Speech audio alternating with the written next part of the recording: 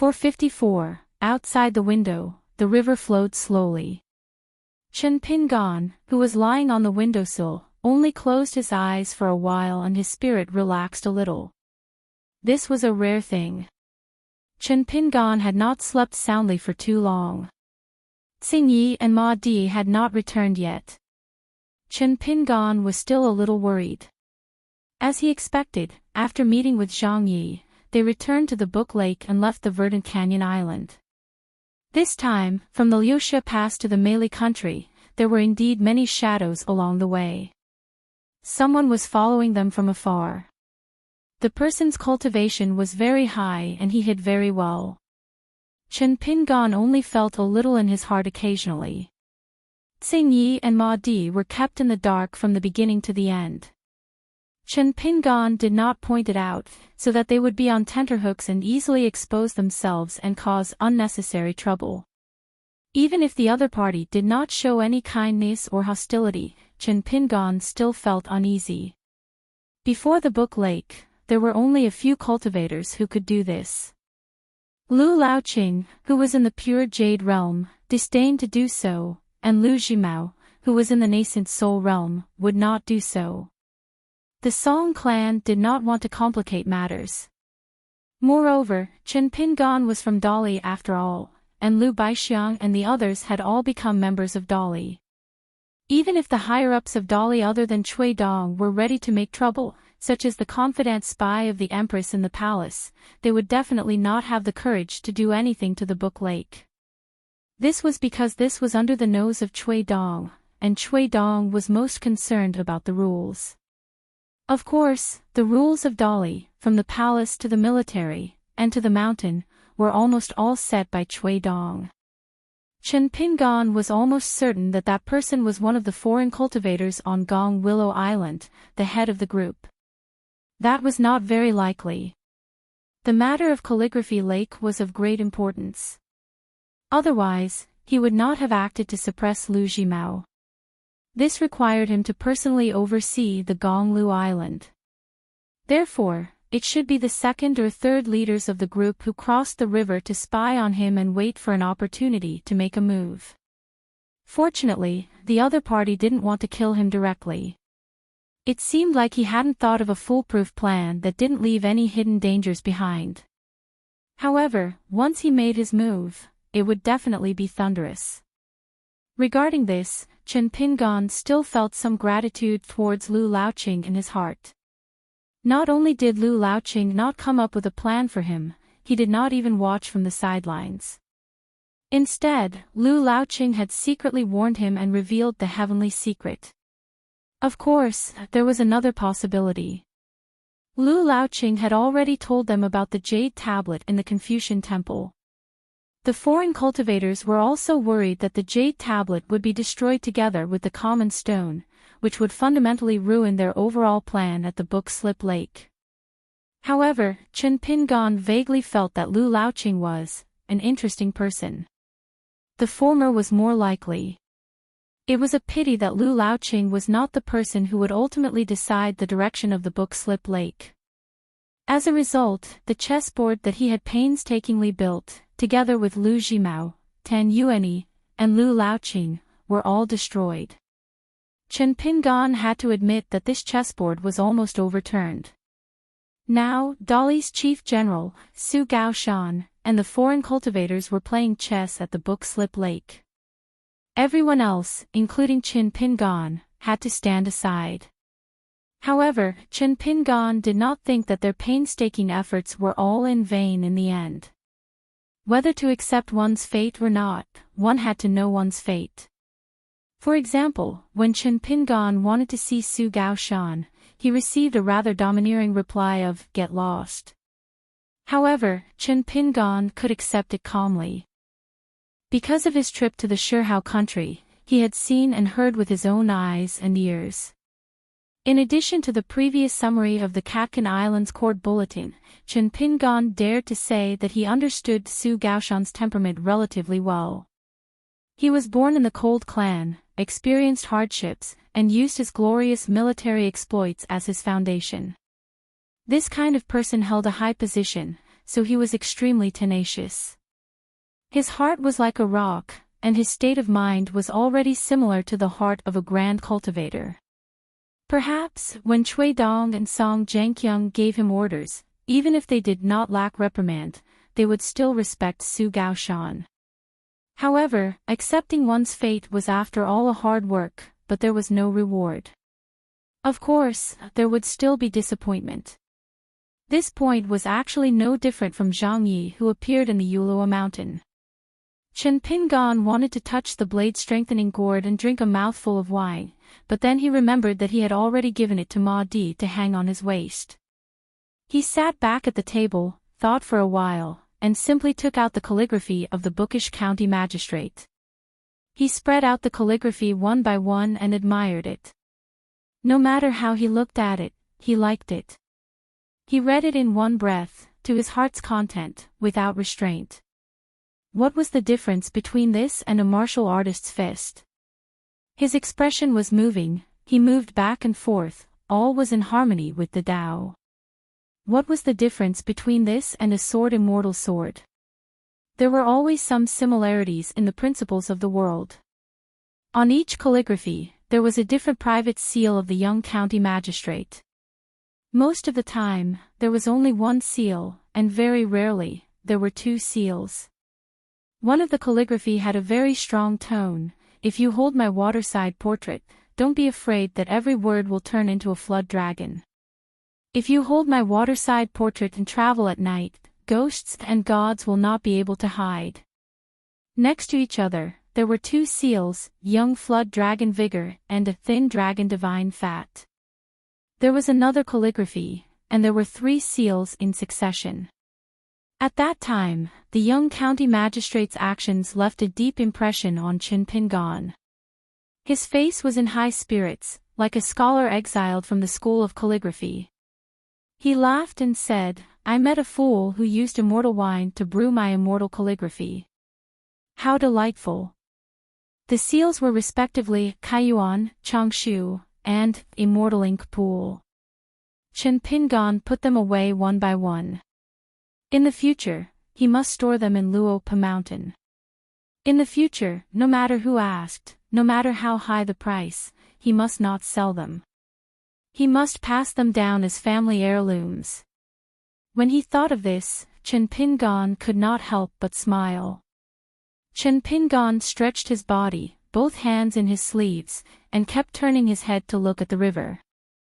There was once a beautiful poem extracted from a book and engraved on a bamboo slip. A small bamboo slip, but it carried such a great artistic conception. Falling trees and thousands of mountains, the sky is far and wide, Qing River is a clear moon. The magnificent river scenery outside the window unknowingly broadened his mind. "Mr. Qi, there is a saying that I may have achieved the things that I could not do at inverted hanging mountain after working hard." After Tsing Yi and Ma Di returned, Tsing Yi was in high spirits. He really met the water god of the spring flower river. He had a flower hairpin and embroidered clothes, and was especially kind. When he saw them, he even showed up and personally brought them around the water god temple. However, Ma Di rolled her eyes, saying that the old man's gaze was uncomfortable. When he looked at the blade-strengthening gourd at her waist, he also looked at her waist. Qin Pingan could not say much about this. The Spring Flower River was the largest river in Meiyu country, and Meiyu country had always respected the water god. As the number one river god, the Spring Flower River water god was definitely not simple. In fact, Qin Pingan had already seen many water gods. The first was Wei Pai of Chiduan Mountain, who was considered half a water god's wedding dress ghost. Later on, the water god of the embroidered river appeared beside Gu Kan's father, the water god of the buried river in Tongyi continent, and on the way to the north of the Great Spring dynasty, he met a pair of opposing water gods who fought until the mountains and the water shook. Of course, there was also the water god of the White Swan River that he met in Xiang Prefecture of Huangting Country, who gave Qin Pingan a headache. He just did not know how the relationship between the blue-clothed child and his Jianghu friend, the water god of the imperial river, was now. Wei Pai and Zhu Lian sent a flying sword message to Qingxiao Island. The letter more or less mentioned this matter, but it did not say much. It only said that the water god of the imperial river of Huangting country had obtained a peace tablet and had personally paid a visit to Longquan County. The blue-clothed child held a welcoming banquet for him at Luopa Mountain, and finally invited the water god to a farewell drink in the small town. After that, the blue-clothed child did not mention much about this good brother who valued friendship and righteousness. Chen Pingan was somewhat worried, but based on the few words in the letter, it was not good for him to casually warn the blue-clothed child. In the eyes of outsiders, the blue-clothed child's almost childish Jianghu loyalty was actually not something that Chen Pingan disliked. In his eyes, it was precisely the most valuable aspect of the blue-clothed child. It was much better to be a little foolish than to be shrewd and not at all clever. At least in Chen Pingan's Luopa Mountain, this point was very important, of the utmost importance. Because this was Chen Pingan's little world, the rules were set by him. Chen Pingan's own personal likes and dislikes were like the old Taoist in a Taoist temple. In a blessed land of lotus flowers, he was the god. Outside of this area, there were many people who were shrewd in conducting themselves and different from the great Tao that everyone strived to be first. Chen Pingan also recognized them, and did not even dislike them. On the contrary, he felt that there were many things that could be learned from them. For example, Sun Jiashu, who owned an entire 100-li-long street outside Old Dragon City. This young head of the Sun family was not only shrewd, but also possessed a unique wisdom in conducting himself. But in the end, Chen Pingan and Sun Jiashu could only part ways at the Sun family's ancestral home. But in the end, when they boarded the ferry and left Old Dragon City, Chen Pingan's impression of Sun Jiashu had already deepened. The same rice could not only raise 100 different kinds of people. If one was willing to see the good in others, one would not go to a dead end. One also needed to know more about the differences between others and oneself. Only then would one know why others were living well and why they were not living well. Thinking and measuring, hundreds and thousands of twists and turns. Just like the young county magistrate's cursive handwriting, which was so messy and crazy that Xing Yi could not recognize a single word at first glance. But in fact, when it came down to the root, wasn't it still a single word? But looking at the characters and admiring the miracle of calligraphy, one could not recognize the characters, and the characters did not recognize one. One could roughly see the momentum, and it did not matter if one did not look at it.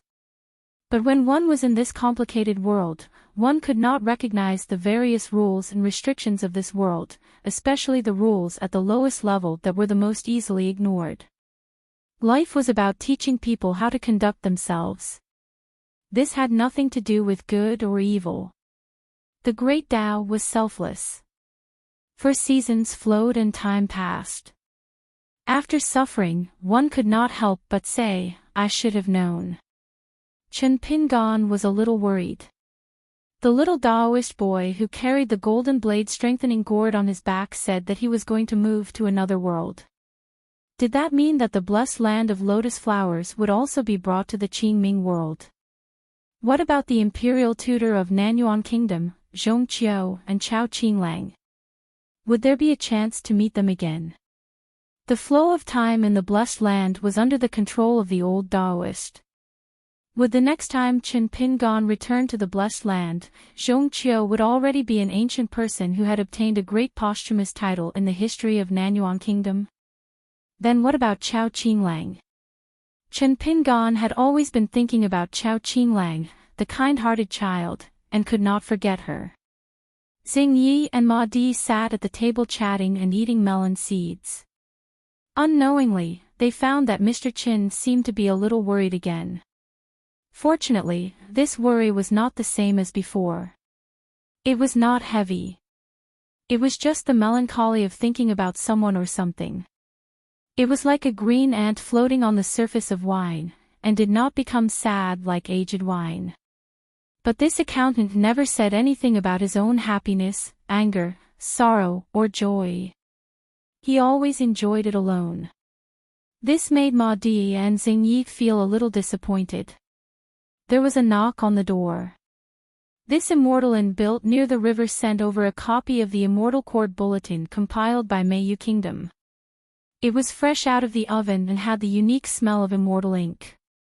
After Chen Pingan expressed his thanks, he flipped through it and skimmed through it. He passed it to Ma Di and said helplessly, Su Gaoshan has begun a large-scale attack on Meiyu Kingdom. The border near the lower pass has all been lost. There was a detailed record of this matter in the court bulletin. Zhou Mi, one of the 3 navy commanders of Meiyu Kingdom, was in charge of guarding the upper reaches of the Spring Flower River. Su Gaoshan, who had already defected to the Great Li side, intended to lead the army in rebellion and secretly contacted the Great Li.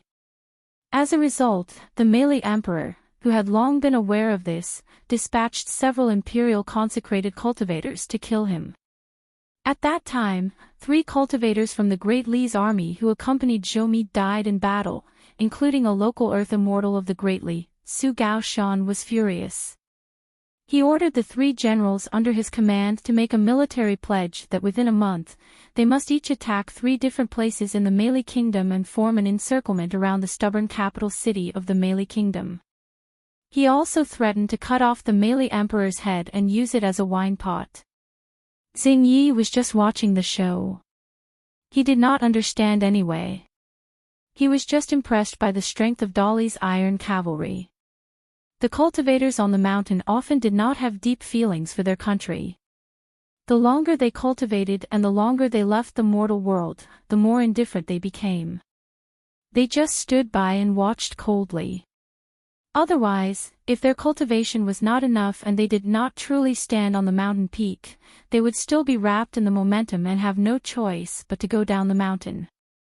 That was why the middle-aged Taoist he met at the stream took the initiative to go down the mountain and help the people at the foot of the mountain. This made Qin Pingan respect him. However, the cultivation of the great Tao had a demonic barrier in one's heart. The difficulties and perplexities involved could not be said to outsiders. Chen Pingan did not think that the middle-aged Taoist had to be firm in his heart. Doing good in the mortal world was the right way.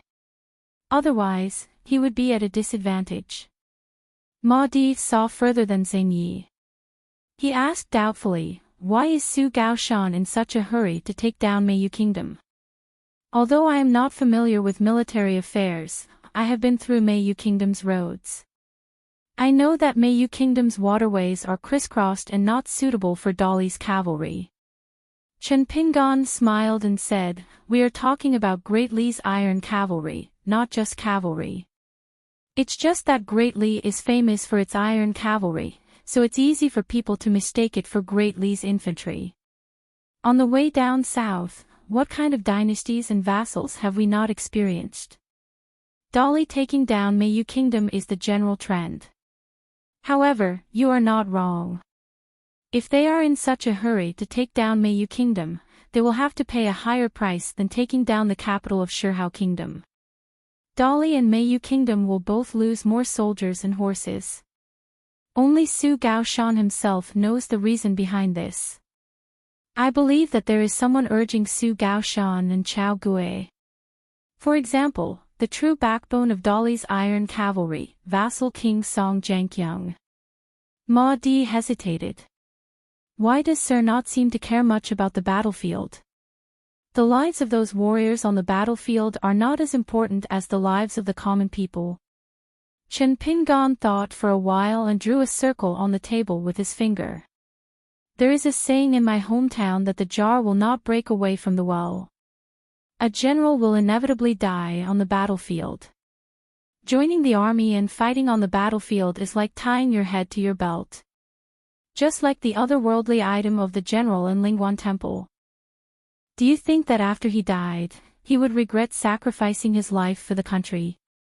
Also, the scattered soldiers of Shihao Kingdom who fought with the common people for food in the small county. Even if so many of his fellow soldiers died, how could that young warrior be willing to draw his sword against the common people? Chen Pingan drew an even bigger circle. You may not know this, but previously in the Stonehair Kingdom, I stopped a young mountain spirit who wanted to kill people in a dog meat shop in a county city. I even gave him an immortal coin. But if the demon race invades the world on a large scale one day, even if I know that among the demons, there will be the fox spirit from the ancient temple in the early years, and there will be this young spirit who finally gave up on killing people, when I face the mighty army in front of me, and I am the only one standing in front of them, with the city and the common people behind me, what do you think I should do? Go to the battle formation and ask the demons one by one why they want to kill people, and if they are willing to not kill people. Chen Pingan said indifferently, since I chose to stand there and block the way, it means that I am prepared to die. Since the other party has killed their way there, they should do the same.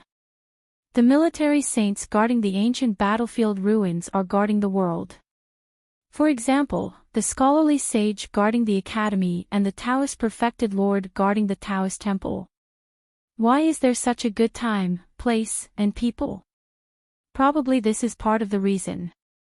When they are in it, outsiders have to do as the Romans do. Chen Pingan asked, do you understand what I mean? Xing Yi shook his head honestly. Ma Di asked, I understand the general principle, but there is another problem. What if outsiders can forcefully break the world of the saints? Does it mean that the original principle is wrong? Chen Pingan shook his head and said, this means that you have not thought clearly about why the saints can guard the world. This is the root, the thread of the network, the beginning of the order.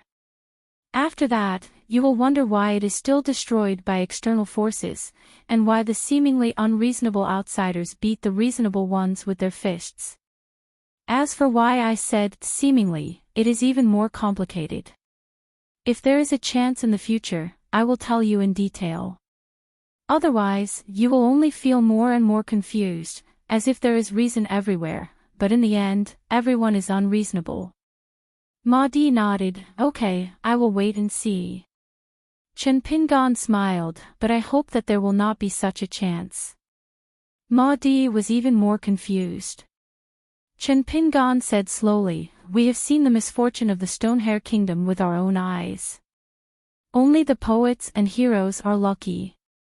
The voices of the fallen kingdom, the words of grief and indignation, and the civil and military officials who died for the kingdom are the easiest to remember in the history books. We have also walked through the Malay kingdom. Most of the people are diligent and earnest, the scholars and literati, living a stable life. Tell me, which one is luckier, the Stonehair Kingdom or the Malay kingdom? The answer was obvious. Dying generously was a last resort. Having no regrets did not mean that there were no regrets. Living well, even if it was not a pleasant life, was still the most simple wish of the people. Chen Pingan smiled, we do not know many simple principles, and it is difficult for us to empathize with the suffering of others. But is this not our fortune? No matter how good a person was, they would not be able to empathize with the suffering of others. Years ago in the Yinji county of the Cai kingdom, the young man with a hatchet, Zhao Shuxia, protected the little girl. Why was he willing to trust Chen Pingan? It was because children were often more sincere, more sensitive to suffering and harder to resist. The little girl nicknamed Luan Luan felt the same joys and sorrows from Chen Pingan, who was in a more similar situation. It was not because in the eyes of the child, Chen Pingan was better than the girl beside her who was also a good person. At this moment, Ma Di and Xing Yi looked at each other. In the end, Chen Pingan's expression was calm as he said, but where did this luck come from?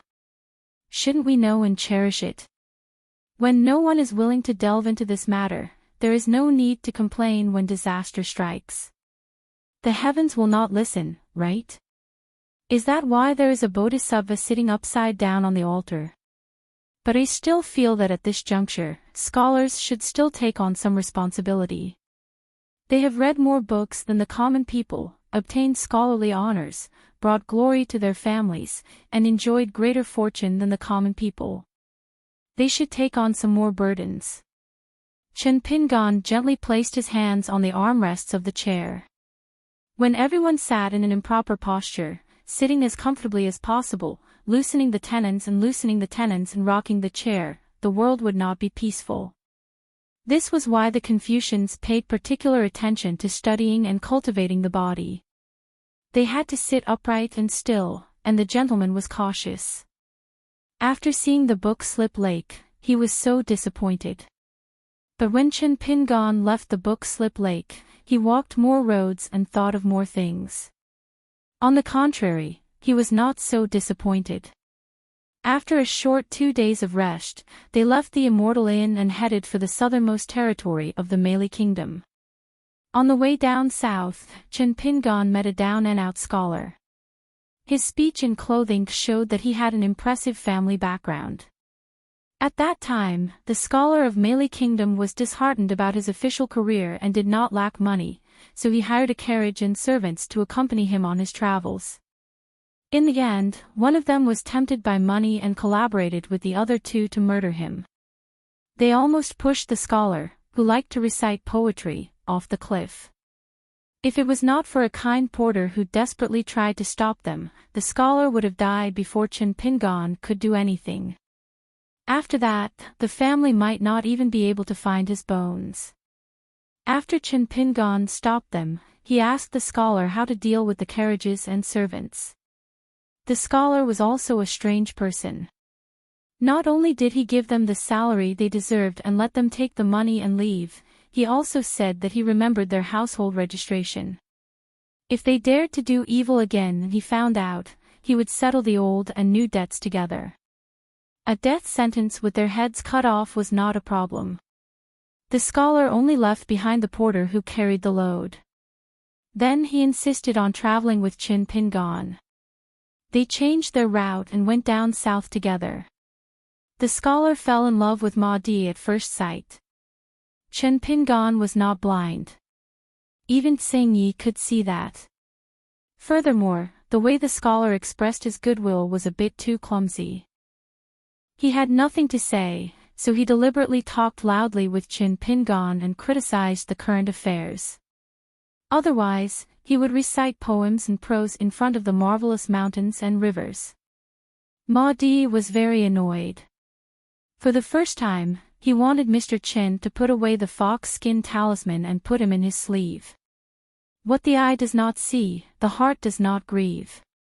If it wasn't for the fact that the scholar didn't lose his elegance and didn't have the nerve to introduce himself and show off his family background, Ma Di would have scolded him and told him to put away his bellyful of complaints as soon as possible. The scholar was obviously a descendant of the Malay Kingdom's aristocratic family. Otherwise, the arrogance revealed in his speech was not because he was the top scholar at the age of 20. It was because after 3 years of experience in the capital's Hanlin Academy and the Ministry of Revenue Yamen, he was sent out to be an official. He really wanted to be a good official and have the reputation of being a righteous lord. Unfortunately, after he left office, not to mention the umbrella of the people, there was only a lot of curses. The subordinates of the county Yamen scolded him behind his back for being pedantic and not knowing how to fight for benefits for the Yamen. He only cared about making them suffer. The local tyrants also scolded him for not knowing how to handle affairs. The people also scolded him for fishing for compliments and wasting people's money. One day, when he spoke of his sadness and drank too much wine, the scholar's eyes were filled with tears. He did not care about pretending to be a famous scholar in front of Ma Di. Chen Pingan did not say much. He only talked about his rough views on honest and good officials. He talked about the benefits of the former and the difficulties of the latter. When the scholar heard this, he was drunk and angry. He said that it was already unacceptable for the officials to live with the light and dust. If they still had to wallow in the mire, then what kind of scholar was he? What kind of official was he? A real scholar should rely on real talent and real knowledge to occupy the center of power step by step. Then, he could cleanse the impurities. Only then could he be considered as cultivating the body and governing the country. Otherwise, he should not be an official and let down the sage's principles in the book. Chen Pingan smiled and said that it was reasonable. He did not persuade him. It was not that Chen Pingan felt that the reason was unreasonable or that the scholar's thinking was too naive.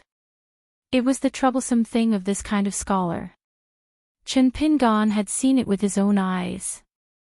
Wu Yuan, who had the title of the imperial tutor's disciple, ran into a wall when she first became the county magistrate in Longquan. Speaking of those big surnames, were they not afraid of Cui Dong? The military officer was second only to the governor of the military officer's office. Chen Pingan stayed for more than 10 days. Because he found that the spiritual qi here was far more abundant than that of ordinary towns and cities, and it was beneficial for Ma Di and Xing Ye's cultivation, he chose a large inn near the water so that they could cultivate in peace. He himself wandered around the city and heard a lot of things. The military officer had an only son who was mediocre in talent and learning. He had no hope of passing the imperial examinations, and he had no intention of pursuing an official career. He spent most of his time in brothels and had a bad reputation. However, he did not bully men and women. He only had a strange hobby. He liked to let his servants catch cats, dogs, foxes, and the like, break their legs, throw them backward, and watch them as they struggled. In the end, a shocking rumor spread from the military officer's office. The military officer's only son's limbs were broken, and his fate was no different from the cats, dogs, and foxes that had suffered at his hands. His mouth was stuffed with cotton and he was thrown onto the bed. The young man, who had long been hollowed out by alcohol and women, was clearly seriously injured, but he did not die. The military officer was furious.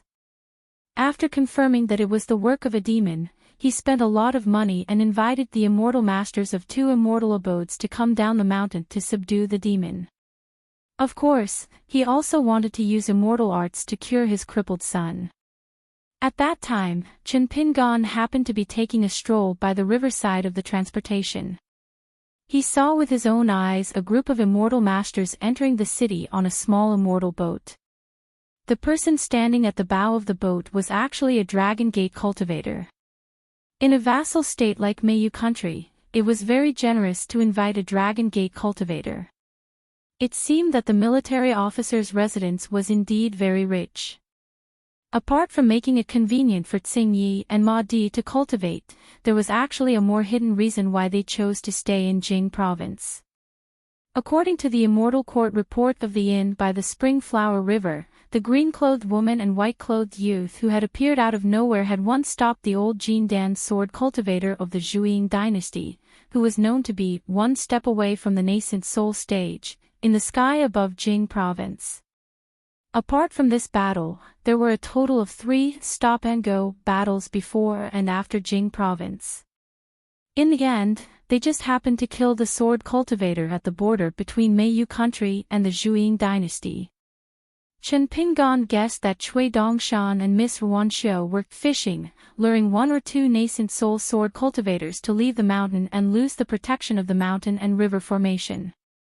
Then, they would rush to Meiyu country's territory without caring about anything else and save the Jin Dan sword cultivator who had a promising future and was a national treasure. Otherwise, with Cui Dongshan's nascent soul cultivation and magical treasures, it would not be troublesome at all to deal with a Jin Dan sword cultivator. It was very likely that the military schools Ruanjia or the school of Moism Su Rua were hiding at the border of Meiyu country. Even if both of them were there, Chen Pingan would not find it strange. As expected of the immortal masters of Dragon Gate cultivators. After meeting up with another group of cultivators of a smaller force, they cured the son of a noble. However, he would walk with a slight limp in the future and was destined to not be able to lift anything heavy. The immortal masters of both sides used their immortal treasures and a spiritual item to follow the clues. That night, they found the demon that dared to attack the military chief's residence. A bloody battle broke out in the city. The immortal masters of each side attacked fiercer than the other, and the demon only avoided them by taking a detour. In fact, to be able to torture the military chief's only son in such a way, sneak in and then leave quietly, it meant that it would be easy for them to kill the young man. However, for some reason, the demon did not kill anyone. It only injured people. In the night, Chen Pingan had been watching from the top of the city wall with folded arms. If the demon had not been stupid and intentionally or unintentionally chose a route that was not conducive to escape, there would definitely have been heavy casualties in Jingzhou City tonight. It was not that subduing the demon was wrong, but that the immortal masters of Dragon Gate attacked time and time again without thinking about the consequences. In the end, the demon still managed to escape from the city. The immortal masters swept past the top of the city wall like butterflies and sparrows, leaving behind the officers and soldiers who could only wave their flags and shout, and continued their pursuit outside the city. The officers and soldiers in the city certainly would not have thought that the two groups of immortal masters who left the city to chase after the demon in an aggressive manner actually stopped very quickly. Even though there were no traces of the demon, they still deliberately took out their spiritual items and smashed them continuously at an empty space. It was extremely dazzling. At the same time, the old immortal master of Dragon Gate who did not attack with all his strength changed his direction when he left the city and quietly left the demon-hunting army. Chen Pingan leaped down from the top of the city wall and followed him from a distance. In the mountains over 20 li away from Jingzhou City, Chen Pingan stood on the branch of a large tree and watched the old immortal master fight for a while before using a silver-white magic weapon, the demon binding rope, to successfully bind the fox that had revealed its true form. The old immortal master successfully used the demon binding rope to drag the snow-white fox that was covered in blood and went straight to Chen Pingan. He asked with a smile, "What? You want a share of the loot?" Chen Pingan floated down to the ground and smiled, "Old immortal master, you've made a good deal. As for my side, I'll go back to the military chief's office and tell them that big demons are hard to tame. Anyway, everyone in the city has seen how you've done your best and dazzling. I'm sure that the border governor won't be able to eat or sleep in peace and will have to obediently hand over a large sum of immortal money. I sincerely hope that old immortal master will be able to catch the demon until the end. Over here, old immortal master has secretly captured the demon. When the time comes, you can find a fox demon that has just transformed into a human and hand it over to the military chief's office." The old immortal master stroked his beard and smiled, "Young man, you have good eyes. Among my slow-witted disciples, there are a few idiots who don't understand.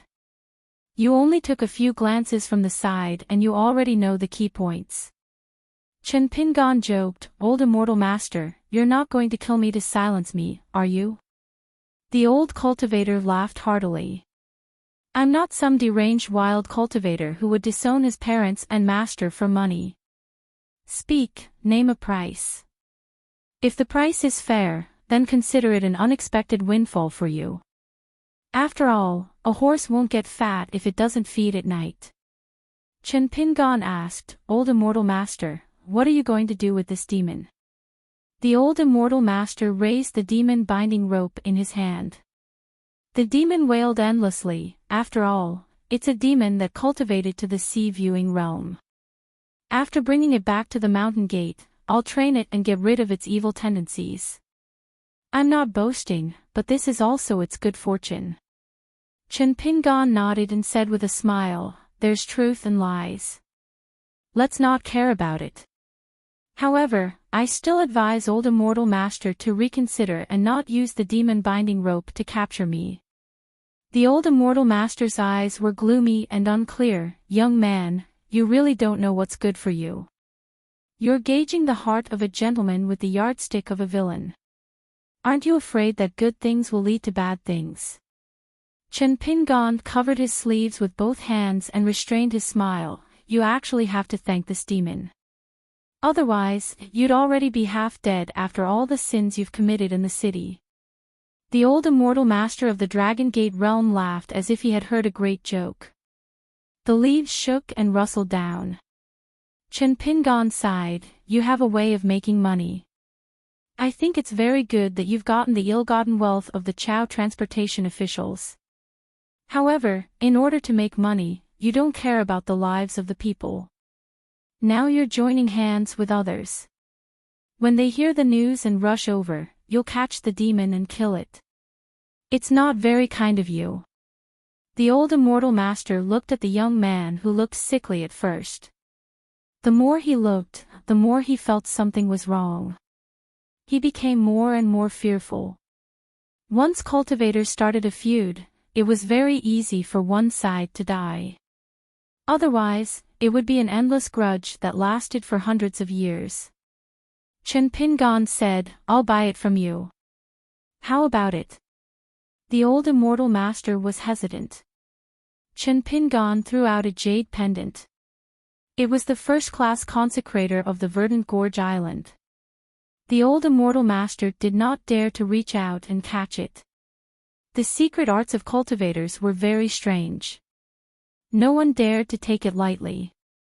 Chen Pingon did not control the jade pendant back early. He let it hover in the air and let the old immortal master of the Dragon Gate realm scrutinize it carefully.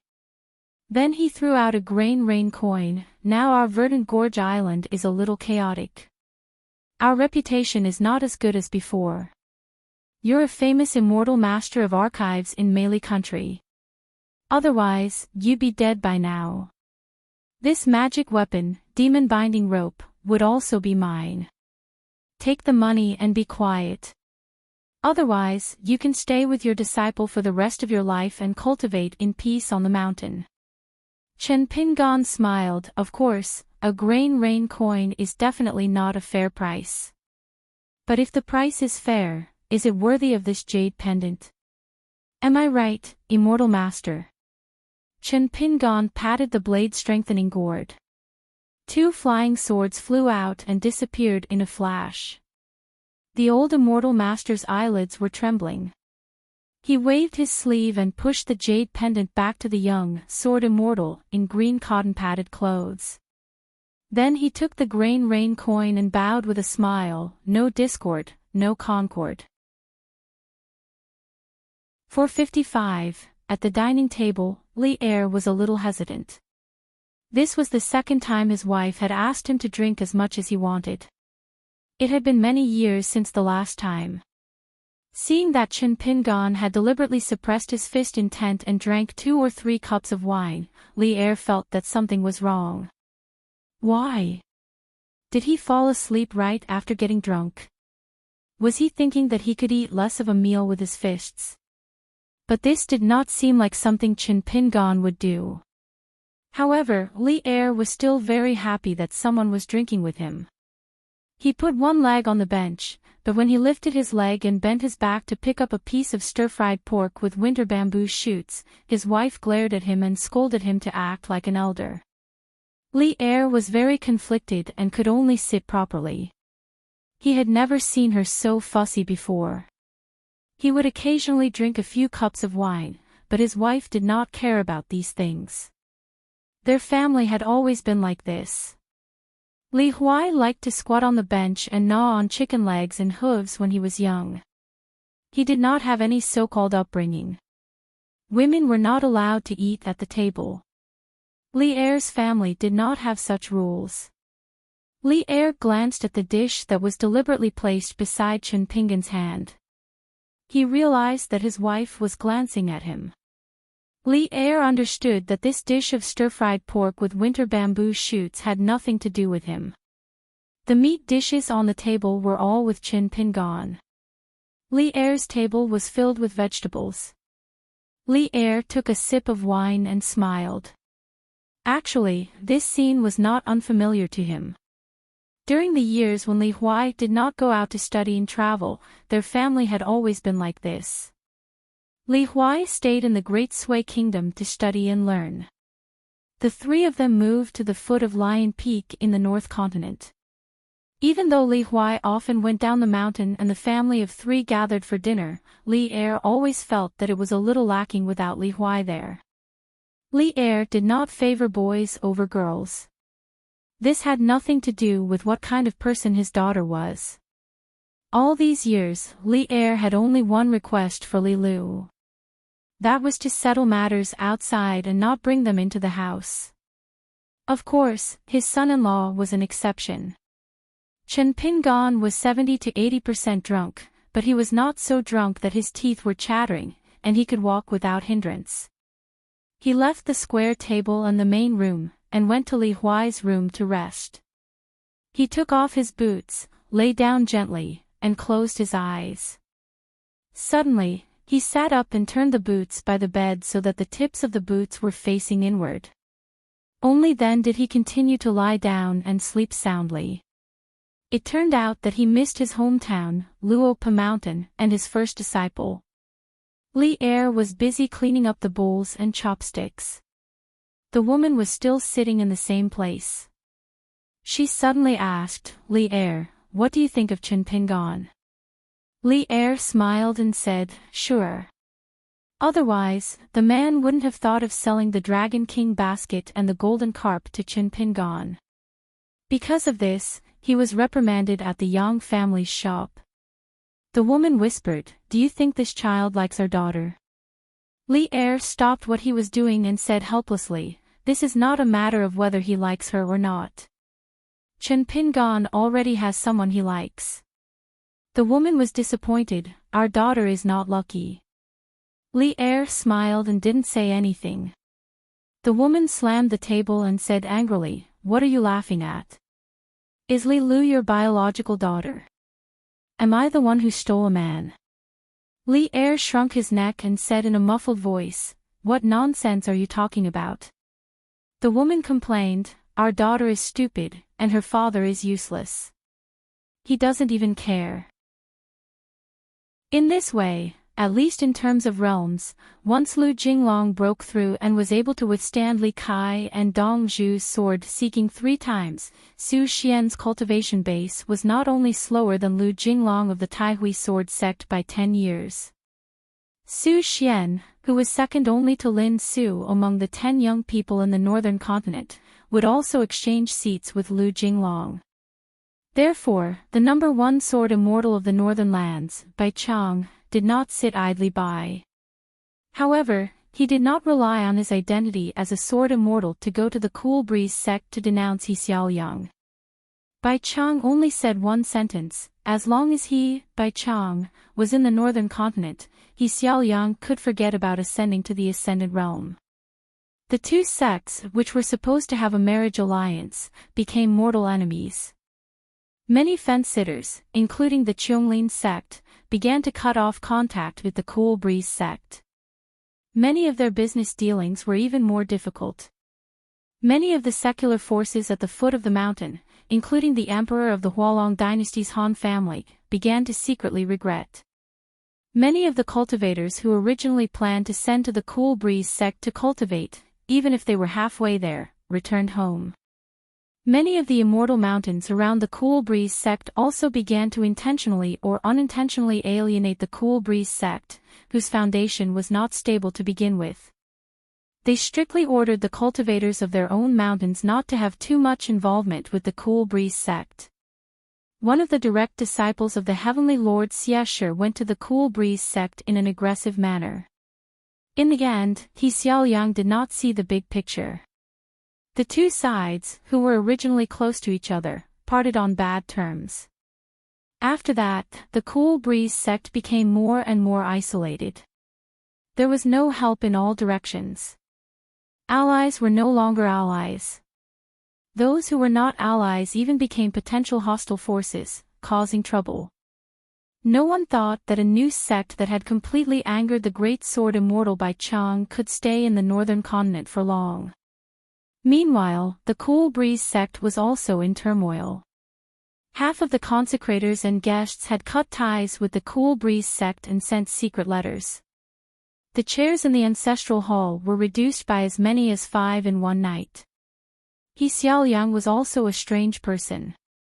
He did not break those chairs. He only moved them out of the ancestral hall and placed them under the eaves outside the door. The Cool Breeze sect, which did not have many disciples to begin with, became even more deserted. Fortunately, the 9 unnamed disciples that He Xiaoyang had taken in during his travels in the northern continent were still considered stable. No one chose to betray the Cool Breeze sect. In the eyes of the outside world, it was because those fellows did not understand the meaning of the name Bai Chang. They also did not know that it was extremely dangerous to become enemies on the mountain and shed all pretense of cordiality.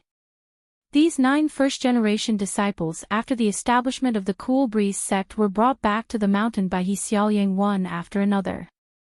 Most of them were ordinary people who had never cultivated before. Their ages were not too different. The oldest person was only in his 30s, and the youngest was only a child of 5 or 6 years old. He Xiaoyang's way of taking in disciples was very strange.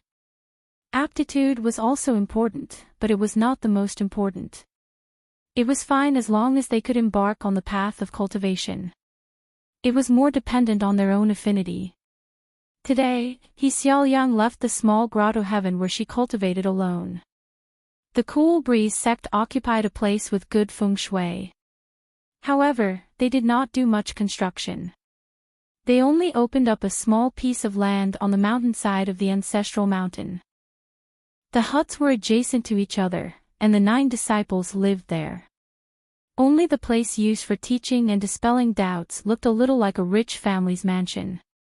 It was similar to the ancestral hall of the rich families at the foot of the mountain.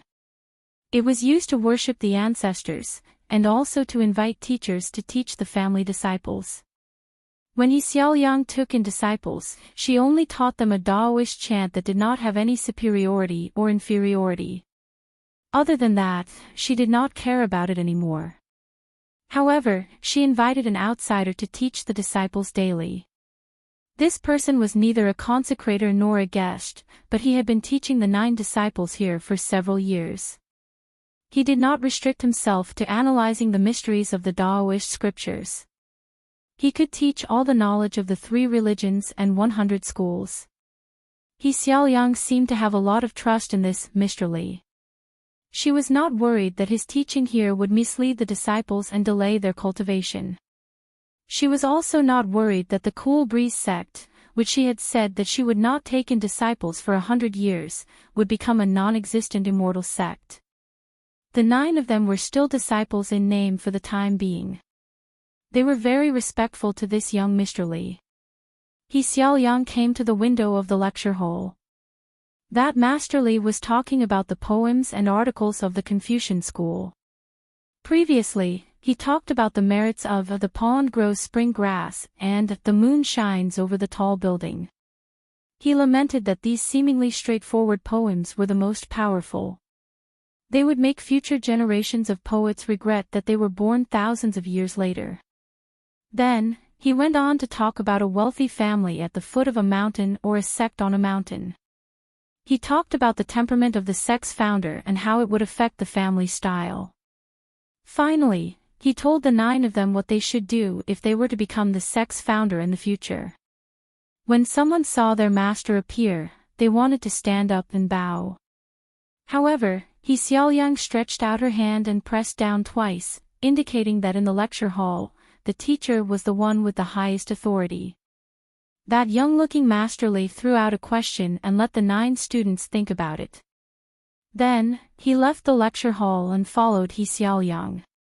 He said, "Sect leader He, you clearly don't have to do this. Forget it.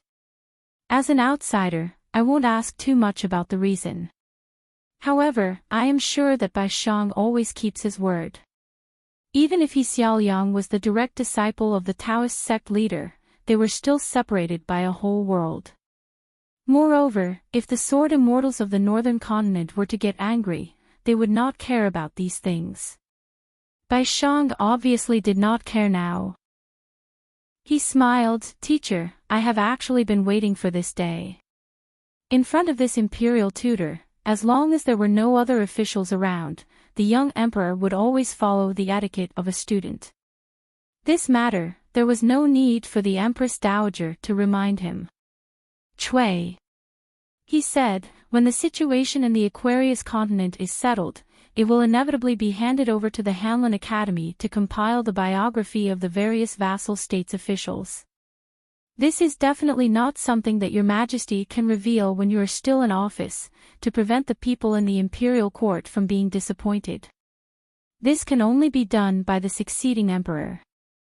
This is a family matter of the Aquarius continent and the Dali dynasty.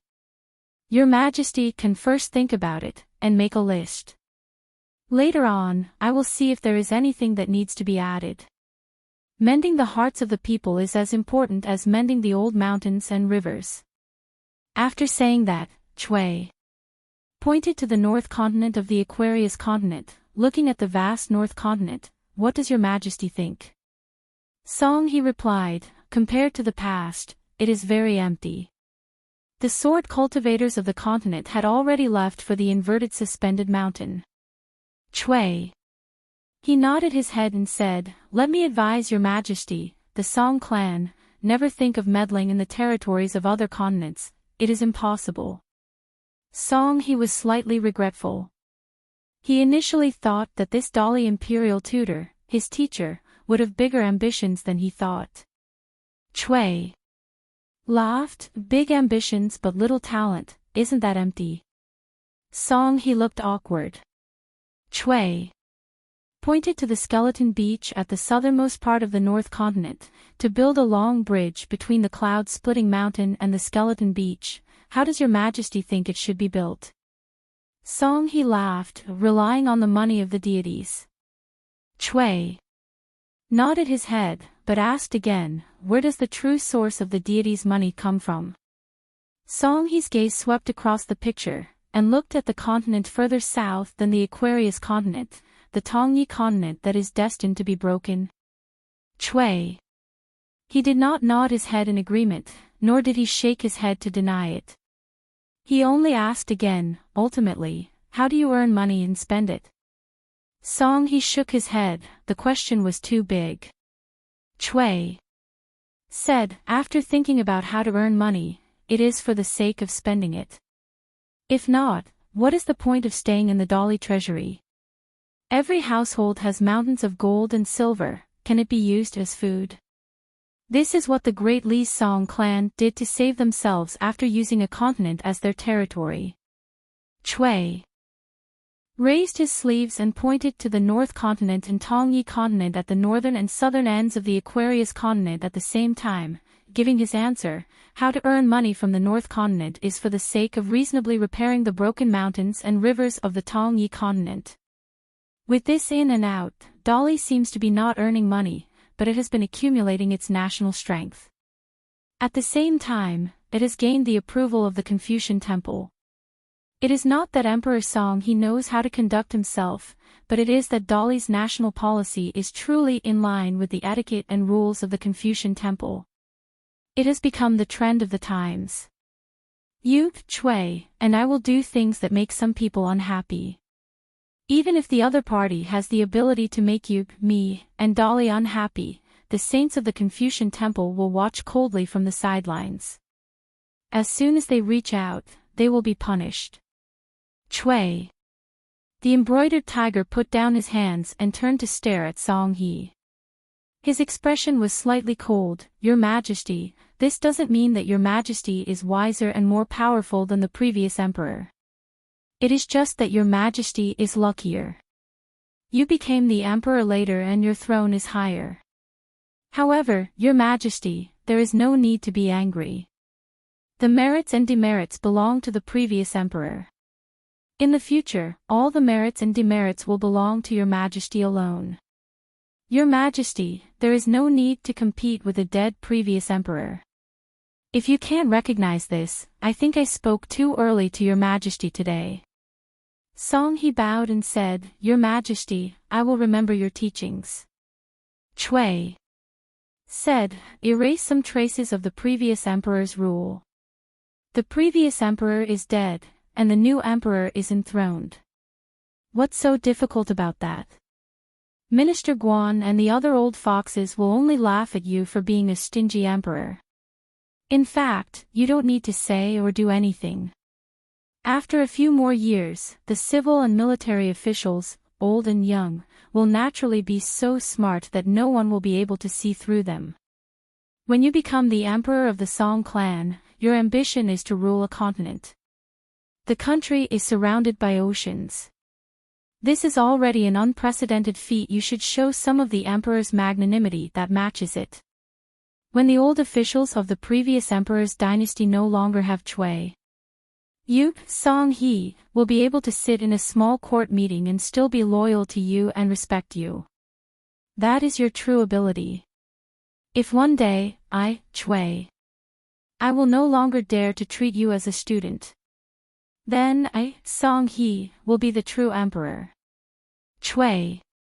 Continued, of course, these two things are difficult. However, Your Majesty, you can try. The emperor's temperament is difficult to predict. That is a trick. You can't have it all, but you can't be the master. Even if the Song clan's throne is cut off one day, every time the history books of the future generations write about Dolly, Song He will still be the most colorful stroke. If you want to avoid it, you can't avoid it. If you don't praise him the most, then you are the most vicious. In the end, Chui said with a smile, I will tell Your Majesty some of the schemes of the two continents and the existing chess pieces.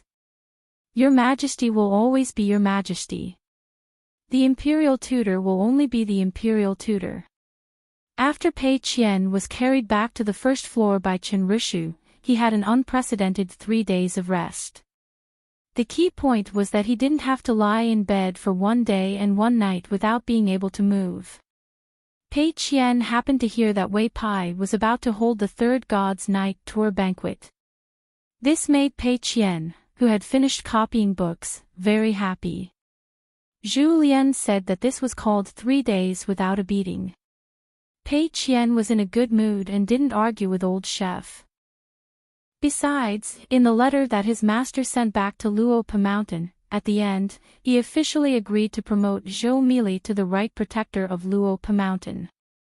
After letting Pei Qian read the letter 17 or 18 times, he went to the second floor to practice for the first time. He puffed out his chest and stepped on the bamboo stairs step by step. He also shouted loudly for Old Man Chui to quickly open the door and punch him. At that time, Chen Lingjun, who was watching from the first floor, thought that Pei Qian might have been beaten silly or gone mad.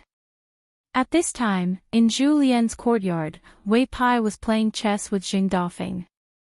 Chen Rishu gently nibbled on melon seeds. Chen Lingjun had bet that Wei Pai would win, so he placed a handful of snow coins next to the Wei Pai brothers' chest jars. However, Zhu Lian kept nagging over there, saying that Wei Pai was now an immortal in the pure jade realm. His chess skills had skyrocketed, so Chen Lingjun should have a higher chance of winning. In the end, Chen Lingjun looked at the situation and placed a snow coin next to Wei Pai's chest jar. Pei Qian and Zhou Mili, who was carrying the mountain walking stick, ran in circles around the stone table. Wei Pai put his elbow on the table and poked his forehead with his finger. Now that he had boarded the pirate ship, it would be difficult to get off. In any case, his reputation as the righteous god of Beiyue was completely ruined. Jing Dafeng said angrily, "Losers, if you keep making noise like this, I will lose the game and Brother Lingjun will lose money. You have to pay for it." Pei Qian ran without stopping. "Why should I pay for it? Don't you look like a fool?" Pei Qian continued to hum her folk song. Zhou Mili followed behind Pei Qian and asked curiously, "Where is this song from? I've never heard of it before." Pei Qian stopped and crossed her arms. "It's a song from my hometown. Unfortunately, it was written so well that it didn't spread." Zhou Mili felt that Pei Qian's words didn't make sense. She held the mountain walking stick with both hands and frowned, lost in thought. After Zhu Lian received Shui Dongshan's letter, he still had to wait for Liu Baixiang to come to Luopa Mountain. After attending Wei Bao's night party together, he would go with Liu Zhongruan of Pearl Hairpin Island to look for the Water Temple's dragon boat. Unlike Chen Pinggan's instructions in the letter, after Zhu Lian received Shui Dongshan's reply, there was no need to worry about the Great Li's cavalry and spies. He, Shui Dongshan, would deal with them properly. He was supposed to take the fallen Princess Royal to her hometown anyway. However, Zhu Lian still told Liu Zhongruan that this matter was full of danger. It would be better not to act, otherwise it could be a big disaster. In any case, Zhu Lian's words were just to scare people. In the end, after weighing the pros and cons, Liu Zhongruan gritted his teeth and decided not to touch the Water Temple's dragon boat. Zhu Lian then ignored Liu Zhongruan and the others. 456, on the road back to the north. Chen Pinggan stopped his horse at the peak of an unknown mountain. Because he planned to find an immortal fairy nearby and take a ferry back to Longquan County in Dali, he took advantage of this last opportunity when the sun was high up in the sky to dry the bamboo slips that he had not taken out for a long time. There were bamboo slips from the green immortal mountain of the Chess-Dun Mountain, ordinary green bamboo from the wild, and purple bamboo from the island in the Book Slip Lake. The mountains nearby rose and fell, but there was an ancient tea-horse path in the mountains. After entering the mountains, there were some merchants hurrying back and forth. Chen Pinggan deliberately chose a small path at a fork in the road. He walked a few miles on the ridge road and came to the top of the mountain to dry the bamboo slips. After flipping through all the bamboo slips, Chen Pinggan squatted at the side, lost in thought. When he thought of how much debt he owed, his head really hurt.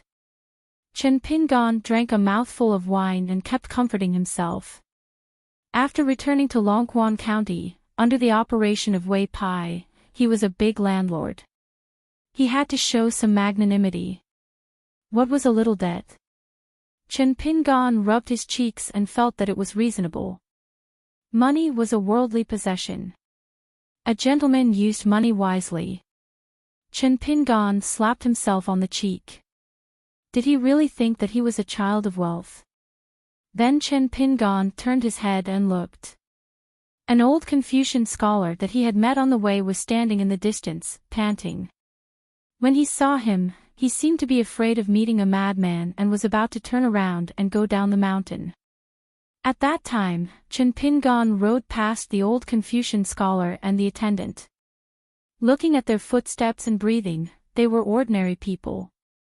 Of course, if the other party was an expert and hid very deeply, Chen Pinggan would not deliberately investigate. The young attendant with the burden on his shoulders did not come with the old Confucian scholar. Perhaps the old Confucian scholar wanted to climb the mountain alone to write a poem. After expressing his feelings, he would immediately return and continue on his journey. Of course, it was also possible that a great cultivator who hid his strength and wore the appearance of a Confucian scholar had taken Chen Pinggan as a fat sheep and wanted to kill him and rob him. Chen Pinggan did not care. The old Confucian scholar seemed to have gone through a struggle in his heart, but he still made up his mind. He came to a dozen steps away from Chen Pinggan and bent over to look at the bamboo slips. After looking at them for a moment, he was relieved. He turned his head and asked with a smile, "Young man, are you going to study alone?" Chen Pinggan thought for a moment and nodded with a smile. "I guess so. I want to walk around more."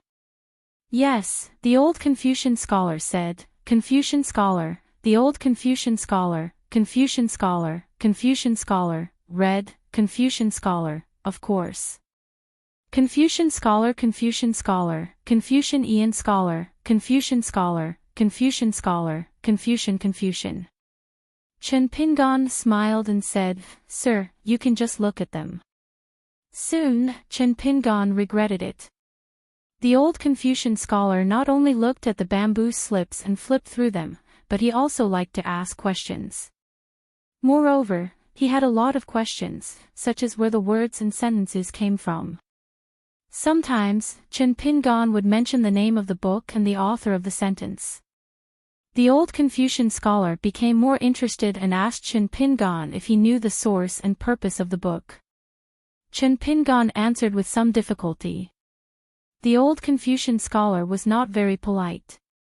Some of the knowledge that Chen Pingan was not familiar with and the old Confucian scholar was very familiar with, the old Confucian scholar would teach Chen Pingan a lesson. Chen Pingan could only nod his head and accept the old Confucian scholar's comments humbly. The old Confucian scholar was really not afraid of trouble. The young boy's servant called him twice from a distance, but he was rejected by the old Confucian scholar. In the end, the boy's servant simply put down his burden and sat there sighing. After more than 2 hours, the old Confucian scholar finally finished looking at the bamboo slips and asked questions. The old Confucian scholar suddenly smiled and asked, "Young man, I particularly like 20 of the bamboo slips. Can you part with them and give them to me?" Chen Pingan decisively shook his head, "No. I'm not familiar with this old Confucian scholar." Chen Pingan had just made up his mind that he would not be the child of wealth in the near future. The old Confucian scholar was a little anxious. "You have read so many books. How can you be so stingy? All the scholars in the world are one family. Giving a few bamboo slips is nothing." Chen Pingan smiled and said, "Unfortunately, the old Confucian scholar is a knowledgeable scholar. I'm not. Besides, don't do to others what you don't want to be done to you. This is also the truth in the books. The old Confucian scholar shouldn't force me to do something I don't want to do to you. Otherwise, it won't be good." The old Confucian scholar pointed at Chen Pingan and said, "Good boy, you have read so many books. Forget it. Since you use the truth, don't do to others what you don't want to be done to you. To pressure me, I can only pinch my nose and say, a gentleman doesn't take what others like to comfort myself." Chen Pingan smiled and didn't say anything. The old Confucian scholar obviously didn't give up. Seeing that Chen Pingan didn't take the hint, he could only thicken his skin and ask, "You really don't want to give it to me? If 20 bamboo slips are too much, 12 is fine too." Chen Pingan helplessly said, "Old Confucian scholar, I really can't give it to you. These bamboo slips and the content on them have a special meaning to me. I want to take them back home and treasure them well. Each bamboo slip is a moment of mental state. Every time I take it out and put it under the sun, it is a reflection." The old Confucian scholar said angrily, "That means you are a bookworm. If you really read the truth into your stomach, why would you need to look at the bamboo slips?" Chen Pingan was amused. Madhav *Ker, this old Confucian scholar's reasoning is one after another. In the end, doesn't he just want to take the 24 bamboo slips for free and take them into his pocket? Chen Pingan had long discovered that among the 45 bamboo slips that the old Confucian scholar loved the most of them were the green bamboo from Azure Immortal Mountain and the immortal purple bamboo from Purple Bamboo Island. Once Chen Pingan agreed, the old Confucian scholar directly took away the bamboo slips that were surrounded by spiritual energy. The old Confucian scholar asked, 24. Chen Pingan nodded, "It can be less, but not more." The old Confucian scholar nodded and said with relief, "That's right. Young man, you should be more magnanimous. You should have done this long ago. Money can't buy an inch of time. Look, we've wasted so much time here. Isn't it more valuable than a few bamboo slips?" Chen Pingan nodded and said, "Yes, yes, yes. Old Confucian scholar is right." Other than the bamboo slip in his hand, the old Confucian scholar began to stand up and pick the other bamboo slips he liked. He deliberately dawdled. Chen Pingan suddenly coughed. The old Confucian scholar pretended to be deaf. Chen Pingan could only smile bitterly. "Old Confucian scholar, with the bamboo slip in your hand, there are almost 30 slips. Since you're a scholar, can you be more trustworthy? The old Confucian scholar suddenly understood and put the last bamboo slip into his sleeve. The old Confucian scholar stood a little far from Chen Pingan. After a few polite words, he left. When he reached the page boy, the old Confucian scholar hurriedly urged, "Go, go, go, go quickly." The old man and the young man ran as fast as the soles of their feet were oiled. Chen Pingan was now more or less sure that he had really met a master. Chen Pingan smiled and silently put away all the remaining bamboo slips alone. Then he led the horse down the mountain and came to the Tea-Horse Ancient Road. He continued to ride the horse slowly. After that, he didn't meet the old Confucian scholar again. He believed that the old Confucian scholar was hiding somewhere and secretly laughing. Chen Pingan took a nap on the horse's back. He was completely unaware. An old Confucian scholar was leading the horse for him. The old Confucian scholar asked with a smile, "Chen Pingan, it's a very good thing for a person to build bridges and pave the way for mountains. Is it possible to let future generations follow the bridge and walk through the difficulties of their lives?"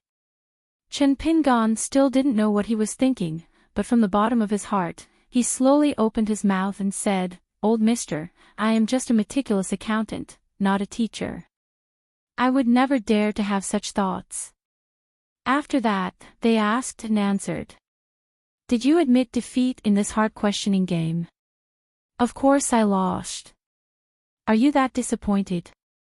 "I'm a little disappointed in myself. I didn't do well enough, but I'm not so disappointed in the world anymore." "I see." After that, there was another chat. The old Confucian scholar was a little off topic. He said whatever he thought. On the horse's back, Chen Pingan listened.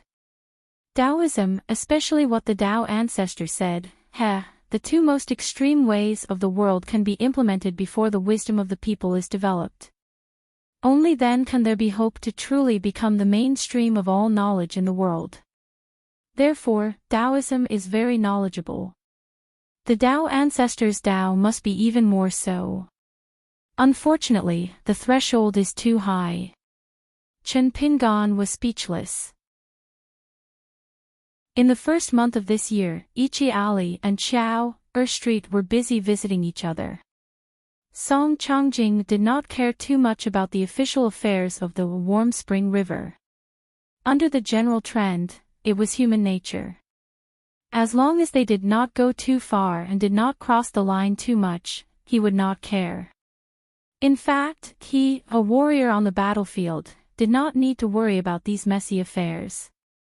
Song Zhengqiang had to admit that Xiao Hu was the reason why Dali's iron cavalry could march to the south so smoothly. There was a faint rainbow light on the ground. There was a young sword cultivator hiding in the mountains. He seemed to be aiming at Song Zhengqiang, who was a barbarian from Dali. The sword light was like a white line, drawing an arc, aiming at Song Zhengqiang. The spirit of the flying sword was full of grief and anger. Song Zhengqiang waved his hand to tell the cultivators who were Earth Immortal Realm cultivators not to stop him. A weak flying sword of a level 6 sword cultivator couldn't even scratch an itch for a level 10 cultivator. Song Zhengqiang casually made a fist and hit the flying sword back to the ground. It fell to the ground beside the young sword cultivator. The sword cultivator's face was pale, but he still tried to stand up straight. He looked at the man who was beyond his imagination. The flying boat flew across the sky.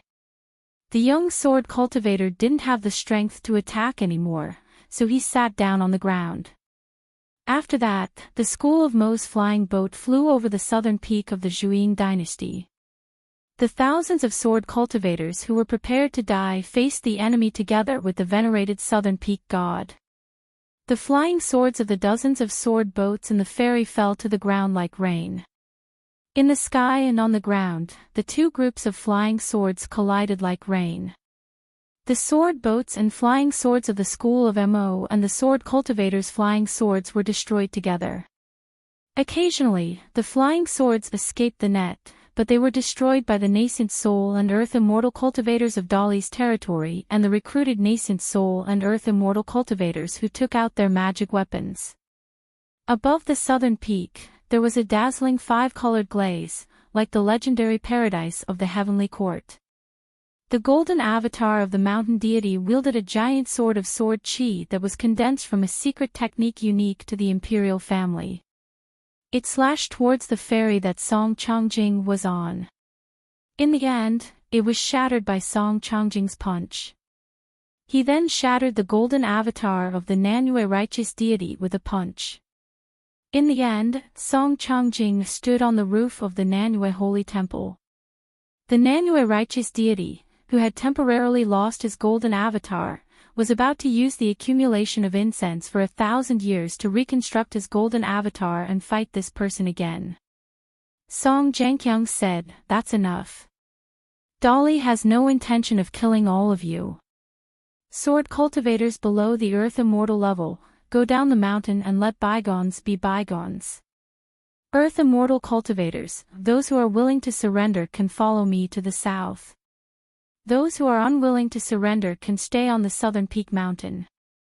I can guarantee that even if there are people who want to settle accounts later, they will not kill indiscriminately. Everyone will have a chance to spend money to avoid disaster. Moreover, I will ensure that you earth immortal sword cultivators have a foothold. As for your worldly possessions, they will most likely be used as Dolly's military expenses." The southern peak mountain was silent. Song Changjing sped forward, collapsing more than half of the main hall of Southern Peak with a loud rumble. "Miss Ma, if you don't want to come to the official office here, you can go shopping with Tsing Yi on 8 Wailing Street." Ma Di didn't refuse, but he still had some lingering fear. The official atmosphere here is too heavy, especially the 2 Dolly door gods posted on the Fan family's gate. Their eyes are not good. I don't want to come here and suffer. Tsing Yi nodded vigorously. I also feel that their eyes are not very friendly. I can't help it. I'm a ghost cultivator. I'm already very surprised that they didn't stop me from entering. Gu Kan took them to rent a ferry that now belonged to the Dolly government. Whether it was a cultivator or a high-ranking official who came to enjoy the scenery, they had to submit a customs certificate at the ferry and pass an inspection before they could enter and leave Slipbook Lake. This was the new rule. However, if one had a peace and quiet card issued by Dolly, no matter if it was a high-grade or low-grade one, they didn't need to go through all this. The ferry would even provide a ferry for free. However, in such a large Slipbook Lake, there were only a few Earth Immortal cultivators who had this privilege. Lord Tianhu of the White Scale Island, Yu Hui of the Green Gorge Island, and the Earth Immortal couple of Huang Yen Island had never received this treatment until now. From this, it could be seen that even the lowest grade peace and quiet card was very valuable. Recently, 2 pieces of news spread throughout Slipbook Lake and shocked everyone. One was that it had little to do with the wild cultivators of Slipbook Lake, but it was too big. Emperor Dolly had died of illness. The other was that it had something to do with tens of thousands of wild cultivators and thousands of islands. When this shocking truth came to light, Slipbook Lake finally realized why the situation of Slipbook Lake 2 years ago was so unpredictable. It turned out that the biggest immortal sect in Tongya continent, Jade Gui sect, had chosen Slipbook Lake as the location of the Aquarius continent's next sect. Therefore, since the beginning of spring this year, news about Jade Gui sect, big and small, had been flying around like a heavy snow. However, to Gu Kan, these big events had nothing to do with him. Chen Pingan had handed over the Heavenly Grand Ritual and the opening of the Land and Water Dojo to Gu Kan. In addition to handing over all the account books to Gu Kan, Chen Pingan had written tens of thousands of words about the 2 major events and handed them over to Gu Kan. For this, Ma Di even joked that Mr. Chen was not a monk or Taoist. Chen Pingan and Gu Kan had discussed the money needed and decided to split it half and half. It was not a small sum of money. The little property that Gu Kan's mother had taken from Chunting Palace was far from enough. Gu Kan did not regard himself as an outsider and said that he would pay Chin Pingan on credit first. Before Chin Pingan left, he sat down with Gu Kan to calculate the debt.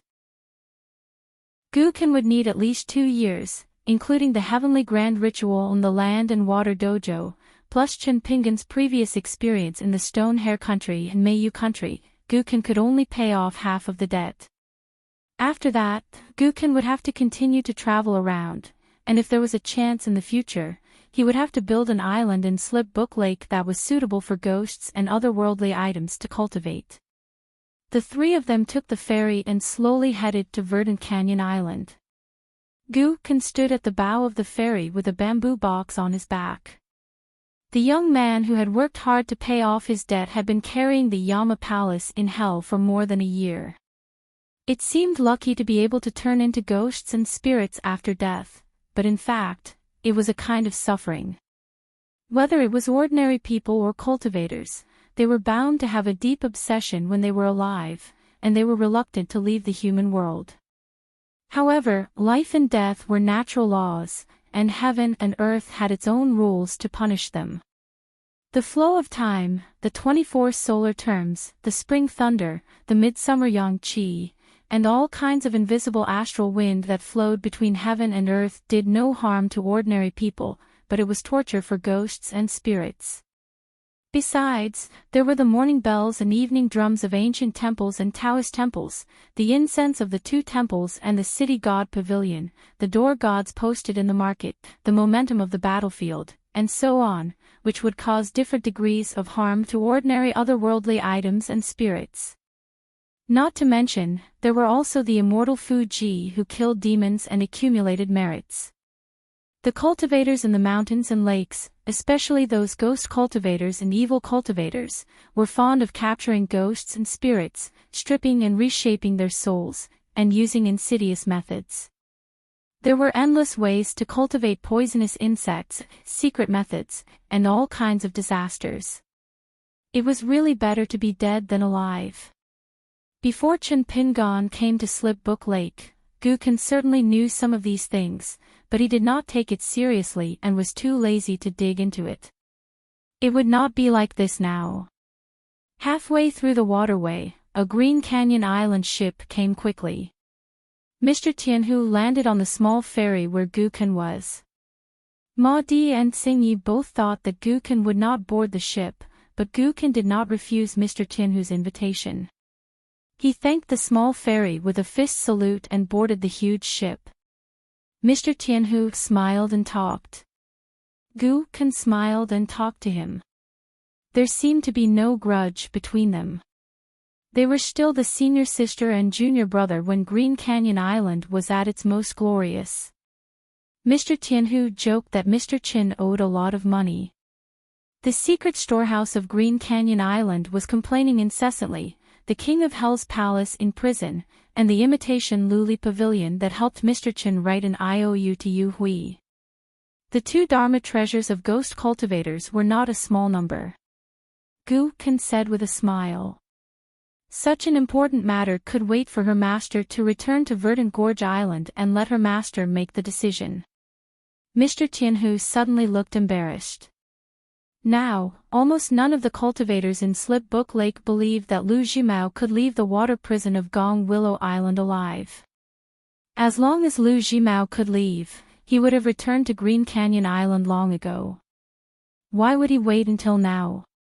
Now that Su Gao Shan had left, they only needed to wait for the new Lord of Jade Tablet sect to appear. Everyone believed that at that time, it would be the time of Lu Jimao's death. Gu Kan, who had not worn the dark green robe for a long time, turned to look at Lord Tianhu with her hands in her sleeves and said softly, "Senior sister apprentice, in order to reach the top, it is not wrong to do something against one's heart, but 1 or 2 bottom lines are still necessary. I became Lu Jimao's last disciple halfway.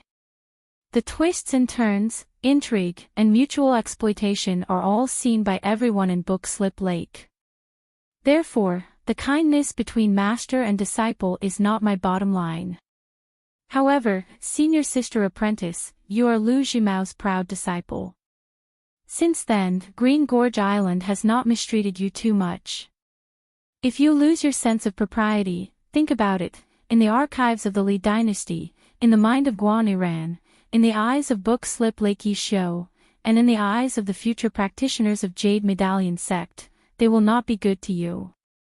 Since you're already an earth immortal cultivator, I think you can see further. After all, there are many rules in Slip Book Lake now. Our previous methods are no longer suitable for the current Slip Book Lake. Mr. Tianhu asked softly, "Did Mr. Chen ask you to tell me this?" Gu Kan shook her head and said, "It has nothing to do with Chen Pingan. He can only see your actions more clearly and thoroughly than I can. Naturally, he won't tell you this. But after so many years, I still have some feelings for senior sister, so this is a little bit of my heartfelt words. Whether you listen or not is your own business. The poor don't join the table, and the light don't persuade others. I understand this principle, but I feel that even if it's annoying, I still have to tell senior sister." Mr. Tianhu sighed. "There's no turning back." Gu Kan smiled. It was just another Gu Kan of the past. It was a pity that senior sister Tianhu did not meet her Chen Pingan. When Gu Kan thought of this, she began to look into the distance. She felt that even if the future was bleak, there was no need to be too afraid. Gu Kan retracted her gaze and said, "Eldest senior sister, don't worry. You senior sisters and senior brothers, as well as the vassals and consecrators, go ahead and fight for the remaining territories and resources of Verdant Canyon Island. I can't get anything and I don't want to. With my little ability, I won't gain anything if I fight with you. It's better to be obedient and take the initiative to withdraw. Who knows, I might be able to ask you for a drink in the future. Moreover, I can't stay in Verdant Canyon Island for more than a few days a year. Instead of being wary of me, senior sister, why don't you talk to other people?" Lord Tianhu's expression became increasingly unnatural after Gu Kan's words exposed his scheme. However, with Gu Kan's willingness to open her heart to her senior martial sister, it was better than her trying to figure it out. It was not that Lord Tianhu believed all of Gu Kan's heartfelt words, but that Gu Kan needed to make a trip to the Fan family in Pond Water City to look for the amulet before entering Book Slip Lake.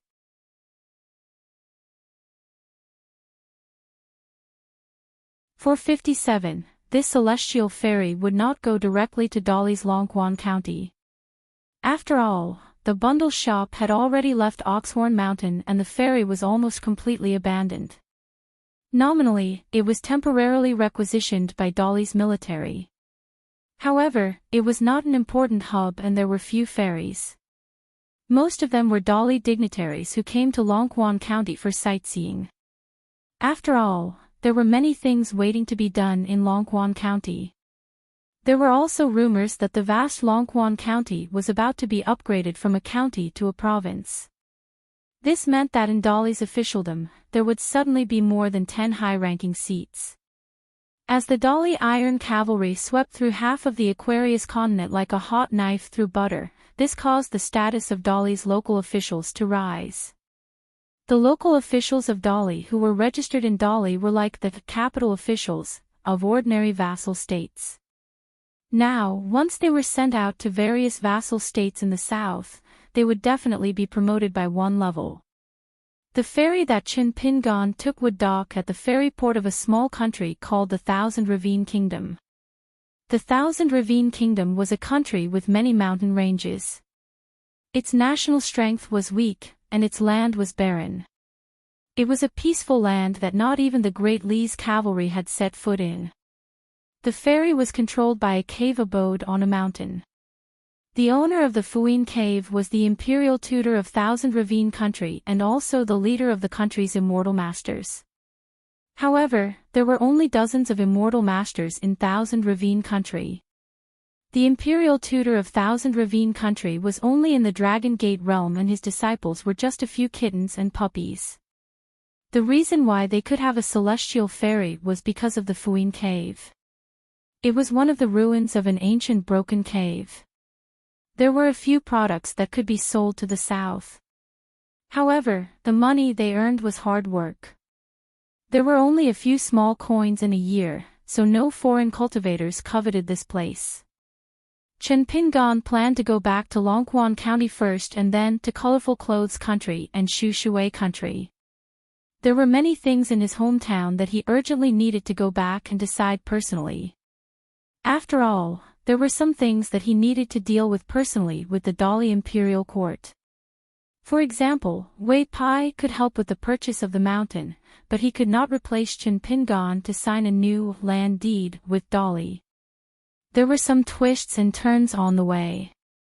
There was a group of immortal masters from Qingfeng City who felt that it was a humiliation for an ordinary horse to occupy a place at the bottom of the ferry with the spiritual birds and strange beasts that they had carefully raised and trained. They were a little dissatisfied and wanted to play some tricks.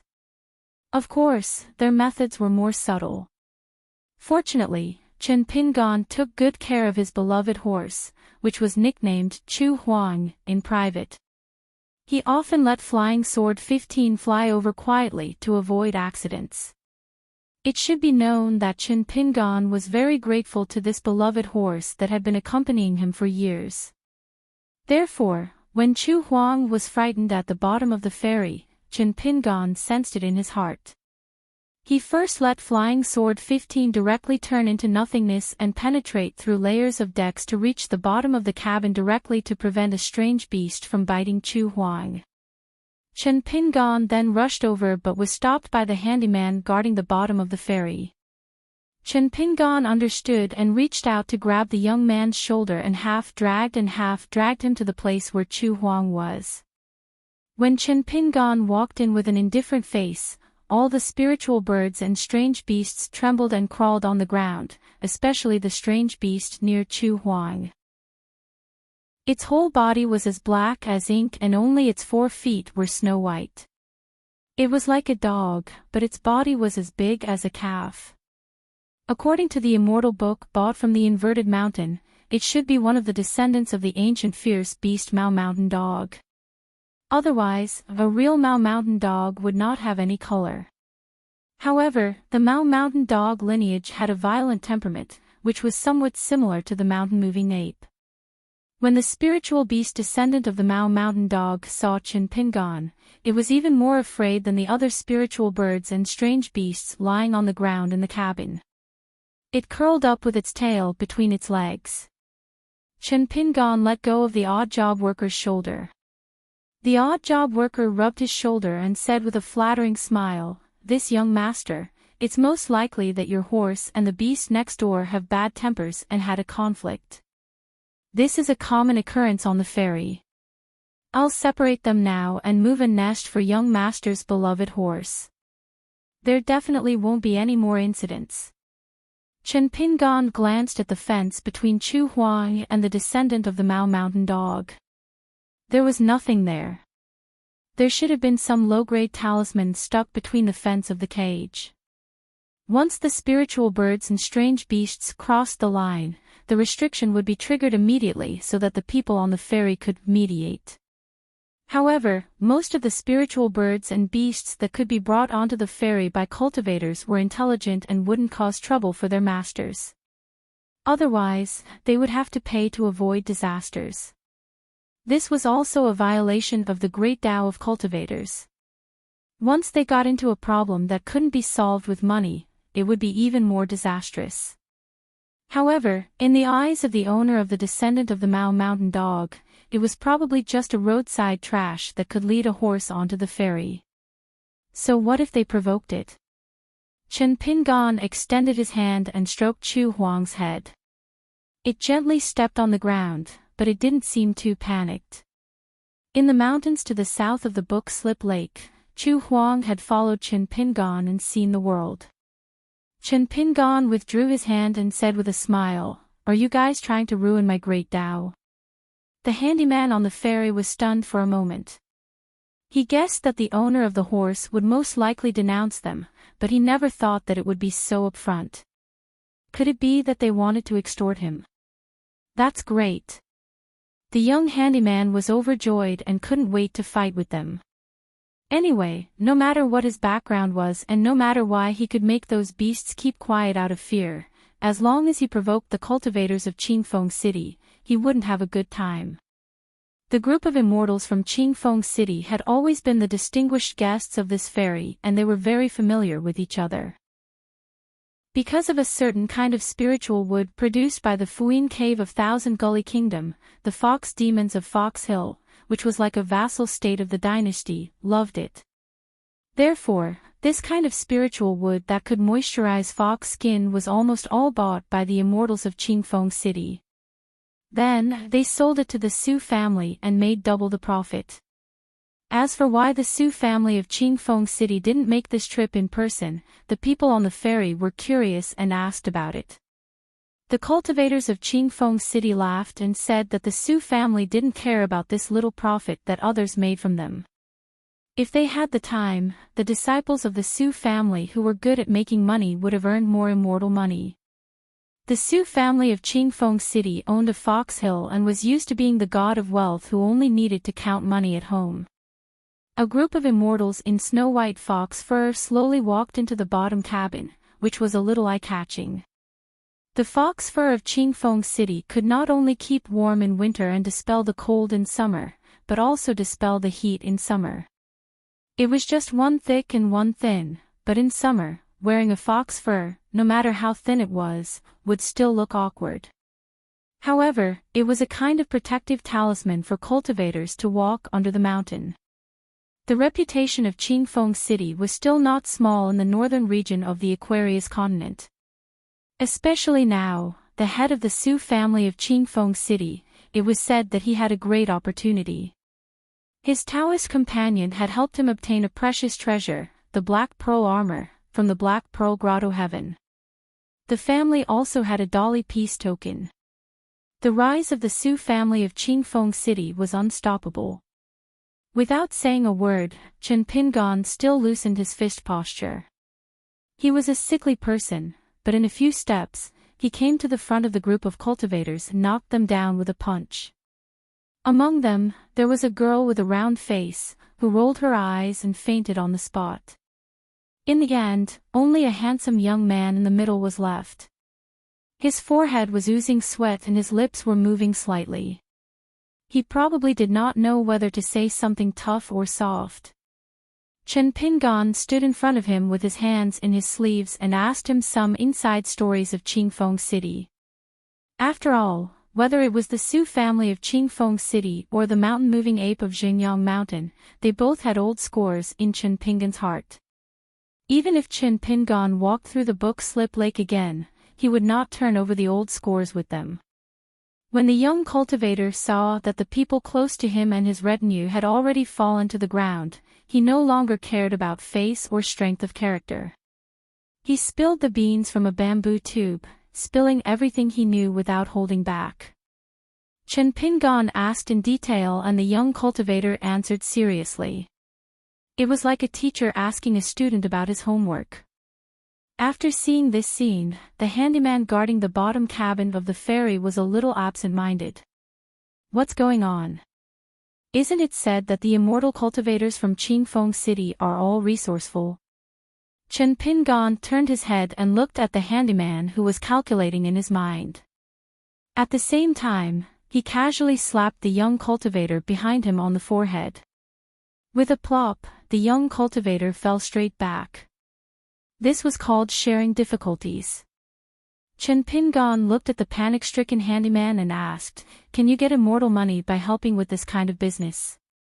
The young handyman shook his head and said in a trembling voice, No, I didn't even get a single piece of snow. I just wanted to curry favor and get familiar with these immortal masters. Maybe in the future, they will casually give me some advice, and I will have a way to make money." The imperial tutor of Thousand Ravine Country, who was a joke, was willing to accompany Chen Pingon on his travels. The old cultivator personally escorted Chin Pingon to the border of Thousand Ravine country before returning home. There was a young direct disciple beside him who was somewhat puzzled. He wondered why his master would go through so much trouble. The old cultivator of Dragon Gate lamented, on the path of cultivation, as long as you can form good karma, no matter how big or small, you shouldn't miss it. The young disciple seemed to have understood something. The old cultivator was afraid that his disciple would go astray, so he had to remind him, at your age, you still need to cultivate diligently and concentrate on comprehending Tao. You can't be too distracted by the ways of the world. It's enough to know the pros and cons. When the day comes when you are as rotten as your master and can't walk the mountain path anymore, then you can do these things. As for your so-called master, in addition to teaching you Tao, you also need to do these things that may not be to your liking. It's good for your disciple's future path of cultivation to be wider. The old cultivator rubbed his disciple's head and sighed. Last time when you went down the mountain alone to experience the world, you did those ridiculous things with the noble disciples of Thousand Ravine country. Actually, I was there the whole time and saw it. If you weren't just putting on a show and thought that it would be easier to get closer to them, I would have been disappointed in you. People who cultivate Tao should know what the real foundation is. There's no need to care about those worldly affairs. What's the point? You must remember that everything outside of cultivation is false. The young disciple was horrified. The old cultivator smiled. I can use this opportunity to point out the confusion in your heart. It's not a waste of the 20 snowflakes you gave away. The young disciple bowed with his hands folded in front. Master's kindness is great. I will definitely remember it. The mountain lord of Fortune Shade Cave stroked his beard and smiled. He brought along his proud disciple who had high hopes on him and walked on a small mountain ridge with a wide view. Chen Pingon carried his sword on his back and rode on his horse, continuing north from the northern border of Thousand Ravine country. Of course, he could not have guessed that his previous visit to Fortune Shade Cave had allowed an old cultivator of the Dragon Gate realm to take the opportunity to enlighten a disciple of his. On a hot summer day with a slight breeze and a drizzle, Chen Pingon handed over his passport and successfully passed through the border pass of Dali. This time, he chose a new path to return to Longquan County. He did not take the route between Red Candle Town and Chiduan Mountain. Along the way, it was raining heavily and the humid heat was abnormally heavy. Chen Pingon almost mistook it for a summer day when Book Slips Lake was like a steamer. However, it was hot during the summer and cool after autumn. Crickets chirped endlessly at night. During this time, under an ancient pine on a mountain peak, the sun was setting in the west. He saw a bare-chested, heroic scholar holding a feather fan. He was surrounded by beautiful maidservants and the sounds of birds chirping could be heard. Further away, there were two old men breathing steadily. They were clearly cultivators. Chen Pingon led his horse past without looking sideways. After leaving the mountain peak, Chen Pingon felt rather sad. In the past, the scholars of Dali, even those who could enter Cliff Academy to study, still racked their brains to go to Lakeview Academy, the Great Sui Kingdom, or the Lu Dynasty. In the end, Dali could not keep them. According to Cui Dongshan's words, in the literary world of Dali at that time, before the scholars quarreled or before they picked up their brushes, they would not mention the names of a few scholars of other countries, flip through the works of a few literary giants of other countries, or find a few relatives in the literary world of other countries. They would not have the face to open their mouths and write with confidence. He wondered what the current state of Dali's scholarly community was like. In reality, Chen Pingon was not interested in it either. As dusk approached, Chen Pingon finally passed through several relay stations to the east of Longquan, and then he entered the small town. The large wooden gate no longer existed, and the small town had already been surrounded by a stone wall. There were no guards or soldiers at the entrance, allowing people to enter and exit. Chen Pingan passed through the gate and discovered that Jing Dafeng's thatched cottage was still standing alone by the side of the road. Compared to the nearby neatly planned forest of shops, it seemed rather conspicuous. Probably because the price had not been negotiated, Jing Dafeng was not willing to move. A normal small town naturally would not dare to compete with the Longquan prefecture in the north and the town's county government like this. What did Jing Dafeng not dare to do? Chen Pingan was originally supposed to arrive at the small town after a week or so, but later on, he hurried slightly faster, so he arrived quite a bit earlier. When he first entered the pass, he sent a letter to Luopa Mountain through the border relay station, telling them the approximate date of his return home. Chen Pingan did not first go to his ancestral home in Mud Bottle Alley.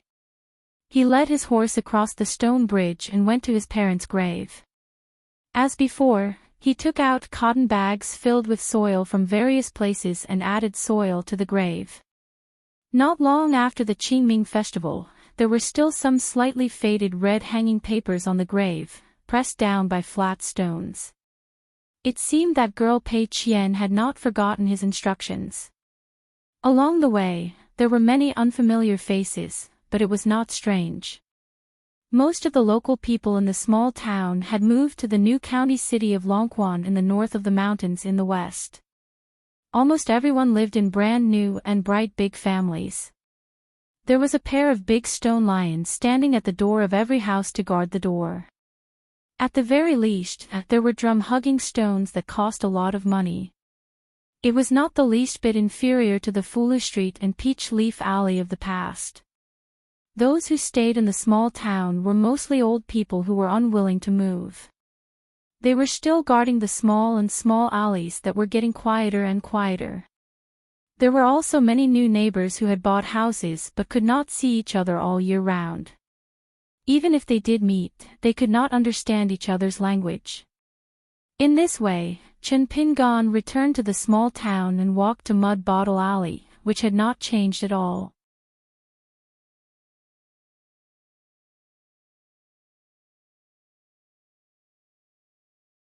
Wei Pai could bring Chen Pingan around Beiyue's territory based on his personal preferences and helped to stick a protective talisman of the Beiyue Mountain Temple on Chen Pingan. However, now that the two of them were deeply involved and were leaning toward an alliance, they had to talk about avoiding suspicion. Even if it was just on the surface, they had to do it. Otherwise, the Dali imperial court would probably be unhappy. Wei Pai was the first god of the 5 mountains that the imperial court respected. How could he work together with others to do business and then bargain with the Song clan? Even if Wei Pai was willing to do so, he would completely disregard the face of the Song clan. Relying on his identity as the god of Beiyue, he was arrogant and domineering. He would wantonly plunder tangible benefits for himself and others. Chen Pingan did not dare to agree. Between a business that made one's fortune overnight and a friendship that lasted for a long time, the latter was obviously more reliable. Moreover, Wei Pai had always been thoughtful and far-sighted. He was trustworthy. Otherwise, Chen Pingan would not have sent so many letters to MD Pailuan over the years. At dawn, they finally arrived at the foot of Mluopa. A memorial arch was built at the mountain gate, but it did not hang a horizontal plaque. In fact, there was a mountain god temple at the peak of Mluopa, so it should hang a horizontal plaque. However, the mountain god who used to be a kiln supervisor had bad luck. Not only did he live under someone else's roof, in Mluopa, where Chen Pingan's family business was based, he also had a very strained relationship with Wei Pai. In addition, there was an unfathomable martial arts grandmaster living in Mluopa. There was also a huge black python that often wandered around Mluopa. In the past, Li Shixing used that small snow all to write characters on the walls of the bamboo building to talisman, which caused the entire Mluopa to sink a bit. The mountain god temple was the most affected. Over time, the mountain god temple of Mluopa was the most dismal of the 3 mountain god temples in Longquan Commandery. This mountain god lord, who had a golden body after his death, could be said to be disliked everywhere. Wei Pai slowly walked down the mountain, followed by Shi Rou from a distance. Chen Pingan dismounted from his horse and asked with a smile, "Where are Pei Qian and the others?" Wei Pai gloated, "I deliberately did not tell them your whereabouts. The three little guys thought that your master and teacher were returning to Longquan Commandery from Red Candle Town.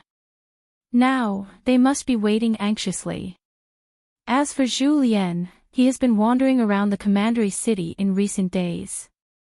He said that he accidentally found a good seedling who practiced martial arts. I don't dare to say that he is too high, but there is hope for him to reach the golden body realm. He wants to give his young master a good opening gift after returning home." Chen Pingan and Wei Pai walked side by side. Shi Rou still followed from a distance. She only nodded to Chen Pingan as a greeting. Chen Pingan said apologetically, "The matter of buying the mountain has been delayed again and again. I'm really sorry."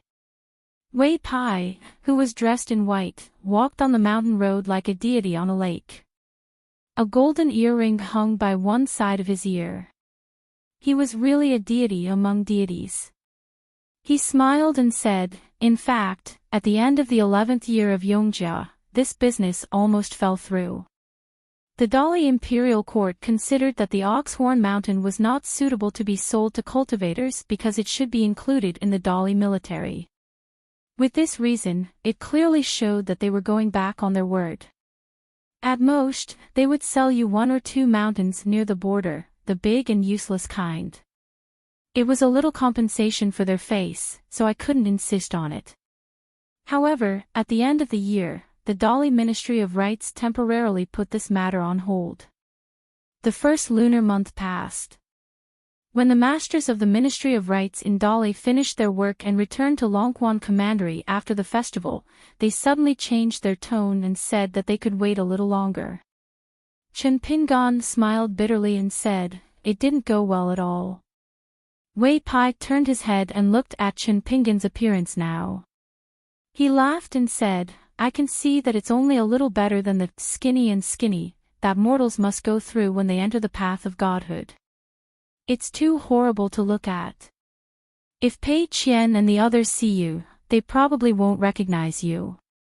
Chen Pingan scratched his head and sighed, "Even if the matter of buying the mountain is settled, I still have a lot of debt at the Book Lake." Wei Pai smiled and said, "After all, it's just the 2 words money that's troubling you. It's better than the initial ups and downs of your state of mind and all your mistakes." "That's too much, isn't it?" Chen Pingan smiled and nodded, "That's true." Wei Pai suddenly said, "I don't have any money to lend you. It's just an empty shell of the Northern Mountain deity. However, if you can swindle the deity's money, you can take it. If you earn money, you're capable." Chen Pingan rubbed his hands gently and said with a smile, "How can I accept that?" Wei Pai was stunned. From his tone, it didn't sound like the Chen Pingan of the past. It sounded like if he was careless, this guy would take advantage of the situation. Was he really going to use the Northern Mountain deity's name to earn money? Wei Pai quickly patted Chen Pingan's shoulder and said with a smile, "It's okay if you're embarrassed." "How can I make you feel embarrassed? We're friends, we should understand each other." Shi Rou followed them from afar. To be honest, when she saw Chen Pingan for the first time at the entrance of the Luopa mountain, she was really shocked. After not seeing him for a few years, he had changed a lot. Could it be that without Sui Yuyu, Lu Baixiang, Wei Xian, and Zhu Lian by his side, he had no choice but to explore the Book Slips Lake on his own? Then, the Book Slips Lake was beaten back by the wild cultivators and ended up in a miserable state. Was he satisfied to be able to leave that place of trouble alive in the Aquarius continent? Shi Rou would not underestimate Chen Pingan because of this. After all, the Book Lake was lawless. Through the conversations between Zhu Lian and Wei Pai, she more or less knew the inside story. She knew that Chen Pingan, even if he had Zhu Lian by his side, was destined to not be able to fight his way out of the Book Lake with his fists. After all, Lu Jimao, the true monarch of the River Severing, was enough to make all the outsiders suffer, not to mention that Lu Laoqing had returned to the Book Lake.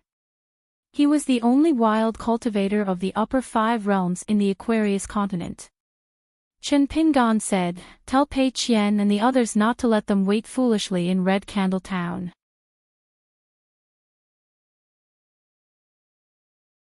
In the end, he simply left the mountains in the west and went to a pastry shop in Dragon Riding Alley. He became a small shopkeeper. After that, the old man surnamed Shui gave up on Pei Qian. Occasionally, he would stand on the second floor and look at the scenery. When he glanced at Pei Qian, it was as if he had seen a young phoenix staying in a chicken coop all day. The little guy was especially happy. This made the old man, who was dressed in a scholarly robe, feel somewhat helpless. Chen Pingan knocked on the door and entered. The old man surnamed Shui sat cross-legged. He opened his eyes and sized up Chen Pingan. Chen Pingan sat opposite the old man.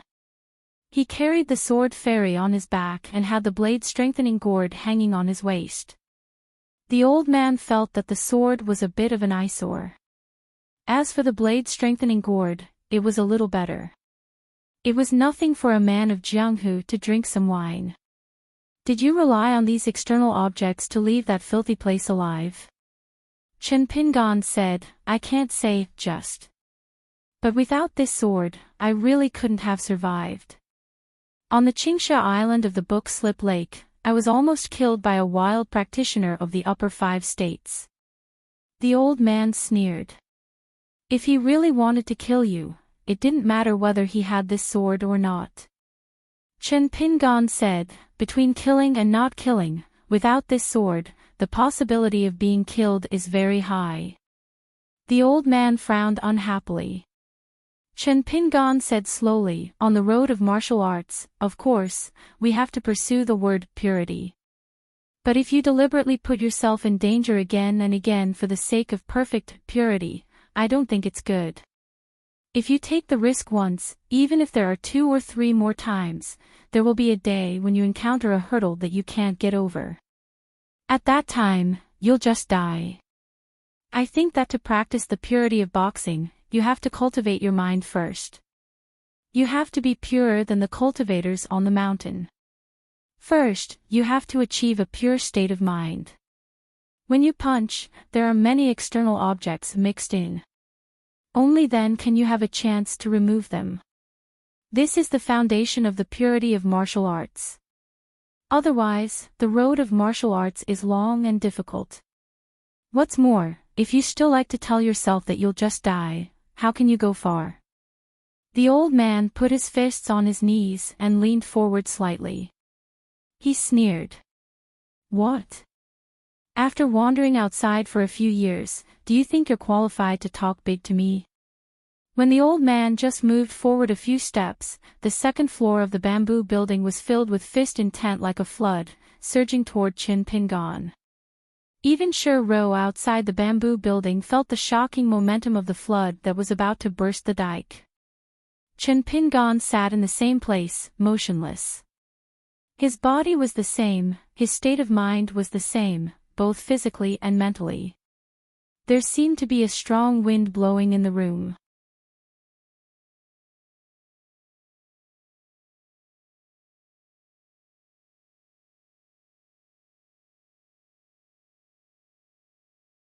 Other than Sword Prayer Platform, which was located in the westernmost part, where it was lonely and its peak was not large, the rest were located in the southern part of the western mountain range, not far from Luopa Mountain.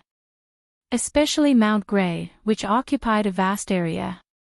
The previous Immortal Force had already spent a lot of money, and with the hard work of a large number of Lu family survivors, they had already built a continuous stretch of Immortal Mansion, like a paradise on Earth. In the end, it was equivalent to half selling and half giving it away to the Dali Imperial Court. No one knew what they were thinking now, but they were probably regretting it. The gold and copper coins that the Song clan owed in Old Dragon City had been used by Wei Pai to act as a middleman, and then Chen Pingon used them to buy the mountain. Then it was written off, so it was quite refreshing. This was especially true of the Oxhorn Mountain, which was the site of the Immortals Ferry. Chen Pingon was about to acquire it, but he had to temporarily put his name on Wei Bao's side. Otherwise, he wouldn't have a proper name, and the benefits would be too great. Chen Pingon would also be envied by the nobles of the Great Li. However, in private, the source of the Oxhorn Mountain was the source of the Immortals Ferry. Chen Pingon and Wei Bao would split the profits 50-50. In the past, he had helped Gu Kan's family fight for water in the fields countless times. He never thought that he would be able to guard such a fertile land with an amazing harvest today. Chen Pingon collected his thoughts and asked, "Zhu Lian, don't you often spar with Senior Cui?" Zhu Lian smiled and shook his head. Senior's fists are extremely hard. He has already reached the end of the martial path that we martial artists dream of. Who doesn't admire him? It's just that I don't want to disturb Senior's peaceful cultivation. Zhu Lian leaned back and turned to look at the bamboo house. "Senior, you don't mind what I said, right?" There was silence. There was no response. Zhu Lian smiled and said, "Senior, other than occasionally traveling the mountains with the mountain walking staff and sparring with the old masters of Linlu Academy in Mount Biyun, you're usually not willing to show your face. You're like a wandering cloud or a wild crane." Zhu Lian remembered something and said, "I accidentally found a good seedling in the county capital. She is a young lady from a rich family who moved to Longquan from the capital of the Great Li. She is young, 13 years old, about the same age as our money loser. Although she has just started learning martial arts and started a little late, it is still not too late. I have already explained it clearly to her elders. Now, I am just waiting for the young master to nod his head, and I will take her to Luopa Mountain. Now, there are several new mansions in Luopa Mountain. Apart from our own residence, it is more than enough to receive people and things. Moreover, it is all paid by the Great Li." Chen Pingon nodded.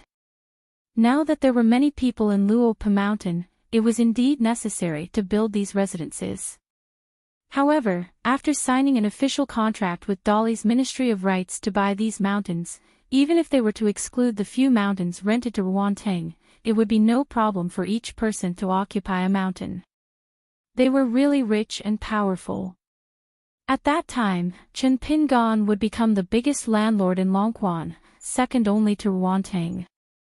He would occupy 30% of the western mountains. Other than the small and exquisite Jinju Mountain, any other mountain would have abundant spiritual energy, enough for a Jindan earthly immortal to cultivate. Chen Pingon asked curiously, "If you're willing to bring her up the mountain, of course, you can. But what's her status in Luopa Mountain?" "As your disciple." If she was Zhu Lian's first disciple in the world, Chen Pingon was really looking forward to her martial arts journey. Among the 4 people in the picture scroll of Lotus Flower Blessed Land, Zhu Lian's realm was the highest. He was a true martial artist of the remote travel realm. Although he took a shortcut, Chen Pingon felt deep in his heart that Zhu Lian's choice seemed to be eager for quick success, but it was actually the best choice. Zhu Lian shook his head and said, "I'm not interested in being someone's master. Let her be a registered disciple of Luopa Mountain first. In the future, if anyone takes a fancy to her bone structure and aptitude, just take her away. What I'm doing is just to keep the goodies within the family. I want to add some liveliness to young master's Luopa Mountain. Otherwise, it's full of ghosts and monsters. It doesn't seem right and I feel that it's not good for feng shui. Speaking of which, if this was in Lotus Flower Blessed Land, a disciple with the girl's talent would be like someone I picked up on the side of the road when I went to the bookstore to buy books. But in my hometown, I reckon that a basket of Jianghu masters would fight over her, with brains splattering everywhere. It's very Jianghu. Zhu Lian crossed his legs and pinched the wine pot made by the immortals with 2 fingers. He gently shook it and sighed, it's worthy of being called the vast world. Heroes come forth in large numbers. It's definitely not something that lotus flower-blessed land can compare to. Chen Pingan smiled and asked, how did you convince the girl's family? The poor learn literature and the rich learn martial arts. It's not a joke. Zhu Lian chuckled and said, it's not complicated. The reason why that family moved to Longquan County was because they couldn't survive in the capital. Beauty is a source of trouble. The girl's temper is stubborn and her parents and elders are also unyielding. She was unwilling to bow her head and provoked the local power that she shouldn't have provoked. I helped to settle the group of people who chased after her. The girl is a family person who values relationships. There are already 2 scholars in the family and they don't need her to support the family. Now that she has implicated her elder brother and younger brother, she already feels very guilty. Thinking that she can rely on the immortal power in Longquan County, she agreed without a second word. Actually, what's the matter with learning martial arts and how much suffering one has to go through? She's also a simple and silly girl. However, since she's chosen by me, she naturally doesn't lack spiritual energy. Young master, when the time comes, you'll know when you see her. She's similar to Sui Yuyu but not quite the same. Chen Pingan made a sound of acknowledgement. Zhu Lian's work was still reliable. Zhu Lian suddenly turned his head and roared, useless thing, your master is going on a long journey again. Why are you still sleeping? Pei Qian fell down together with the bamboo chair. What high vision? Who are you trying to fool? Pei Qian rubbed her slightly red forehead, widened her eyes, and said with a stunned face, Master, did you learn the mind-reading technique of the immortals when you went out this time? Master, what's wrong with you? Why can you learn powerful skills no matter where you go? You still want me, the first disciple, to catch up with you? Can I only eat the dust behind you for the rest of my life? Chen Pingan twisted the ear of this flatterer. Oh, continue to make up stories. I'll see how long you can make up stories. Pei Qian grinned, but when she saw her master's face, she was about to cry again. She didn't even have the mood to joke with her master and lowered her head. Chen Pingan sighed, patted her little head, and said with a smile, let me tell you a piece of good news. Soon, Mount Huimeng, Mount Cinnabar, and the back of the fish will all be your masters. Also, I will take half of the immortal fairy on Mount Oxhorn. In the future, you can righteously collect tolls from all kinds of people who come and go. Pei Qian was not in a good mood and said, oh. Chen Pingan covered his sleeves with his hands and continued to look at the night scene south of Mount Luope. It was said that when the weather was clear, as long as one's eyesight was good enough, one could see the outline of Red Candle Town and Xiuhua River. Pei Qian lay on the stone table, her finger gently stroking the lines on the chessboard, and looked at her master without blinking. Both of them were speechless. After receiving the news from Zhu Lian, the little boy in green and the girl in pink rushed over from the newly built mansion. Chen Pingan turned his head and waved with a smile, asking them to take a seat. Together with Pei Qian, they were just enough to fill the table. The girl in pink ran over quickly and bowed to Chen Pingan. She said respectfully, Master. The little boy in green also followed suit and bowed. When he raised his head, he smiled brightly. Master, you're finally willing to come back. Why didn't you bring a few beautiful ladies with you? The girl in pink glared at him. Don't talk nonsense. The little boy in green picked his nose and sat on the stone stool opposite Chen Pingan. Imitating Pei Qian, he lay on the table and asked with a puzzled expression, Master, are you wearing a leather mask when you travel the world? It's late at night, and I'm timid. It looks old and scary. Hurry up and take it off. Chen Pingon smiled. Does this mean you don't want the red packets? The little boy in green looked up and looked left and right. I didn't expect that after looking at you closely, you're becoming more manly. Chen Pingon scratched his head. Luopa Mountain. Just change it to Flattery Mountain. Chen Pingon then took out 3 items from the pile of items in front of him. Chen Pingon actually still had some things that he did not say to the little boy in green. No matter what, Chen Pingon did not wish for the little boy in green to be too disappointed in the Jianghu that he had been longing for. Wei Pai suddenly appeared at the edge of the cliff and coughed lightly. Chen Pingon, I have a piece of news to tell you. Chen Pingon stood up. What is it? Wei Pai pointed to the mountain gate. A good lady visited Luopa Mountain at night. For 60, Chen Pingon asked tentatively, Miss Ruan. Wei Pai nodded with a smile. Chen Pingon asked, do I need you to remind me of this? With Miss Ruan's temper, she will definitely come to the bamboo house when she climbs the mountain. Wei Ba's face was full of hurt, as if his good intentions had been taken for granted. Chen Pingon laughed angrily, I'm just meeting Miss Ruan.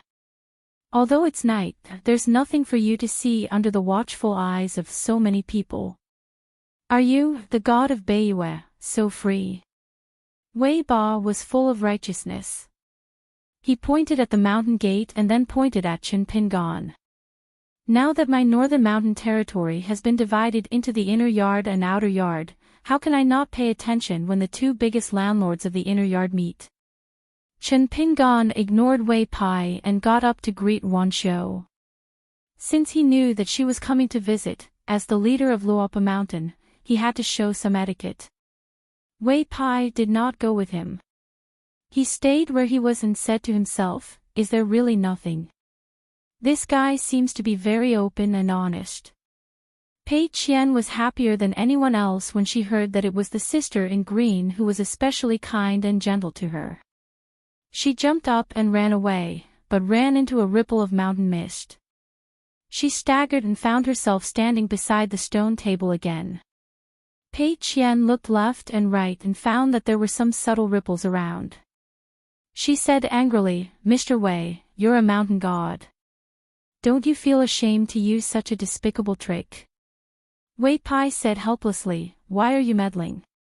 For example, your master is sleepy and wants to sleep. Is it appropriate for you to carry a big lantern and wander around the house? Pei Qian crossed her arms and rubbed her chin with 2 fingers. She was lost in thought. After a while, she asked seriously, it's not appropriate to sleep when we haven't officially married, right? I heard that Master Wan is old now and his eyesight is not good, so he doesn't like my master being together with big sister Wan. Why don't you accompany me to the Dragon Spring Sword sect and chat with Master Wan? When the sun rises tomorrow, what is done cannot be undone. Even if she isn't second masteress, she will be second masteress. He, masteress and money, the more the merrier. Of course, these were just Pei Qian's jokes. In any case, master wasn't here, and Wei Pai wasn't the kind of guy who liked to complain, so Pei Qian's words and actions were unscrupulous, and he did as he pleased. However, in Longquan County, Pei Qian liked Wan Xiu the most. This was true. Pei Qian was close to Wan Xiu from the bottom of his heart. It wasn't just because he had seen Cui Dongshan's painting of the River of Time. After Pei Qian arrived at Luopa Mountain, he was delighted when he first saw the long ponytailed green-clothed sister. And when Pei Qian looked at Wan Xiu, it was as if he was looking at an incomparably warm painting. It wasn't the bone-chilling scene of Cui Dongshan, but the boiling of the sea and the boiling of the lake. There was a woman sitting high on a throne, holding her chin with one hand as she looked down at the ground. In her other hand, the blurry big sister Wanshio held a round sun that seemed to have been plucked from the dome of the sky. She gently twisted it, and it seemed to be the densest essence of fire in the world, releasing countless rays of light that illuminated the surroundings. However, Pei Qian didn't even tell the pink-dressed girl about this secret. He was only willing to tell his master when he was alone with him in the future. Wei Pai had a headache. Fortunately, the old man surnamed Shui had already walked out of the bamboo house. Pei Qian immediately sat back down on the stone bench and turned to ask the pink-dressed girl if she had any melon seeds. The latter quickly took out a handful and handed it to her master's first disciple. The two of them had a good relationship.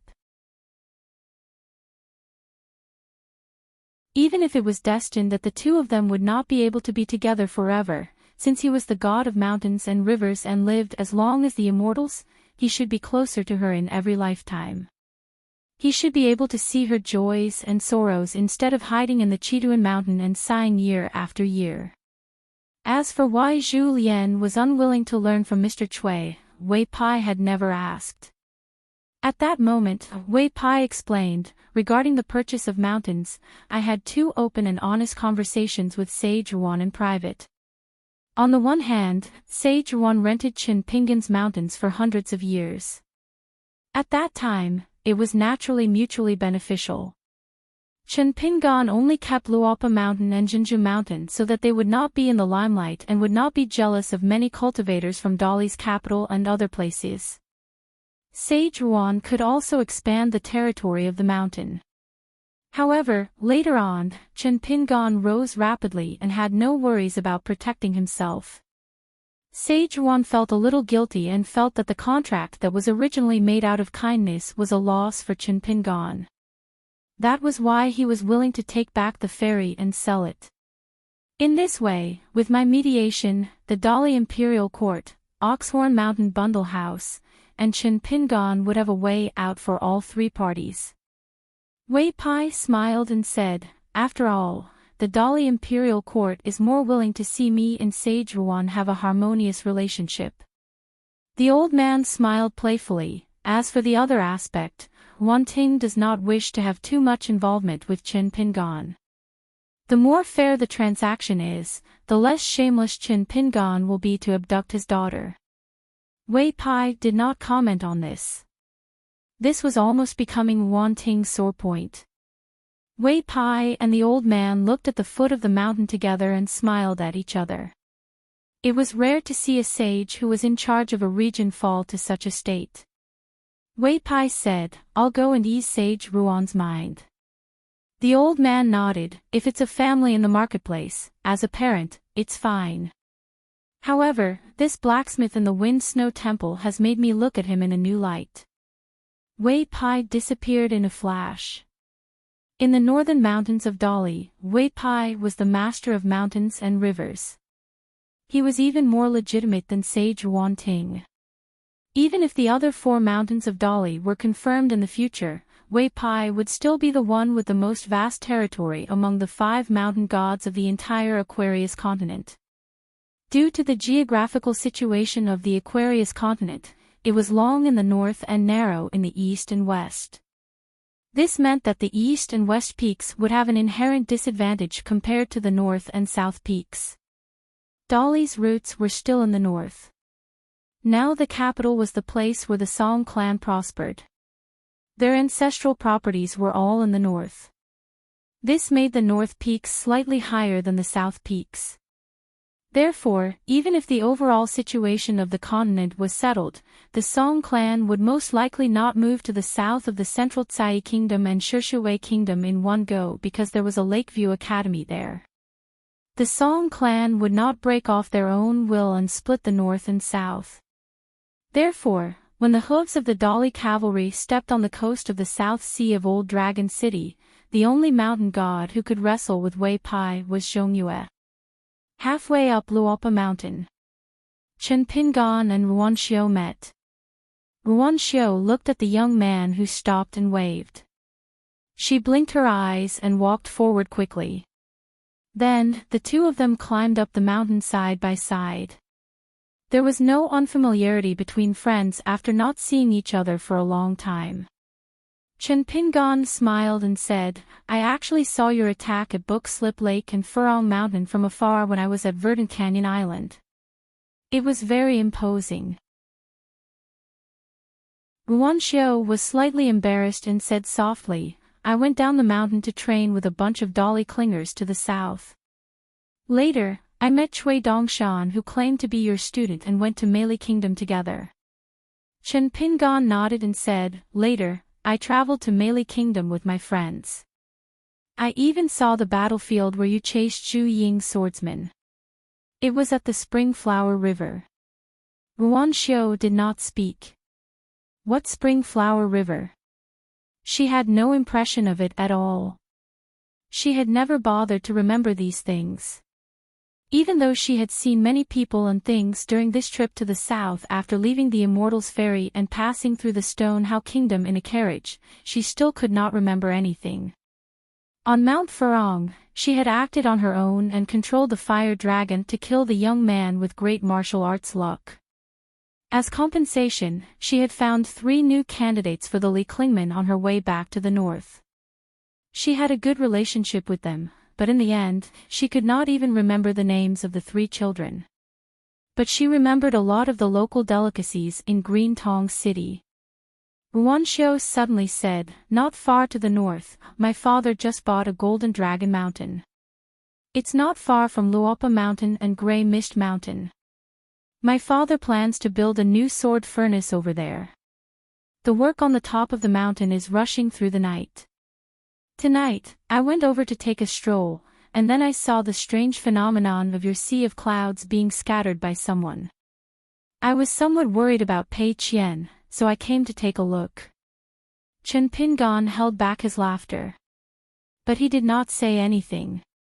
Others did not know the depth of the martial arts of old Yang Cui, but God Wei Pai and Saint Wan Tong were definitely the most familiar with each other besides old Yang of the medicine shop. If Ruan Tong knew, it usually meant that Ruan Xiao would also know. Ruan Xiao also laughed. Lying was indeed not her strong suit. Her father had never been deceived. He liked to expose people in front of him every time, but the person beside him would not expose him. Chen Pingan did not go to the bamboo building. Instead, he took Ruan Xiao all the way to the top. As the owner of Luopa Mountain, Chen Pingan had never been to the mountain temple at the top of the mountain. The 2 of them were just chatting about trivial things. For example, the results of the renovation of the Immortal Tomb, the business of the 2 shops in Dragon Riding Alley, the nest of chickens that Chen Pingan asked her to take care of, and the dog. Near the mountain temple. Chen Pingan was about to speak. Ruan Xiao stopped and turned to look into the distance. She smiled and said, I know what you want to say. Chen Pingan sat on the steps with a calm expression. The steps they were on were illuminated by the moonlight. There were ancient trees on both sides of the path. Above the stone steps, the moonlight was like a stream flowing down the slope.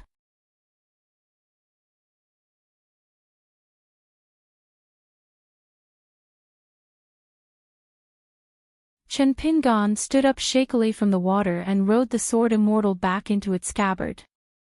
In the end, he saw Ruan Xiao, who was squatting by the stream, looking at him in a daze. Chen Pingan bent over and panted heavily. Then, he wiped his face and said helplessly, what a coincidence. We meet again. Ruan Xiao nodded. Chen Pingan was about to say something. He was punched into the forest for no reason. A familiar voice roared, good boy, I knew you wouldn't give up. Are you done yet? Are you addicted to thinking about my daughter? You're even using the trick of injuring yourself. Another punch came. The entire stream was cut in half by the passing fist aura. Chen Pingan could only continue riding the sword immortal out of its scabbard. Their minds were connected. They rode on the sword and escaped. After that, danger surrounded him. Chen Pingan even used the mind talisman. As he fled in a panic, he muttered, "With Wei Pai, we can have another table." In the corner of his eye, a white-robed man stood on a towering ancient tree.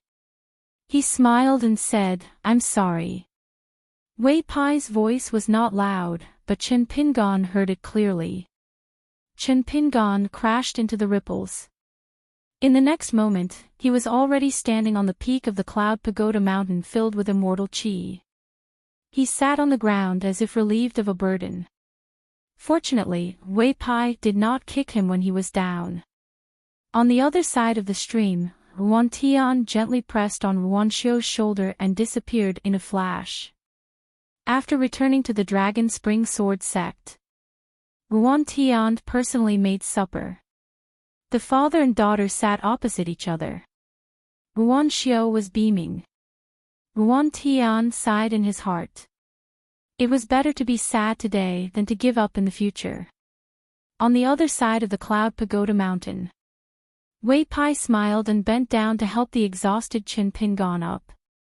Chen Pingon smiled bitterly. Tonight is like a dream. Wei Pai smiled and stretched out his hand. A moment later, a green sparrow that was roaming the sea of clouds on the peak of the Cloud Pagoda mountain at night suddenly fell into the hands of this deity. Wei Pai held the green sparrow with one hand and waved his other hand gently. A white cloud cushion appeared behind Chen Pingon. Chen Pingon sat cross-legged on the cushion. Wei Pai raised his hand slightly and the sparrow flew into the distance and returned to the sea of clouds. Wei Pai said softly, "Chen Pingon, according to the contents of the letters you sent to the Cloud Pagoda Mountain and Chui Dongshan's chat at the Cloud Pagoda Mountain last time, I found a clue from them. It's a strange thing that you might not have noticed yourself." Chen Pingon asked, "How is it strange?" Ever since he learned Go from Chui Dongshan, especially when he went to the book Slip Lake, reviewing games was one of Chen Pingon's daily homework. Wei Ba raised his eyes and looked into the distance. The sea of clouds couldn't block the sight of a mountain god at all. The Dragon Whisker River and Tiefu River were connected together, and even further away were the Embroidery River and Jade Liquid River in Red Candle Town. Wei Ba said slowly, "The chance that Ruan Xiu obtained in Black Pearl Grotto Heaven is the fire dragon coiling around the bracelet, right?" Chen Pingon nodded. This was the obvious truth. Wei Pai said again, "Ever since Mr. Qi gave you the Seal of Mountain and Water, the Seal of Mountain was destroyed in the Battle of the Flood Dragon Ditch. Only the Seal of Water was left. First, you met a ghost in the wedding dress in the mansion with high water by the Embroidery River.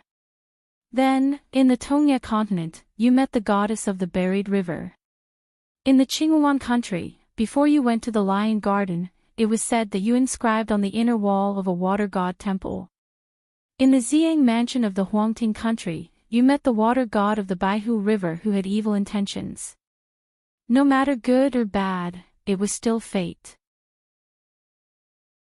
On the other hand, there were only a few mountain deities among the mountain deities except for me. At least in your mind, even if you passed by, you didn't have a deep impression, right? Especially in the book Slip Lake these years, how long have you been living near the water? It's been a long time, right?" Chen Pingon thought seriously and nodded. "Could it be that you've forgotten who that little loach chose in the beginning?" "It was you, Chen Pingon, not Gu Kan." Wei Pai smiled sadly. "Then have you ever thought that you are so close to water, and Ruan Xiu? Is there a more justified fight between the Great Tao than the fight between fire and water?" Chen Pingon was stunned. Wei Pai sighed. Chen Pingon suddenly laughed and pointed at the sword fairy behind him. "Don't worry, if there is a fight between fire and water, I will make way for Miss Ruan. The reason is simple. I am a swordsman. The great Tao of I, Chen Pingon, is to travel with a sword on the road of martial arts, to fight with the hardest fist, to pass the fastest sword, to drink with reasonable people, and to fight against injustice with fists and swords." The young man who was almost skinny had never been so energetic in the past few years. I hope that one day, when I, Chen Pingan, stand somewhere, the reason will be there.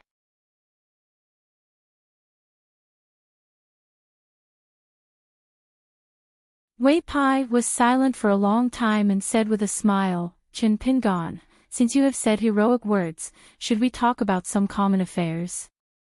Previously, when Wei Ba had gone to welcome Chen Pingan at the mountain gate of Luopa Mountain, the two of them had chatted while climbing the mountain. As Luopa Mountain had a mountain deity temple overseeing it, it was obviously a nail of the Great Li imperial court. Moreover, the Great Li Song clan did not conceal anything at all. This was a kind of silent attitude. If Wei Pai isolated a small world, it was inevitable that there would be suspicion of 300 taels of silver here. According to the upright nature of the god of Mount Song, who was a loyal minister in life and a heroic spirit in death, he would inevitably record this and send it to the Ministry of Rites. It was better to avoid trouble. Chen Pingan had already prepared a draft for this. He asked, if the signing of the land deed with Dali Imperial Court goes smoothly, which mountain is better to be the ancestral mountain of the ancestral hall? Luopa Mountain has the best foundation, but after all, it is too remote and is located in the southernmost part. Moreover, I am a layman when it comes to geography. I now have 2 sets of formations, and the rank should be very high. One is a sword formation, suitable for attacking and repelling the enemy, and the other is a mountain guarding formation, suitable for defense.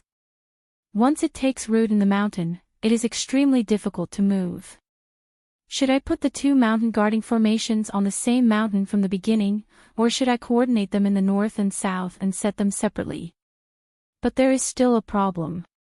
For the 2 big formations, I have the formation map now, and I have enough immortal money, but I still lack the 2 big central things, so even if I can build it in the near future, it will be an empty frame. Wei Pai did not treat Chen Pingan as an outsider, and without any scruples, asked directly, how high is the rank? Is there a saying?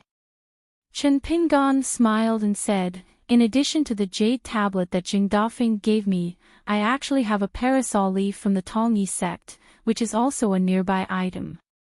It is just that when I received this item, I was reminded, so I have never opened it in these years. In addition to the large amount of Guyu money that the Tongyi sect took out, the most important thing is that there are 2 sets of precious formation maps for the mountain guarding formation. One is an imitation of the offensive sword formation of the Tongyi sect, and the other is an imitation of the mountain guarding formation of the Fu Ming sect. The Guyu money is enough to build the 2 formations and maintain the operation of the 2 formations for 100 years. Chen Pingan said with a wry smile, it's just the central objects that support the operation of the 2 big formations, the 9 superior swords and the 5 golden puppets. I need to find them by chance or buy them with immortal money. I guess even if I'm lucky enough to meet someone who sells these 2 kinds of things, the price will be sky high. The Guyu money and the parasol leaves may be empty. Even if I build 2 complete mountain guarding formations, they won't be able to operate. Maybe I'll have to sell everything I have and tear down the east wall to repair the west wall, so that the big formations won't be idle.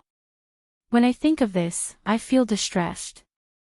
It really forces me to go to those broken blessed enclave to look for opportunities, or learn from those wild cultivators in the mountains and lakes to explore. After Chen Pingan finished speaking, he looked at Wei Pai. Wei Pai nodded and said, there won't be any snooping.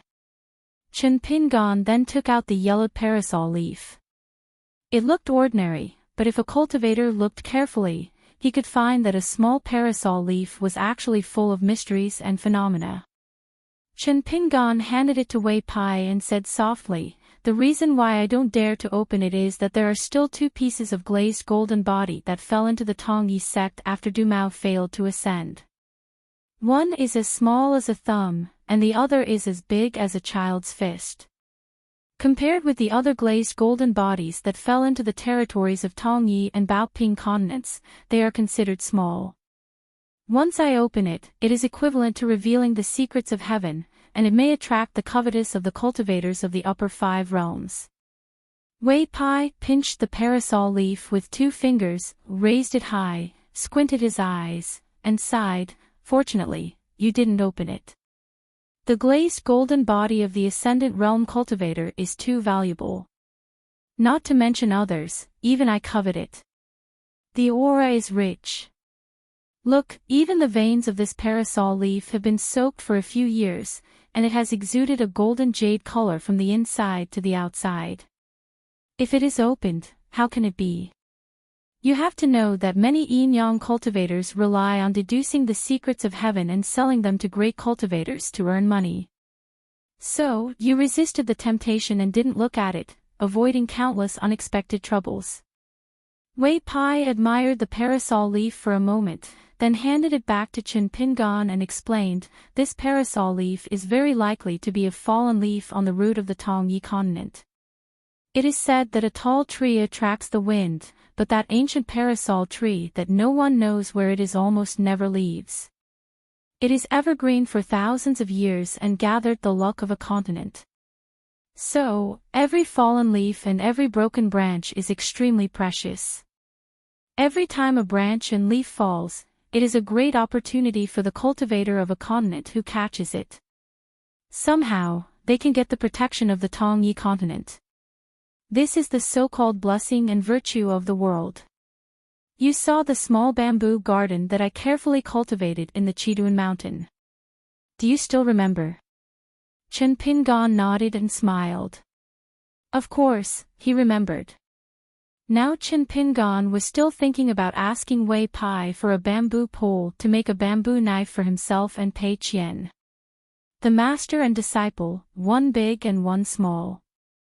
If the bamboo was big enough, he could also make a bamboo sword for Pei Qian. Chen Pingan had nothing to be embarrassed about with Wei Pai. Wei Pai's bamboo forest on the Chiduan mountain was actually the offspring of the ancestor of the valiant bamboo, one of the 10 immortal bamboos in the Bamboo Sea Cave, which was famous in the 9 continents. At that time, it was cut down by Alliance. Except for the bamboo boxes and bamboo slips made by Chen Pingan, the real big head was the bamboo building on the Luopa mountain. However, the appearance of the latter was Wei Pai's own wish. The valiant bamboo was incomparably in line with the prophecy of the military sage: when the military power is raised, it is like a broken bamboo. After a few sections, it will be easily solved. Building a building with this bamboo was the most beneficial for pure martial artists and military cultivators. Later, Li Shixing wrote talisman outside the bamboo building. She followed you for a while before deciding to show herself and put on a show with you in the Meili Kingdom. Wei Pai then told Chen Pingan the many inside rules between the upper and lower sections. Chen Pingan finally came to a realization. Why was the Jade sect so fickle? From the old man surnamed Sun who appeared in Old Dragon City, to Jiang Shangjin, and finally to Gong Willow Island, they did not care about the slightest relationship. As it turned out, it involved the great undertaking of the sect. Chen Pingan shook the blade-strengthening gourd and could only sigh. He was no longer in the mood to drink. He did not know the respective roles of the old man surnamed Sun and Jiang Shangjin in this scheme. What was it? Right now, the person who understood the details of the mountains to the west of Longquan Prefecture the most was definitely Wei Pai. Transferring the fate of the mountains and rivers was not a difficult matter. But back to Chen Pingan's original question, where to build the 2 great mountain protection formations and when to break ground. Wei Pai's expression was not relaxed. He said slowly, "The 2 great formations are of extremely high quality, and the cost is even more astonishing.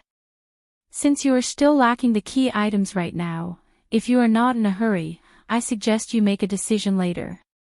The matter of the Great Mountain Protection Formation is the most important thing for all cultivators to establish a sect. When it is truly foolproof, then set up the formation in one go. It is best not to be intermittent. Wei Pai said with a smile, in any case, now that I am in Longquan Prefecture, you don't have to worry about those mountains of yours for the time being. If it really doesn't work, then there is also Saint Juan. Chen Pingan felt a headache. After joking, Wei Pai continued to talk about serious matters. It is not easy to find a Mahist master who is proficient in formations and mechanisms in other places in the Aquarius continent, but we happen to have a lot of them in Dali. This matter can be prepared earlier, so that when the time comes, you will not be in a hurry. Ordinary Mahist cultivators really do not dare to take over these two great formations. You have to decide on the candidates as soon as possible and then make up time, instead of setting a date first and then looking for people. So you can find a chance to contact that hero, Su Ruo. This person is behind the scenes in Dali, and he is extremely important. Even I can't see through his depth. You don't have to worry about this matter. I will help you to greet him, or else you may not be able to find Su Ruo. Wei Pai was probably worried that Chen Pingan would be too hasty and must set up the Great Formation before going to the North Continent so that he could travel with ease. He patiently reminded him, the path of cultivation is long and there are many opportunities to be fought for. Some good things can only be done by waiting. Don't think that time in the world is so slow just because the trip to the Scroll Lake was incomparably torturous and every day felt like a year. Chen Pingan nodded. I understand this. Wei Pai smiled and said, that's good. I thought that I would have to persuade you more. Chen Pingan said helplessly, to be honest, I really want to have a decent mountain top. It's extravagant and imposing. Even if I'm not on the mountain top, I can feel at ease even if I'm thousands of miles away. That's something that makes me happy just thinking about it. But since you have said so, I can only hold it in and take it slow. Chen Pingan suddenly laughed and fastened the blade-strengthening gourd to his waist. Mountain God Wei, do you have any extra valiant bamboo? Just one pole will do. Wei Pai smiled and asked, is this considered extortion? Chen Pingan said resentfully, I will give you as much as you need. I will owe Mountain Splitting Cloud according to the market price. I am thinking that I have just returned and will soon leave Longquan County. I feel a little sorry for Pei Qian, so I will make 2 bamboo swords for her as a parting gift so that she will not cry. Wei Pai gave him a thumbs up. Helping you contact Su Ruo is one thing. He then extended his index finger. Shamelessly asking for a valiant bamboo is the second thing. Wei Pai finally gave him the middle finger. Say it. Make up 3 yuan. I do have some. Chen Pingan laughed and said, I only have a bag of adamantine copper coins left. I must keep it for picture scroll and the others. As long as I throw the adamantine copper coins into my robe, its rank can be increased. Someone said that it is best to increase the rank of a half-immortal weapon in one go. It will definitely not be a loss. Even if I become a golden body warrior in the future, wearing it will be a burden. I can just sell it for a sky-high price. But according to what the Li dynasty is saying now, all the gold and copper coins on credit will be written off after the mountains are sold to me. I was thinking that Wei Shan, the mystic prodigy, would do more work and at least squeeze out a few bags of gold and copper coins for me. If that doesn't work, I'll just take it that I owe the Li dynasty a debt. Wei Pai smiled brightly and asked, Young hero Chen, may I ask if you have accidentally left your face in some corner of Jianghu? Did you forget to pick it up and bring it back to Longquan County? Chen Pingan said with a righteous face, look at what you are saying. Hurting my feelings is secondary. The key is that you don't have the demeanor of an immortal at all. This is unacceptable. Wei Pai reached out and rubbed the space between his eyebrows. Chen Pingan, you are actually Mr. Zhu and Pei Qian's flatterer, aren't you? Chen Pingan waited quietly for him to continue. Wei Pai thought for a moment. The bamboo pole is fine. I will give it to you as a gift. Just treat it as a meeting gift from me to that little girl. But asking for a few more bags of adamantine copper coins from Dolly is not a big deal in itself. But asking for a price at the last minute is against the rules of business, so I have to think about how to ask for it. Chen Pingan clasped his hands and smiled. Wei Pai said seriously, Chen Pingan, don't blame me for making a big fuss over nothing. Whether it is the gods of mountains and rivers or the cultivators on the mountain, there are some rules. The smaller you look, the lower you are at the bottom. It seems that there are no consequences for trampling on them, but in fact, the more you should respect them. Chen Pingan nodded. When I was an accountant at Book Slip Lake, I also thought about this. Later, when I traveled around, I had some insights about this. Only then did Wei Pai's expression return to normal. He said bitterly, capable people do more work. Wei Pai looked in the direction of Luopa Mountain and said with a smile, there are visitors at Luopa Mountain again. Wei Pai said, you can also take a look at Linlu Academy. You have a friend studying there. It was the prince of the Great Sui Kingdom, Gao Xian. Chen Pingan had a good impression of this person. Wei Pai said with emotion, soil piled up into mountains, wind and rain rising. Chen Pingan, you can indeed look forward to the future.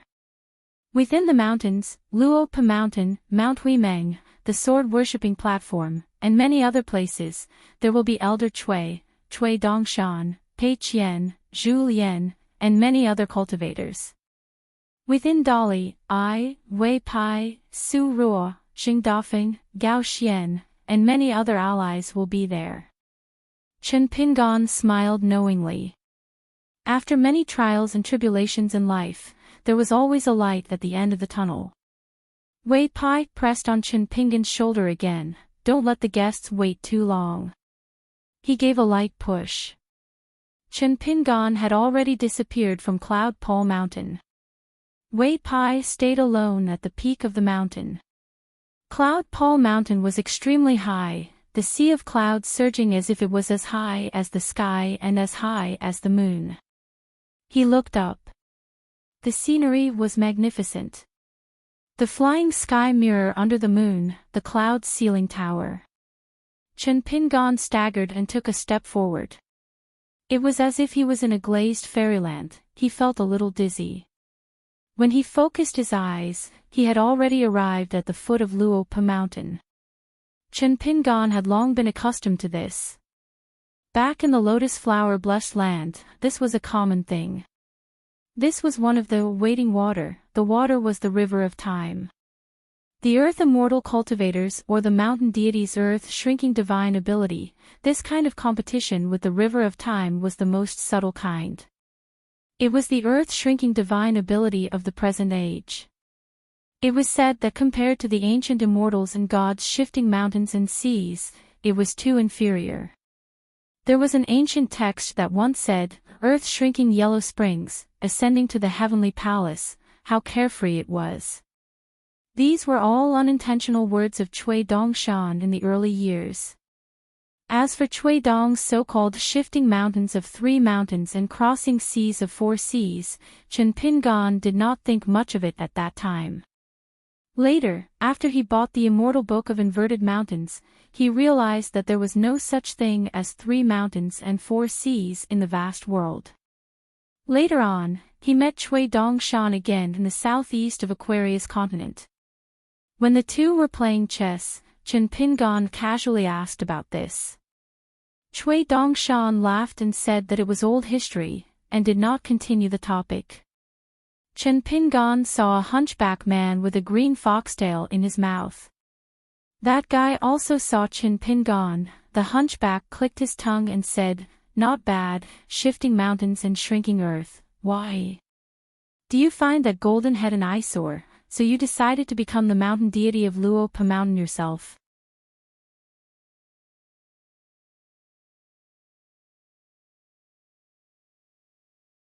The old man put his hands behind his back and smiled. Sorry, I didn't hold back.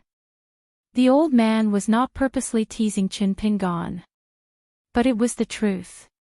In the past few years in this bamboo building full of glyphs, he had used the fire to nurture his originally strong and ferocious fist essence.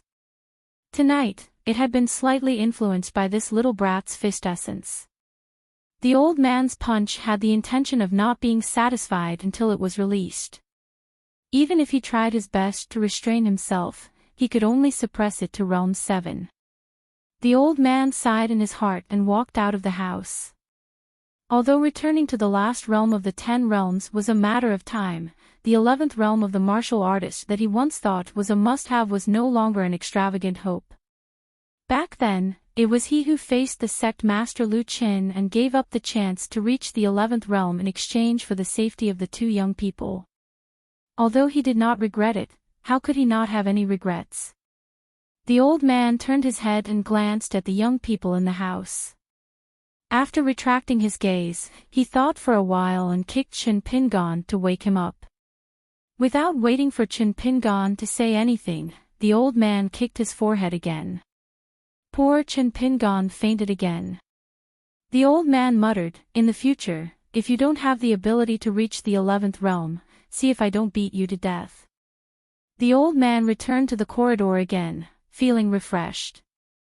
It was as if he had returned to the time when he locked his grandson in the small attic of the library and removed the ladder.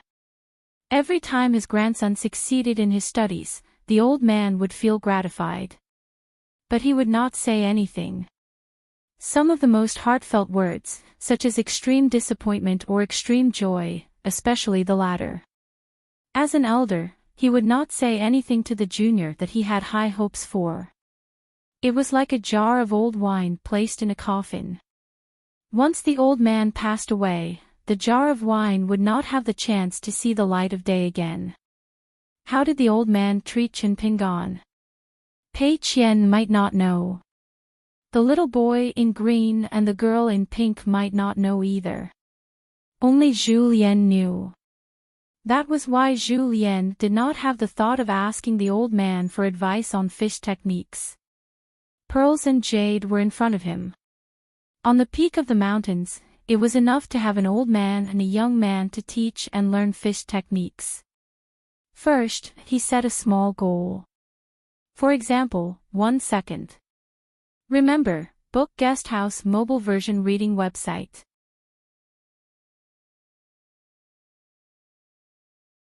For 62, bid farewell to the old and welcome the new. The commotion at the bamboo house was too loud. After Pei Qian woke up, he immediately put on his clothes, equipped his sword and saber, and rushed out with his mountain walking stick. The girl in pink was half a step behind him. She also opened the door and saw Pei Qian's nimble back as he ran out of the courtyard. The girl in pink noticed something amiss and quickly ran after him. As expected, she saw Pei Qian's stern face and murderous aura, mumbling as he ran. The girl in pink had a rough understanding of Pei Qian's temper and quickly advised, "Don't be rash. Master has always been like this when he was training on the mountain." It wasn't that the girl in pink didn't feel sorry for her master, but she knew the severity of the situation. She didn't want Pei Qian to be at a disadvantage at the bamboo house. Moreover, Master Cui really didn't have any ill intentions towards her master. Pei Qian ran madly with his head down and his mountain walking stick. He said angrily, "That old bastard really wants to rebel. This mountain belongs to my master and the bamboo house belongs to my master. That old bastard shamelessly occupied the 2nd floor. Master was knocked out by 2 or 3 punches the moment he came up the mountain. When he opened his eyes, he was just chatting with us for a while and not long after, he was punched again. Now it's happening again. Master returned to his hometown to enjoy life, not to be bullied by that old bastard." The more Pei Qian spoke, the angrier he became.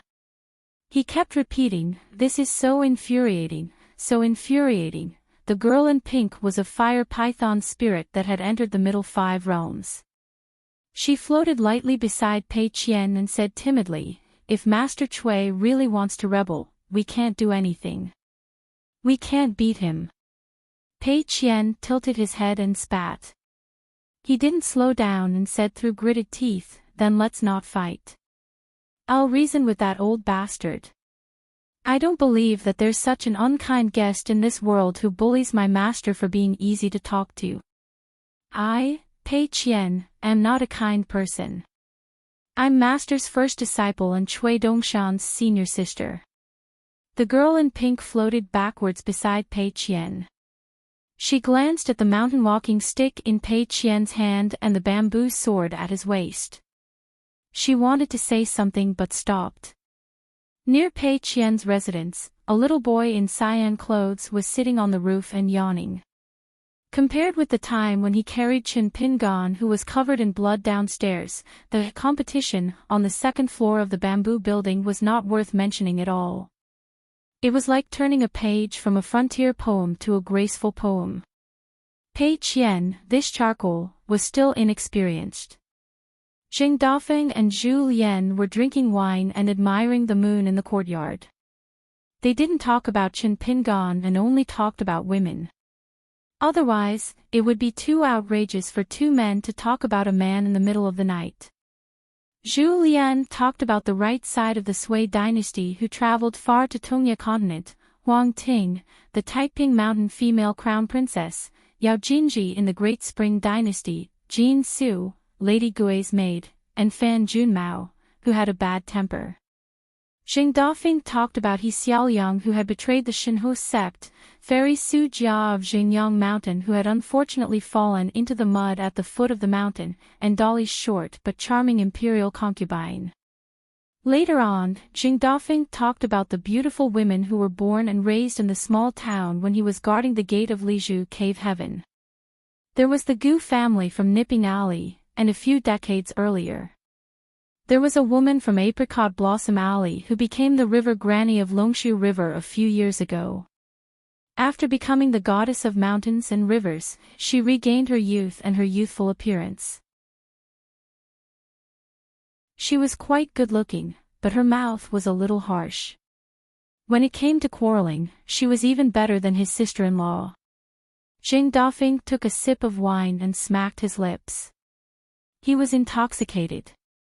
Drinking with a close friend on a moonlit night and talking about beautiful women, it's really a celestial life. The Celadone wine set on the table had been there for some years. At first glance, it was obvious that it was made in a dragon kiln in the small town. It was almost perfect. As the royal tribute of the Song clan, according to the usual practice, the slightly defective products would all be strictly selected by the officials of the kiln's supervisor and thrown into the old porcelain mountain. Jing Dafeng loved to drink and was smart. It was not difficult to secretly get some porcelain that should have been placed in the palace of Dali. As for Jing Dafeng's trivial matters, old man Yang of the medicine shop probably didn't even bother to look at them. Zhu Lian was lifting the wine pot and pouring wine into the empty wine cup. He suddenly stopped and put down the wine pot. But he picked up the wine cup and put it to his ear. He tilted his head and listened carefully.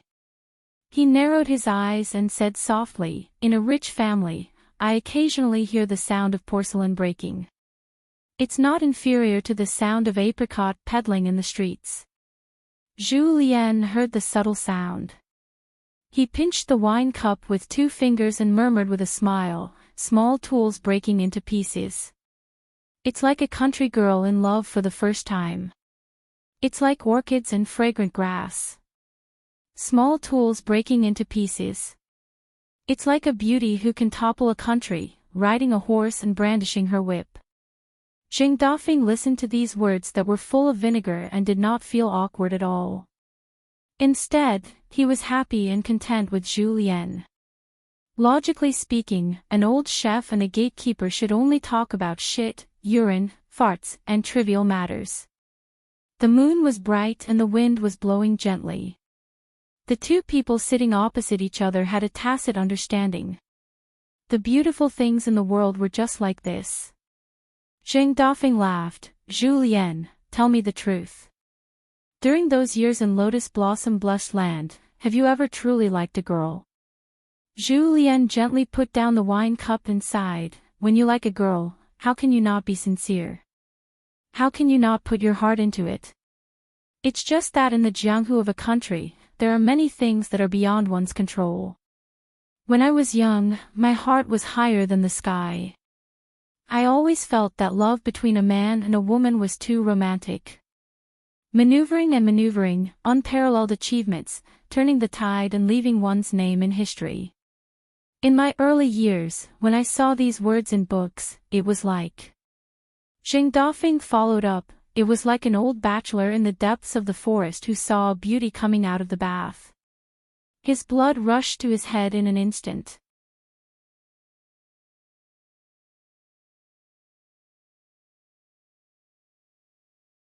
The old man turned his head and asked, "Do you understand this?" Chen Pingan nodded. "I understand." The old man asked again, "Then what should I do?" Chen Pingan said, "I don't know." The old man raised his eyebrows. Chen Pingan saw that the situation was not good. He floated up, held the railing with one hand, and dashed out of the bamboo building.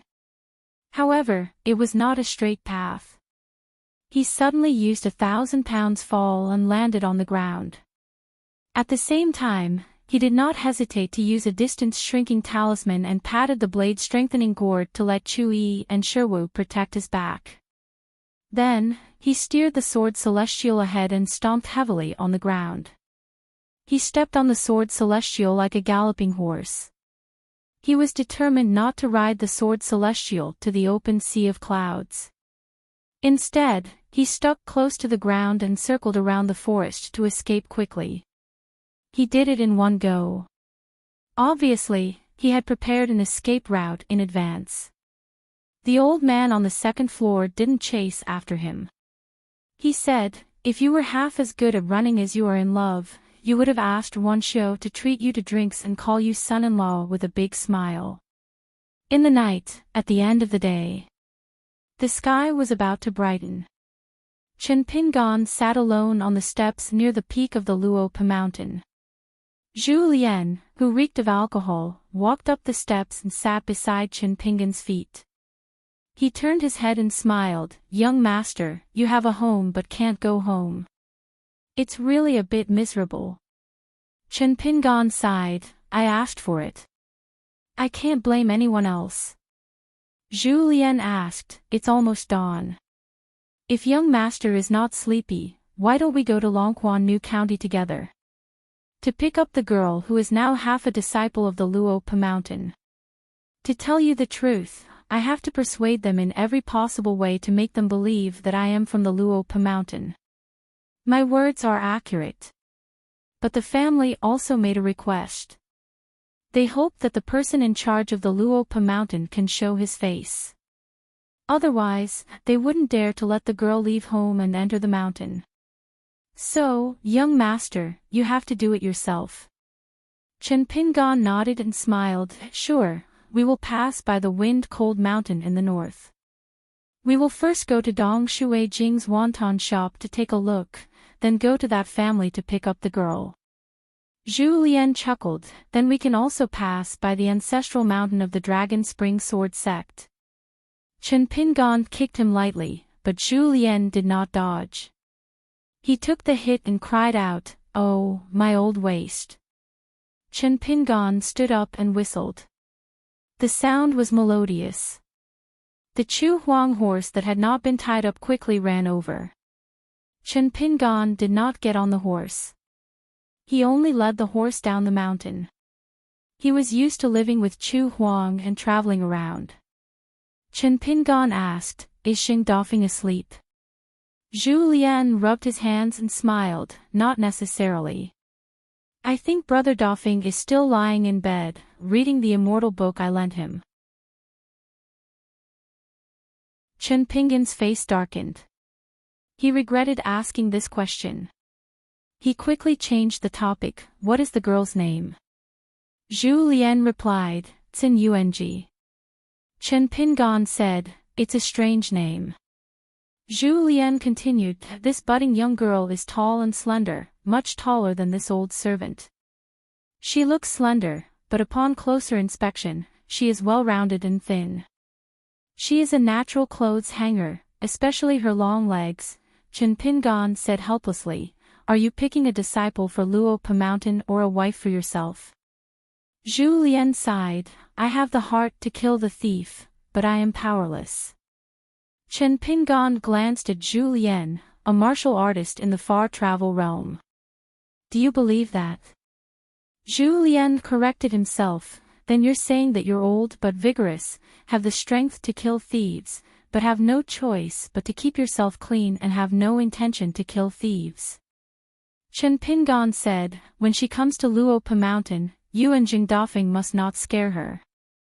Zhu Lian smiled, young master, you are underestimating me and brother Dafeng. We are the best men in the world. Chen Pingan stopped and handed the item to Zhu Lian, I will go to Luo Pa Mountain to pick her up myself. I remember the address. Give the item to Jing Dafeng. He knows the method to open a mountain. He gave it to me and I did not refine it. Here are some wine, some calligraphy, and many small antiques. Where should they be buried? You, Zhu Lian, are an expert. You and Jing Dafeng can plan together. I trust your foresight. Zhu Lian took the plain white jade tablet and had no choice but to turn around and climb the mountain. He kindly reminded, once you've picked up Tsin Yuanji, there's no need for young master to be in a hurry. It's suitable for trekking in autumn and enjoying the scenery slowly. But, be careful that Master Wan misunderstands you. Chen Pingan was just about to ask Zhu Lian to accompany him to Longquan County City when the stooped old man vanished like a wisp of smoke in the blink of an eye. Chen Pingan led the horse down the mountain, deeply worried. Soon after, one man and one horse trekked through mountains and rivers. However, compared to when he followed old man Yao, it was much smoother. Unless Chen Pingan purposely wanted the horse to be bumpy and chose a steep path in an ownerless mountain range, it would be a smooth journey. Both types of scenery had their own advantages and disadvantages.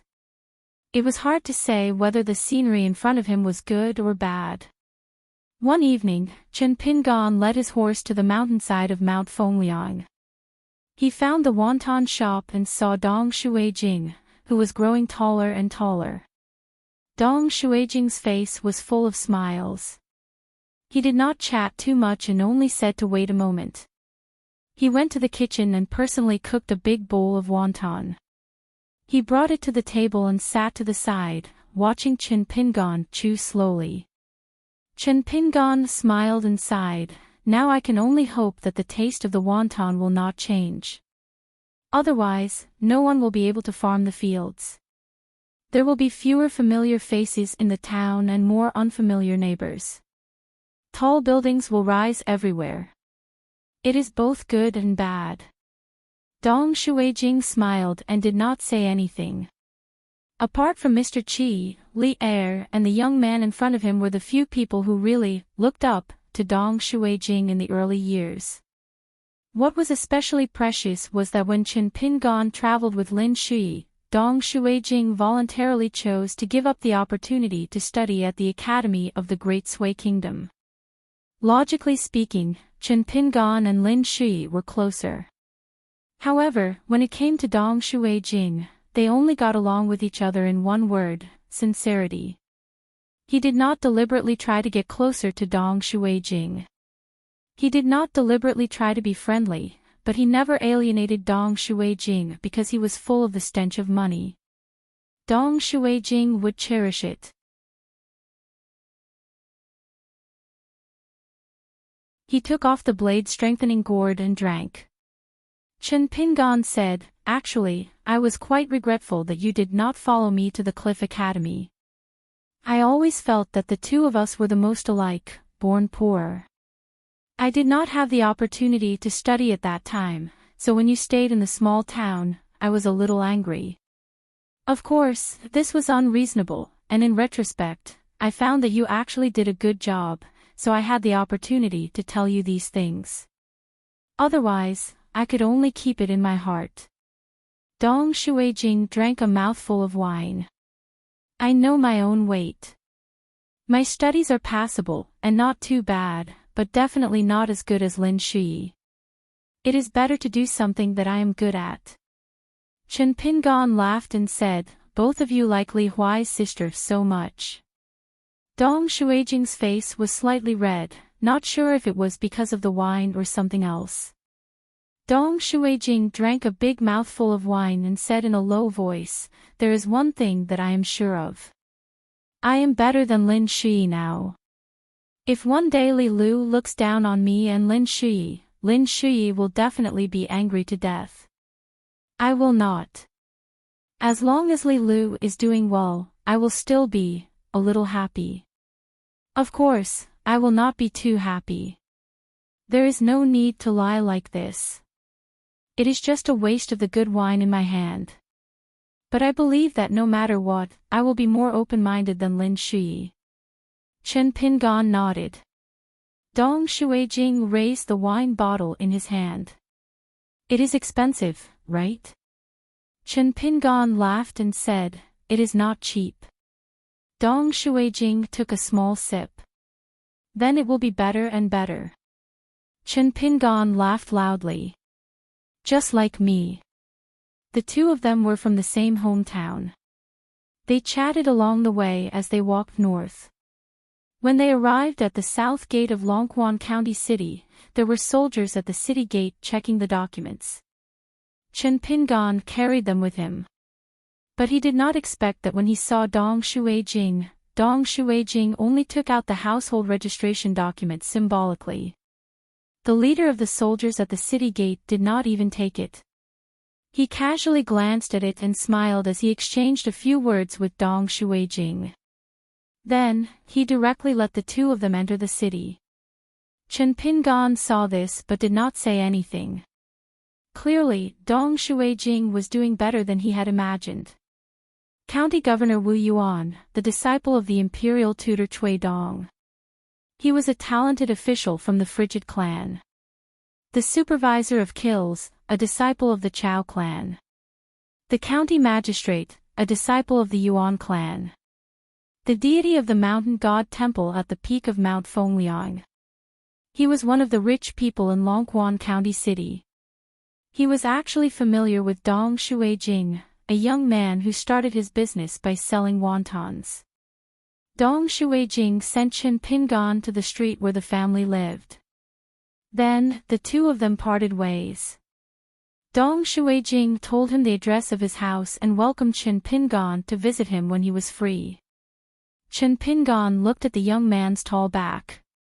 He was bathed in the light of dawn and was full of vitality. According to what Dong Shuijing said, in Longquan County City, one only needed to look at which street one lived in to see the depth of one's family's wealth. The street Chen Pingan was on was called Jiazi Street. Most of the people who came here were ordinary, well-to-do families in Dali City. They came here to buy manors. The land price was not low, and the manors were not large. They could not be said to be affordable. It was hard to avoid the suspicion that they were trying to pretend to be rich. Dong Shuijing had also said that in some of the more luxurious and imposing streets to the north of Jiazi Street, the biggest wealthy family was Gu Kan's mother from Mud Bottle Alley. Looking at how she was buying manors, she did not lack money. It was just that she had come late. Very quickly, the four of them rushed over to the main gate. Seeing Chen Pingan standing outside leading a horse, they hurriedly stepped over the threshold. 3 men and 1 woman. The middle-aged man stood together with his 2 sons and 1 daughter. At a glance, one could tell that they were a family. The middle-aged man could also be considered a handsome man.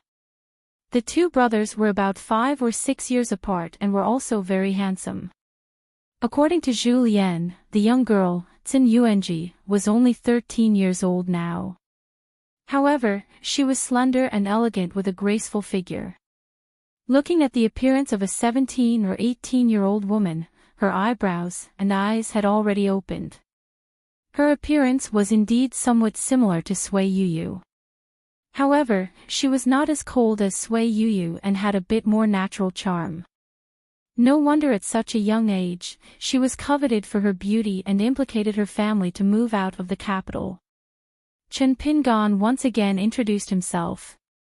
This time, he used Dolly's official language and not Longchuan's local dialect. The middle-aged man bowed and said, "Tsinjing greets Luopa Mountain's immortal Master Qin." After straightening his back, the man apologized, "This matter is of great importance. Tsinjing does not dare to mention Immortal Master's name without permission to the rest of the family." Chen Pingan shook his head and said, "It's fine." Chen Pingan turned his head to look at the young girl. "Do you have anything to say to your family? After arriving at Luopa Mountain, you can't casually descend the mountain and enter the city. Even if you exchange letters, there will still be some mountain rules to follow. Therefore, if you have something to say, I can wait for you to finish." Tsin Yuanji shook her head. Chen Pingan led the horse and turned around. "Then we'll be leaving." He did not visit the Tsin family for a cup of hot tea, nor did he give the Tsin family's man any reassurance. Just like that, Chen Pingan led the young girl out of the street. When they reached another street, Chen Pingan finally spoke his first sentence. He had the young girl look after the horse and wait outside the door. The young girl silently nodded. This mansion was called the Gu Mansion. Nowadays, it was quite famous in Longquan County City. It was said that she was an extremely rich woman and had a great backer in Dolly. As soon as the gatekeeper heard the 3 words Chen Pingan, he hurriedly led the ordinary-looking young man into the mansion. Chen Pingan saw the pampered woman and drank a cup of tea.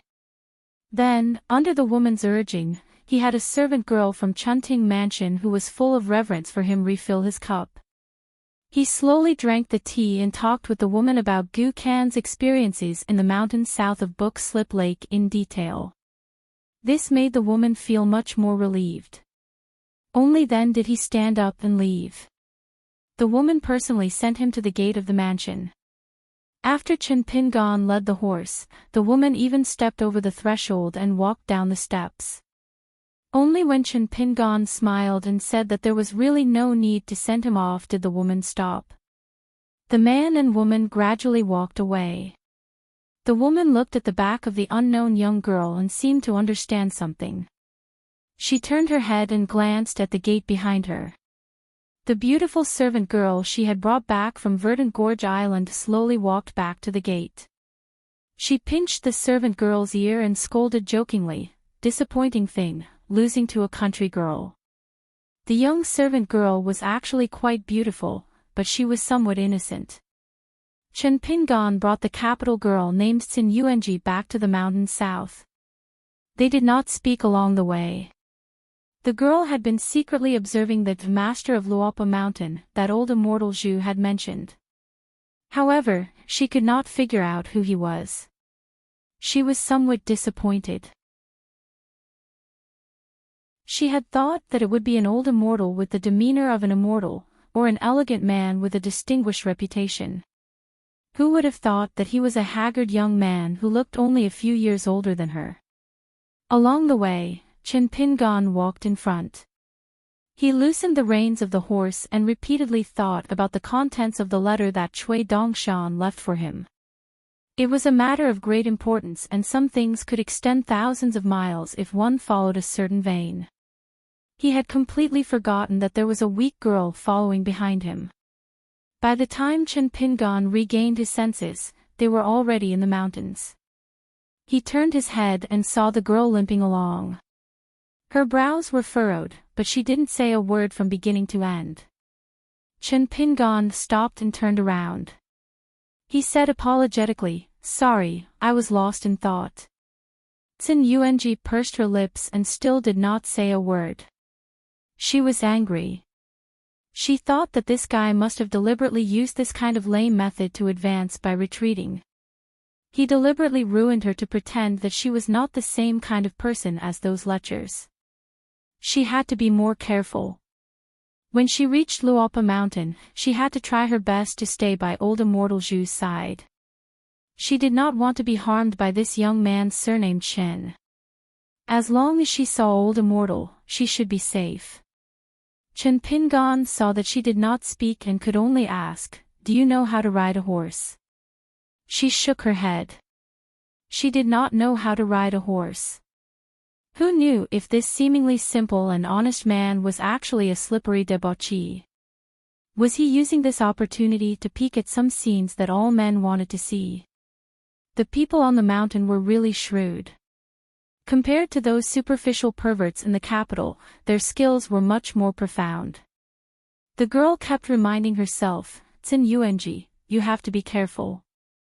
Chen Pingan did not think of this girl. His thoughts were hundreds of thousands of miles away. He said, "Then let's go slower. If you want to rest, let me know." Look, first he was a bad person, then he was gentle. His methods were intertwined and endless. The girl was more and more certain that this guy was not a good person no matter how she looked at him. Chen Pingan felt that the way the girl looked at him was somewhat strange and deep. Turning around, he led the horse forward. Chen Pingan rubbed his cheeks. How could it be that Zhu Lian was right? Now that he was roaming the Jianghu, he had to be careful of attracting romantic debts. Chen Pingan took off the blade-strengthening gourd and drank a mouthful of wine. He hesitated whether he should let Tsin Yuanji go to Luopa Mountain alone first while he went to the medicine shop in the small town. As soon as she saw the man drink, the girl looked around. There was no one in the wilderness. She wanted to cry but had no tears. Was this guy going to do something bad under the guise of being drunk? Chen Pingan learned from his mistakes.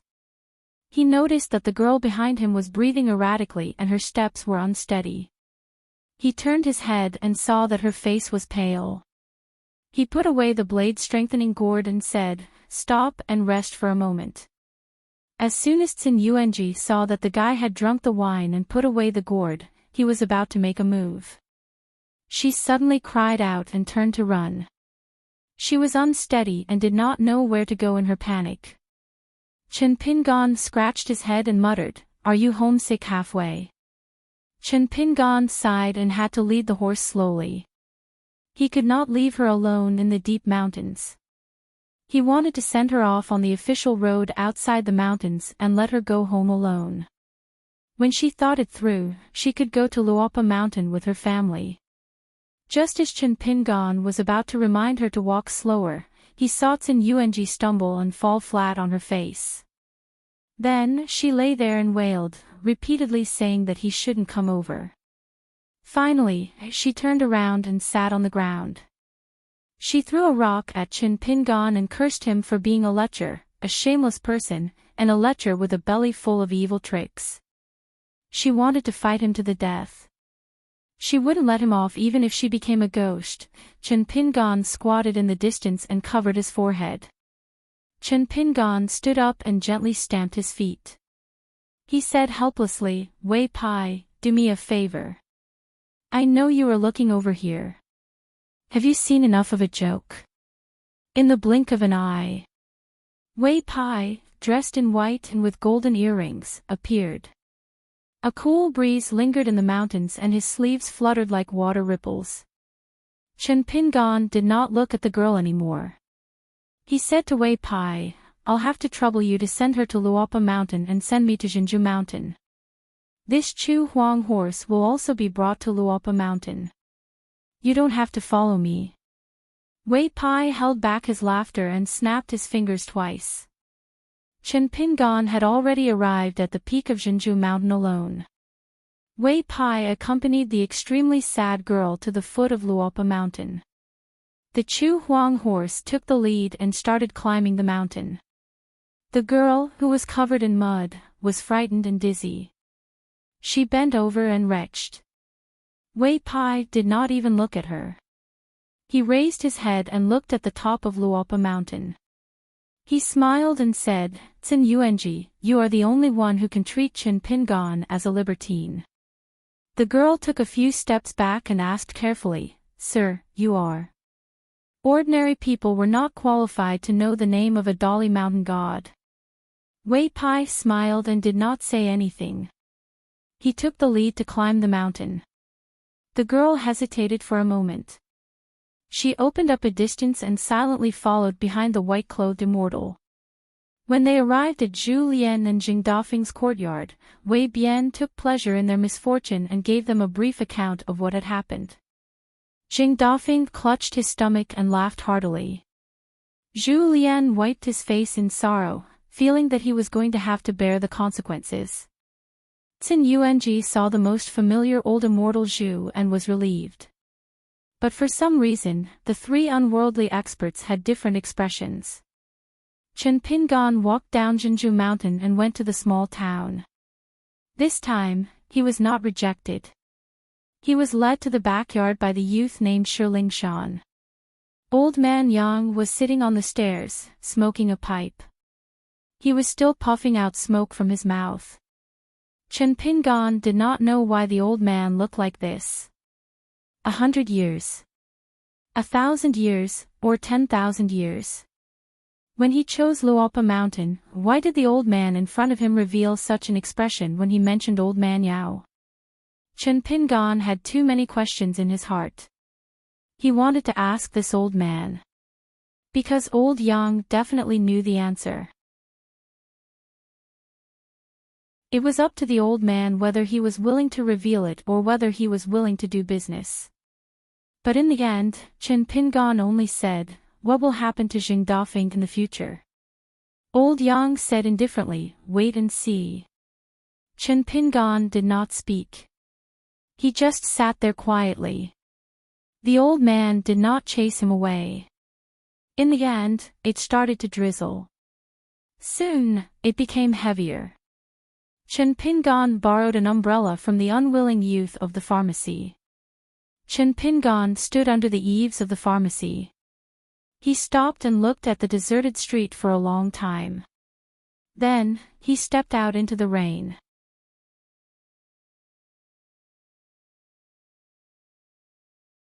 For 63, leaving the Yang family's drugstore, he went to the old school that was neither destroyed nor used. Chen Pingan stood outside the window with an umbrella and looked inside. There seemed to be the sound of reading in his ears, just like when he was young. He squatted by the wall and listened to the teacher's lectures. Leaving the school, he went to the new school built by the Chin family in the Dragontail Creek, which was much bigger than the old school. Chen Pingan stopped outside the memorial arch and turned to leave. Walking past the place called Crab Square in his hometown, Chen Pingan looked up and walked around. There were 4 plaques written by the saints, which were the Confucian schools. Buddhism's don't ask for external help, Taoism's hope is natural, and military's Qi Chong fighting bull. After the Pearl Cave fell, it was copied layer by layer by the Dali imperial court with a secret technique, which stripped all the spirit contained in the words. It was unknown who got these lucky chances. Looking up at the word hope, Chen Pingan thought about what Cui Dongshan said in the letter.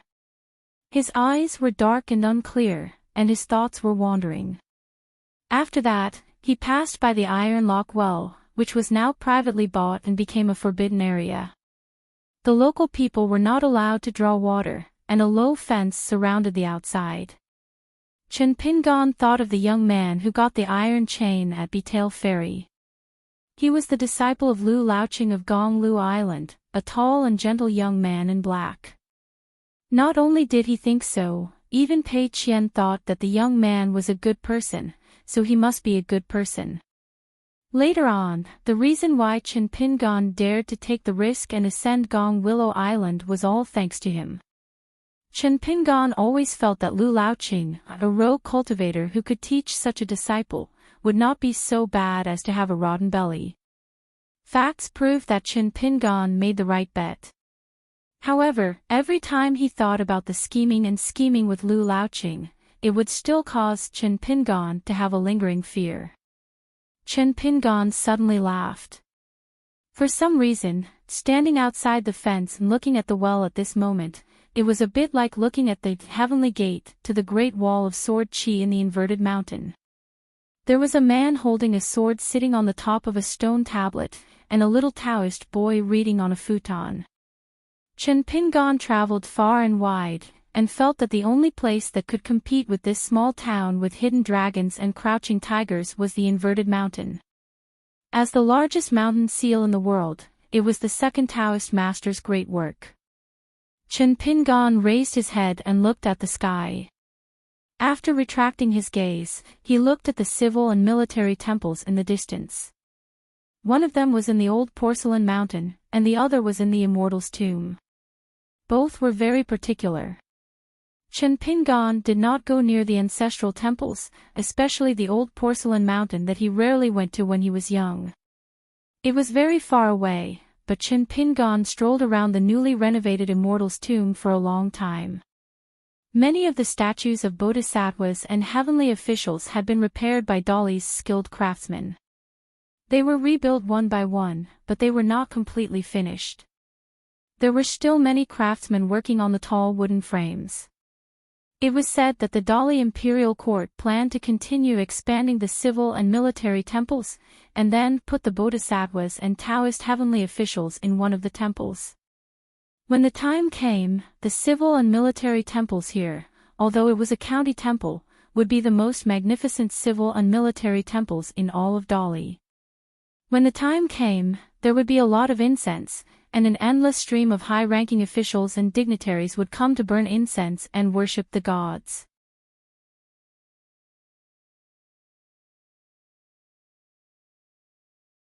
In the beginning, there was only a little girl in a red cotton-padded jacket by his side. He took care of the little girl along the way, passing through green mountains and clear waters. But in fact, it was also the little girl who silently supported the mentality of the youngest martial uncle, which allowed him to travel far away from home and never give up. Chen Pingon passed by a temple of the water god that had been accepted by the Dali imperial court as an orthodox temple of the water god. There was almost no incense, and its name was also strange. It seemed to only have a golden body and an ancestral temple. It was even worse than the obscene temples in other countries because there was not even a decent plaque. Until now, few people were sure whether it was a temple of the river god or a temple of the goddess of the river. On the other hand, the temple of the river god on the Tiefu River was built very magnificently. The people of the town would rather walk more than 100 miles to burn incense and pray for the goddess of the river. Of course, there was also the most important reason.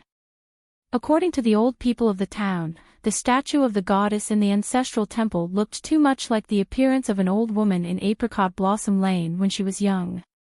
The old people, especially the old women in the streets, would tell the younger generation not to burn incense as it was easy to attract evil spirits. Chen Pingon didn't enter the ancestral temple. He continued to walk down until he reached the Tiefu River deity temple. The Tiefu River was now Dali's top river, and its deity position was revered. As a result, the standard of the ceremony was extremely high, much higher than the Embroidery River and the Jade Liquid River. If it wasn't for the fact that Longquan was only a prefecture now, it wouldn't have been the prefectural governor Wu Yuan. Instead, it would have been the prefectural governor, who would personally come here every year to pay respects to the river god, praying for favorable weather and no drought or flood for the people under his jurisdiction. On the other hand, it was enough for the prefect of Xiuhua River and Yuye River to personally visit the river deity temple. Occasionally, when he was busy with work, it was not considered an offense to let the subordinate officials pay respects.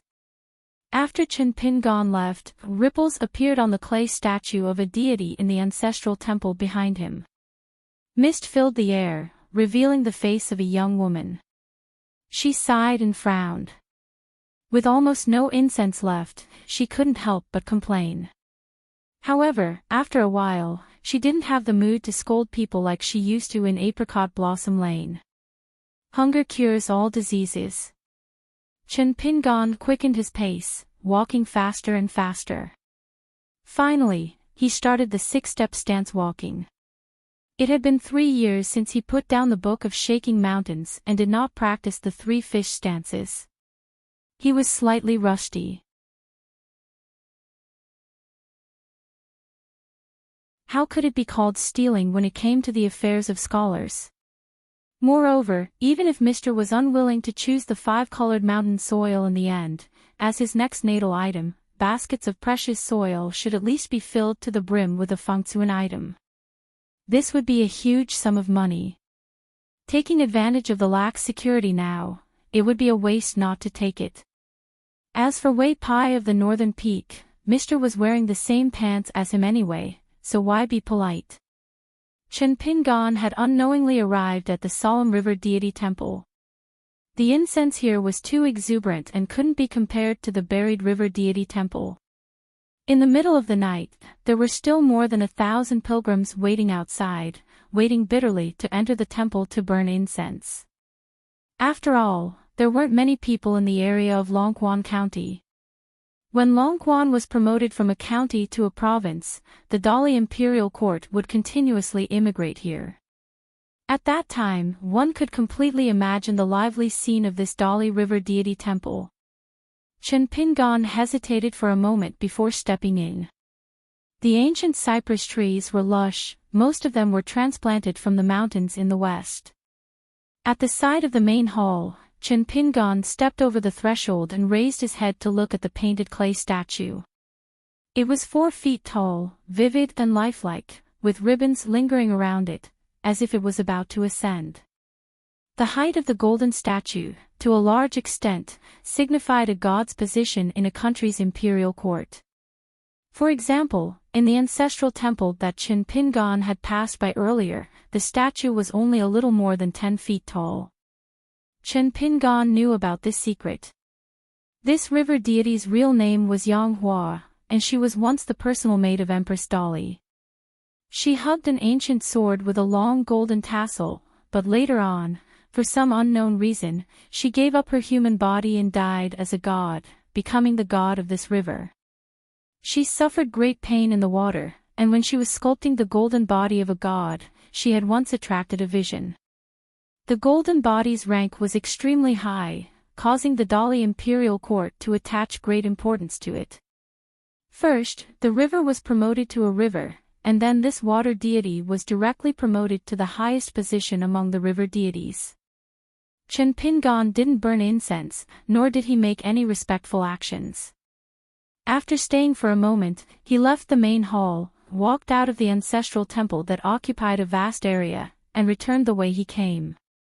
From the beginning to the end, the atmosphere of the river deity temple was quiet, with only the incense burning in spirals. Chen Pingan didn't bother Wei Pai this time. When he walked back to Luopa Mountain, it was already dusk of the second day. During this time, he also visited a few mountains along the way. When he got a few bags of gold and copper coins, Wan Ting suggested that he buy a mountain. Chen Pingan alone took the map drawn by the Kiln Affairs Supervision Department and walked through the mountains. Finally, he picked 5 mountains, including Luopa Mountain and Jinju Mountain. It was not that Chen Pingan was really a playboy, but which man in the world did not like his appearance not annoying? Chen Pingan also did not deliberately neglect Tsin Yung. He repeated the words he said to the Tsin family in Longquan County City. Since she had come to Luopa Mountain and wanted to practice martial arts here, there must be rules. It was best to first clarify with Zhu Lian. Then, as long as it was within the rules, there would be no taboos. Moreover, even if she was punished in the future and felt that she was not wrong, there was no need to worry. She could directly look for Chen Pingan to reason with him and no one would stop her. As long as what she said was right, Chen Pingan would recognize her reason. Tsin Yung was in a daze. She nodded but still did not speak. She was both relieved and worried. She was relieved that Luopa Mountain was not a dragon's pool or a tiger's den. She was worried that other than old immortal Zhu, why did the young hill master, the hill master's first disciple, and the pair of little attendants in green and pink dress differ so much from Qin Yuanji's image of a cultivator on the mountain? The only one who fit her image of an immortal, Wei Pai, was not a cultivator on Luopa Mountain. As for the old man named Shi Rou, he did not like to talk and was even more strange. Just looking at him was enough to frighten people. Qin Yuanji sighed in her heart. Whatever, it was better to practice martial arts in peace. Chen Pingan brought the little attendant in green and the little girl in pink dress to the stone table by the cliff near the bamboo building. The little girl in pink dress sat beside Chen Pingan. Her position was towards the north so that she would not block her master's view towards the south. The little attendant in green sat opposite Chen Pingan. He stretched out his hand and the little girl in pink dress took out a handful of melon seeds. After spending so much time with Pei Qian who liked to eat melon seeds, she was somewhat like a peddler selling melon seeds. Chen Pingan said seriously, "It's not a good thing that you don't have an official name. In the future, there may be a sect in Luopa Mountain. Maybe there will even be a hall of ancestors. However, you should hide your natal names well. I haven't asked you all these years and I won't ask for them in the future. Even if Luopa Mountain becomes a real cultivation mountain in the future, I won't ask for it from you. I can say it now. In the future, if anyone talks nonsense and wants to talk about something, you can tell me and I will talk to him. But in the future, you must have a name that can be recorded in the Hall of Ancestors. So, do you have a preferred alias? The so-called natal names of the monsters in the mountains and rivers must be carefully engraved somewhere in the Heart Lake, Heart Door, and Heart Field. Especially after turning into human form, this name was indispensable. It was equivalent to announcing to the world, like the title of a country.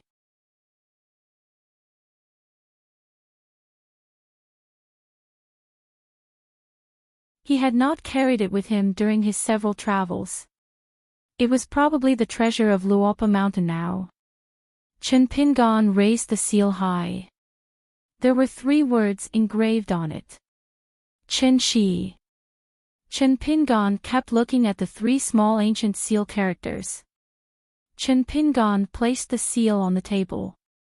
His chin rested on his folded arms as he stared at the seal characters at the bottom of the seal. Chen Pingan sat up and twisted his wrist. He controlled his mind and took out the life item water seal from his life underwater residence. He gently placed it to the side. Finally, the 2 seals were no longer just shadows. Chen Pingan lay on the table again and muttered to himself, "I hope that one day, when someone tries to reason with me, they will first ask my fist and sword if they agree. But now, my fist technique is not good and my sword technique is not good. Half of the 10-year agreement is already over. What should I do?"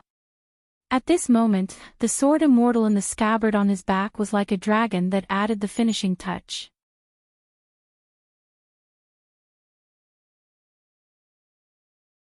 For 64, by the way, Swords of the Future is already on Kindle. Those who are used to reading on Kindle can read it there. As for the rest of my friends, Swords of the Future is 40,000, with an average subscription of nearly 35,000, and close to 30,000 in 24 hours. Thank you for your company in the past year and a half.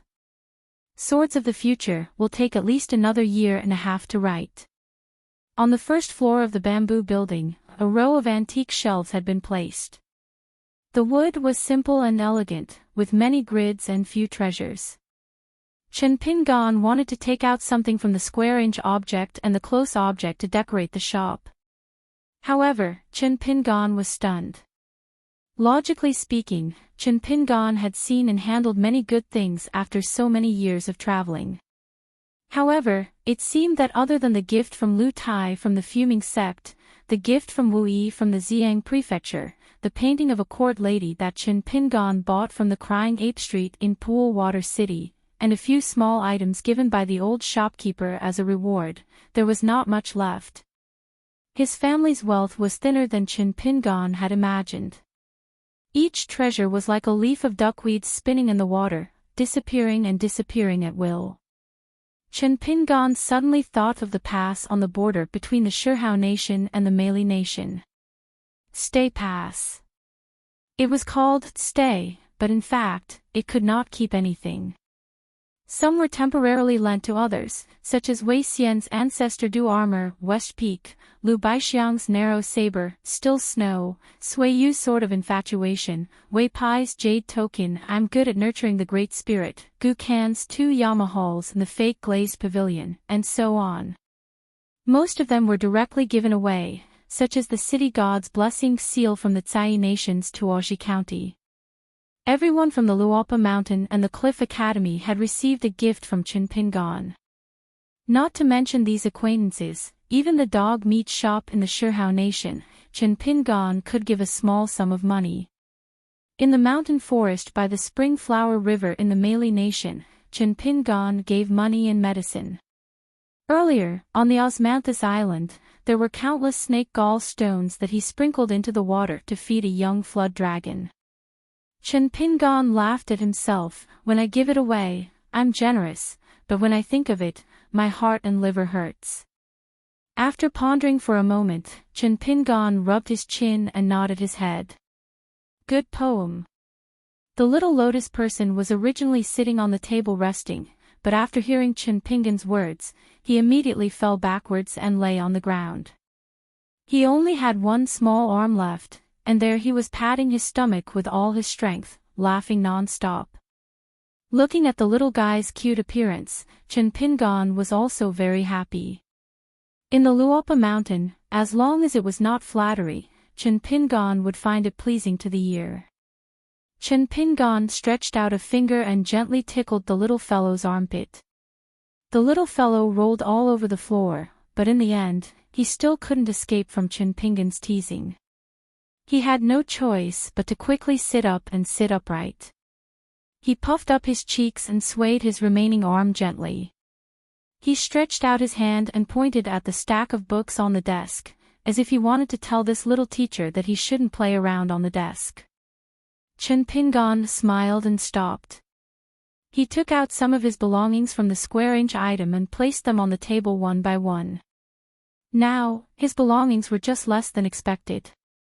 Chin Pingan's family was still quite rich. Not only did he have a mountain to earn money, he was also carrying a sword immortal on his back. This was not a mosquito leg meat from the old Dragon City's Fu family, but a real half-immortal weapon. The golden wine robe that was peeled off from the old nascent soul of the Flood Dragon Valley was a relic of an immortal who cultivated overseas. The unknown immortal failed to ascend and could only reincarnate. The fact that the golden wine robe did not turn into ashes was a proof in itself. Therefore, Chin Pingan was not too surprised to know that the golden wine robe could grow into a half-immortal weapon by eating the golden copper coins. An incomplete walnut bracelet, each of the core carvings was equivalent to a fatal blow from an ordinary gold core earth immortal. The thin green robe was not a magic treasure, but Chin Pingan liked it very much. He always felt that the white robe of the golden wine robe was too eye-catching. The walnut bracelet and the green robe were also brought along when he went to the North Continent. There were many items on the table. The 2 seals were still placed in the center of the hall, surrounded by stars and moons. Chin Pingan began to calculate silently. It was impossible to not pay back the debt. Zhu Lian had once said from experience that borrowing money was the best test of friendship. Often, many so-called friends would not be able to remain friends if they lent money to each other. However, there would always be 1 or 2 who would return the money they borrowed. Zhu Lian also said that there were 2 types of repayment. One was that they would return the money when they had it. The other was that they could not return the money for the time being, but they would greet them every time and would not hide. When they had more money, they would return the money. During this period, if you urged them, they would apologize out of guilt and would not complain. Zhu Lian said that this type of friend could last for a long time. They would not complain about being friends for a lifetime because of gratitude. At that time, Chen Pingan smiled and asked Zhu Lian, "Are you planning to borrow money? And you won't return it to me for the time being?" Zhu Lian lowered his head and rubbed his hands. He said that the young master was a learned man and could predict the future. The hunchbacked old man really shamelessly borrowed some snow from Chen Pingan. In fact, it was only 10. He said that he wanted to build a private library behind the house. Of course, Chen Pingan would lend it to Zhu Lian. As a martial artist in the far travel realm, to a certain extent, he was involved in the martial arts fate of an entire country. To think that he would need to nag for half a day just to borrow 10 snowflakes to spend money. Chen Pingan felt indignant for Zhu Lian, but since they had agreed on 10 snowflakes to spend money, he meant 10 snowflakes. Chen Pingan requested that when Zhu Lian finished building the library, it must be in the forbidden area of Luopa Mountain. No one was allowed to enter without permission. Zhu Lian agreed. Chen Pingan estimated that the bookstore business in Longquan County City would be prosperous for a while. The little lotus person was still fiddling with the items, arranging them neatly one by one. Chen Pingan didn't know who the little guy got this habit from. Chen Pingan let it be busy, minding his own business.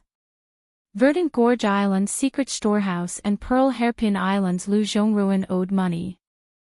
However, the real big expenditure was destined to be the grand ritual of Heavenly Cycle and the Water and Land Dojo jointly organized with Gu Kan. If they really let loose, they could become 2 bottomless pits. It was definitely not a matter of a few grains of grain rain money. If it was an ordinary small country's monarch or rich person who set up a grand ritual or a dojo, the Taoists and eminent monks invited were mostly not cultivators. Even if there were, they could be counted on one's fingers. Therefore, the expenditure was not too big. Tens of thousands to hundreds of thousands of taels could be held 1 or 2 times. Even if it cost 500,000 taels of silver, it would be 5 grains of grain rain money and half a grain of grain rain money. In any small vassal country of the Aquarius continent, it was a grand event that would not be seen for decades. However, when it came to cultivators, especially when they hired earth immortals, they had to deal with the old immortals of famous Taoist temples. Even if they were kind and benevolent, they could smile and say, whatever, or whatever. When Chen Pingan and Gu Kan took out the money, would they really dare to say, whatever? Moreover, before Chen Pingan left Book Lake, he had discussed with Gu Kan that the 2 rituals should be big and not small. Moreover, they had to ensure that there were no people fishing for fame and reputation and taking advantage of the chaos. Otherwise, it would not only be a waste of immortals' money, but also delay the blessings and reincarnation of those Yin spirits and ghosts. Therefore, in 2 years, Gu Kan had to hold 2 rituals in succession. It would be extremely exhausting, testing one's eyesight, and requiring a lot of patience. This was also a kind of training for Gu Kan by Chen Pingan. Since he had chosen to correct his mistakes, he would be embarking on an extremely difficult and bumpy road. Back then, in the mountains near Book Lake, demons ran rampant, evil practitioners appeared, and miasma was everywhere. However, what was more difficult than that was the Yama palace that Gu Kan carried on his back and the many send-offs. Gu Kan almost gave up twice in the middle. Correcting one's mistakes was not a matter of saying, I know I'm wrong. Then one could walk a little further and spend some immortal's money with a clear conscience, as if one had done a great deed or a good deed. There was no such good thing in the world. However, Chen Pingan was well aware that Gu Kan had not gone from one extreme to the other. Gu Kan's temperament was still wavering. It was just that he had suffered greatly at Book Lake and almost died from eating too much. Therefore, Gu Kan's current state of mind was somewhat similar to Chen Pingan's when he first walked the Jianghu and imitated the people around him. However, he only observed the way people dealt with the world. After pondering over it, he turned it into his own use. His temperament had changed, but not too much.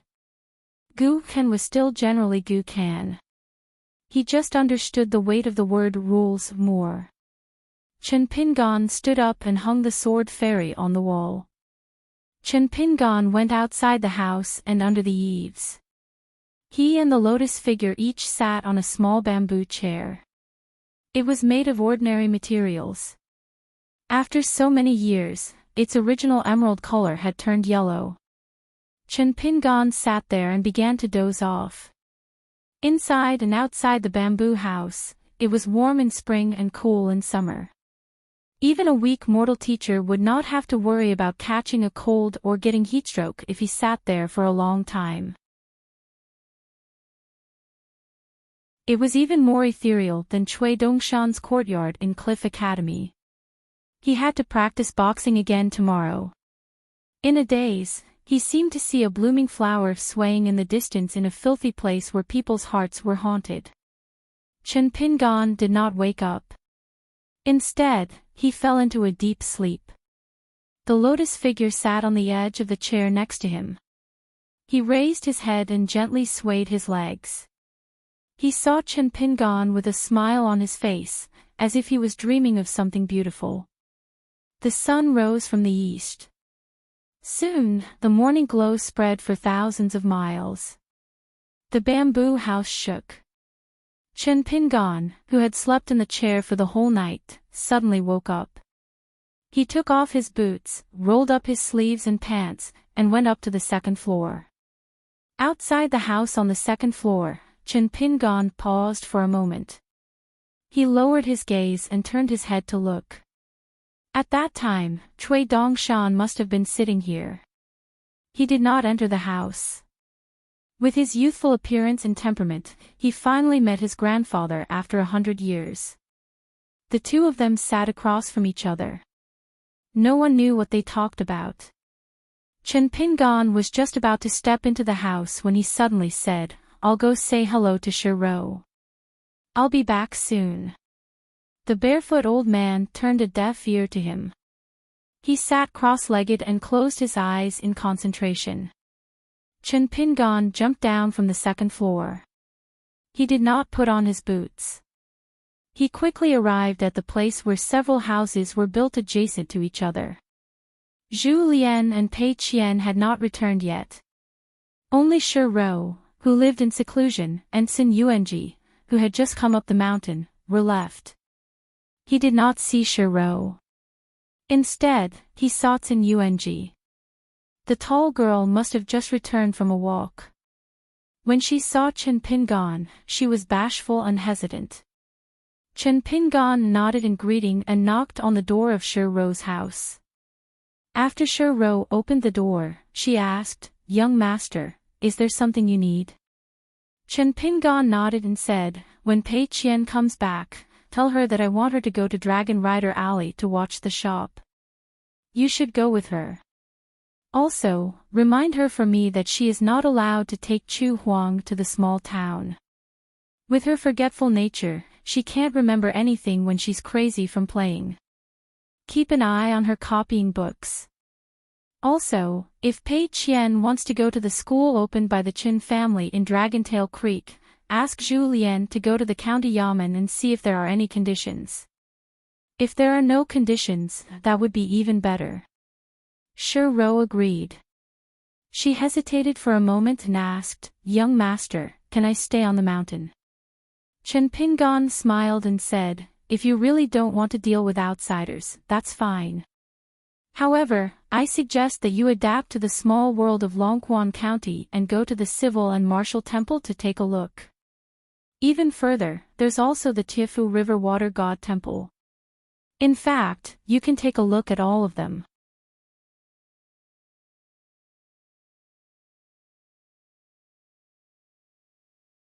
Cui Minghuang would go with the flow and become the next Whole Master. In this way, Lakeview Academy would gain face. Of course, most of the benefits would fall into the hands of Cui Dong. Cui Minghuang, who had long been a pawn of Cui Dong, would be satisfied after obtaining the position of Hill Master of the Academy. After all, this was a great honor and was almost the pinnacle of a scholar. Moreover, as long as Cui Minghuang was in Longquan of Dali, with Cui Dong's ability to calculate, even if Cui Minghuang had more lofty ambitions, he could only be a teacher under the eyes of Cui Dong. However, later on, the situation changed unpredictably. Many trends were even beyond the expectations of the imperial tutor, Cui Dong. For example, the imitation of the Beko Keikyung building by Dali almost became a joke in the world. The late emperor, Song Yung-chen, was severely injured. Dali's cavalry went south in advance, and Cui Dong's many schemes in the central part of the Aquarius continent also began. Lakeview Academy was tit for tat. In a spurt of energy, they sent many gentlemen and sages to the palaces of various countries to reprimand the kings of the human world, or to settle the chaos of various countries. In particular, the crash of the cross-continent ferry of Mount Dage in the Zhuiying dynasty and the emergence of the North Continent's Lord of Heaven, Xie Shi, pressuring Lakeview Academy behind Zhuiying. Not only did this provoke the anger of the cultivators of the continent, but in this way, Lakeview Academy and the Song clan had completely fallen out. Cui Minghuang could only stay in the academy and could not be the deputy hill master of Linlu Academy. It was said that this gentleman had been concentrating on learning in the study room all these years and did not waste any time. The entire academy praised him. Chen Pingan was a little puzzled. This time, the old man did not seem to be in a hurry to teach him how to be a man. In the past, he was straightforward and direct, as if watching Chen Pingan live a life worse than death was the old man's greatest pleasure. Today, he started with a casual chat, and they talked a lot. Cui Qing did not have an awkward temperament. Although it did not suit his temperament, he took the initiative to mention Pei Qian's martial arts for the second time. He asked, "Do you want to give Pei Qian a carefree life so much?" Pei Qian's aptitude was indeed too good. It would be a pity to waste it. Chen Pingan hesitated for a moment. Some unintentional words of an adult may be forgotten after saying it, but a child may always keep it in mind, not to mention the words of an elder. Cui Qing frowned. There was a hidden meaning in his words. Of course, he was complaining about the words he said to Pei Qian. That was nothing. But Chen Pingan's attitude was worth pondering. Chen Pingan seemed to be deliberately avoiding the matter of Pei Qian's martial arts cultivation. To put it nicely, he was letting nature take its course. To put it bluntly, he seemed to be worried that the pupil would surpass the master. Of course, Cui Qing was familiar with Chen Pingan's nature. He was definitely not worried that Pei Qian would surpass his half-baked master in martial arts. Instead, he was worried about something, such as worrying that a good thing would turn into a bad thing. Cui Qing said unhappily, "If you have something to say, say it." Chen Pingan wanted to say something but stopped on second thought. Cui Qing laughed and said, "It's okay if you don't say it now. I have my ways to make you speak first." Chen Pingan was unyielding. "How are we going to fight? If you don't care about the gap between our realms, I can say it now. But if you are willing to exchange pointers with me in the same realm, we can talk about it after I lose." Cui Qing said, "Then you can say it now. When I see that you are asking for a beating, my hands are itchy, and I probably can't control the strength of my fists."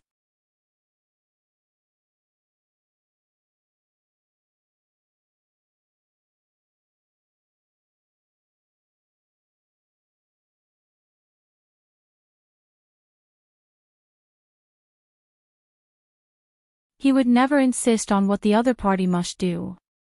Whether Sui Yuyu went to the Jade Gui sect or whether Shi Ro was willing to accept the immortal's remains, it was all like this.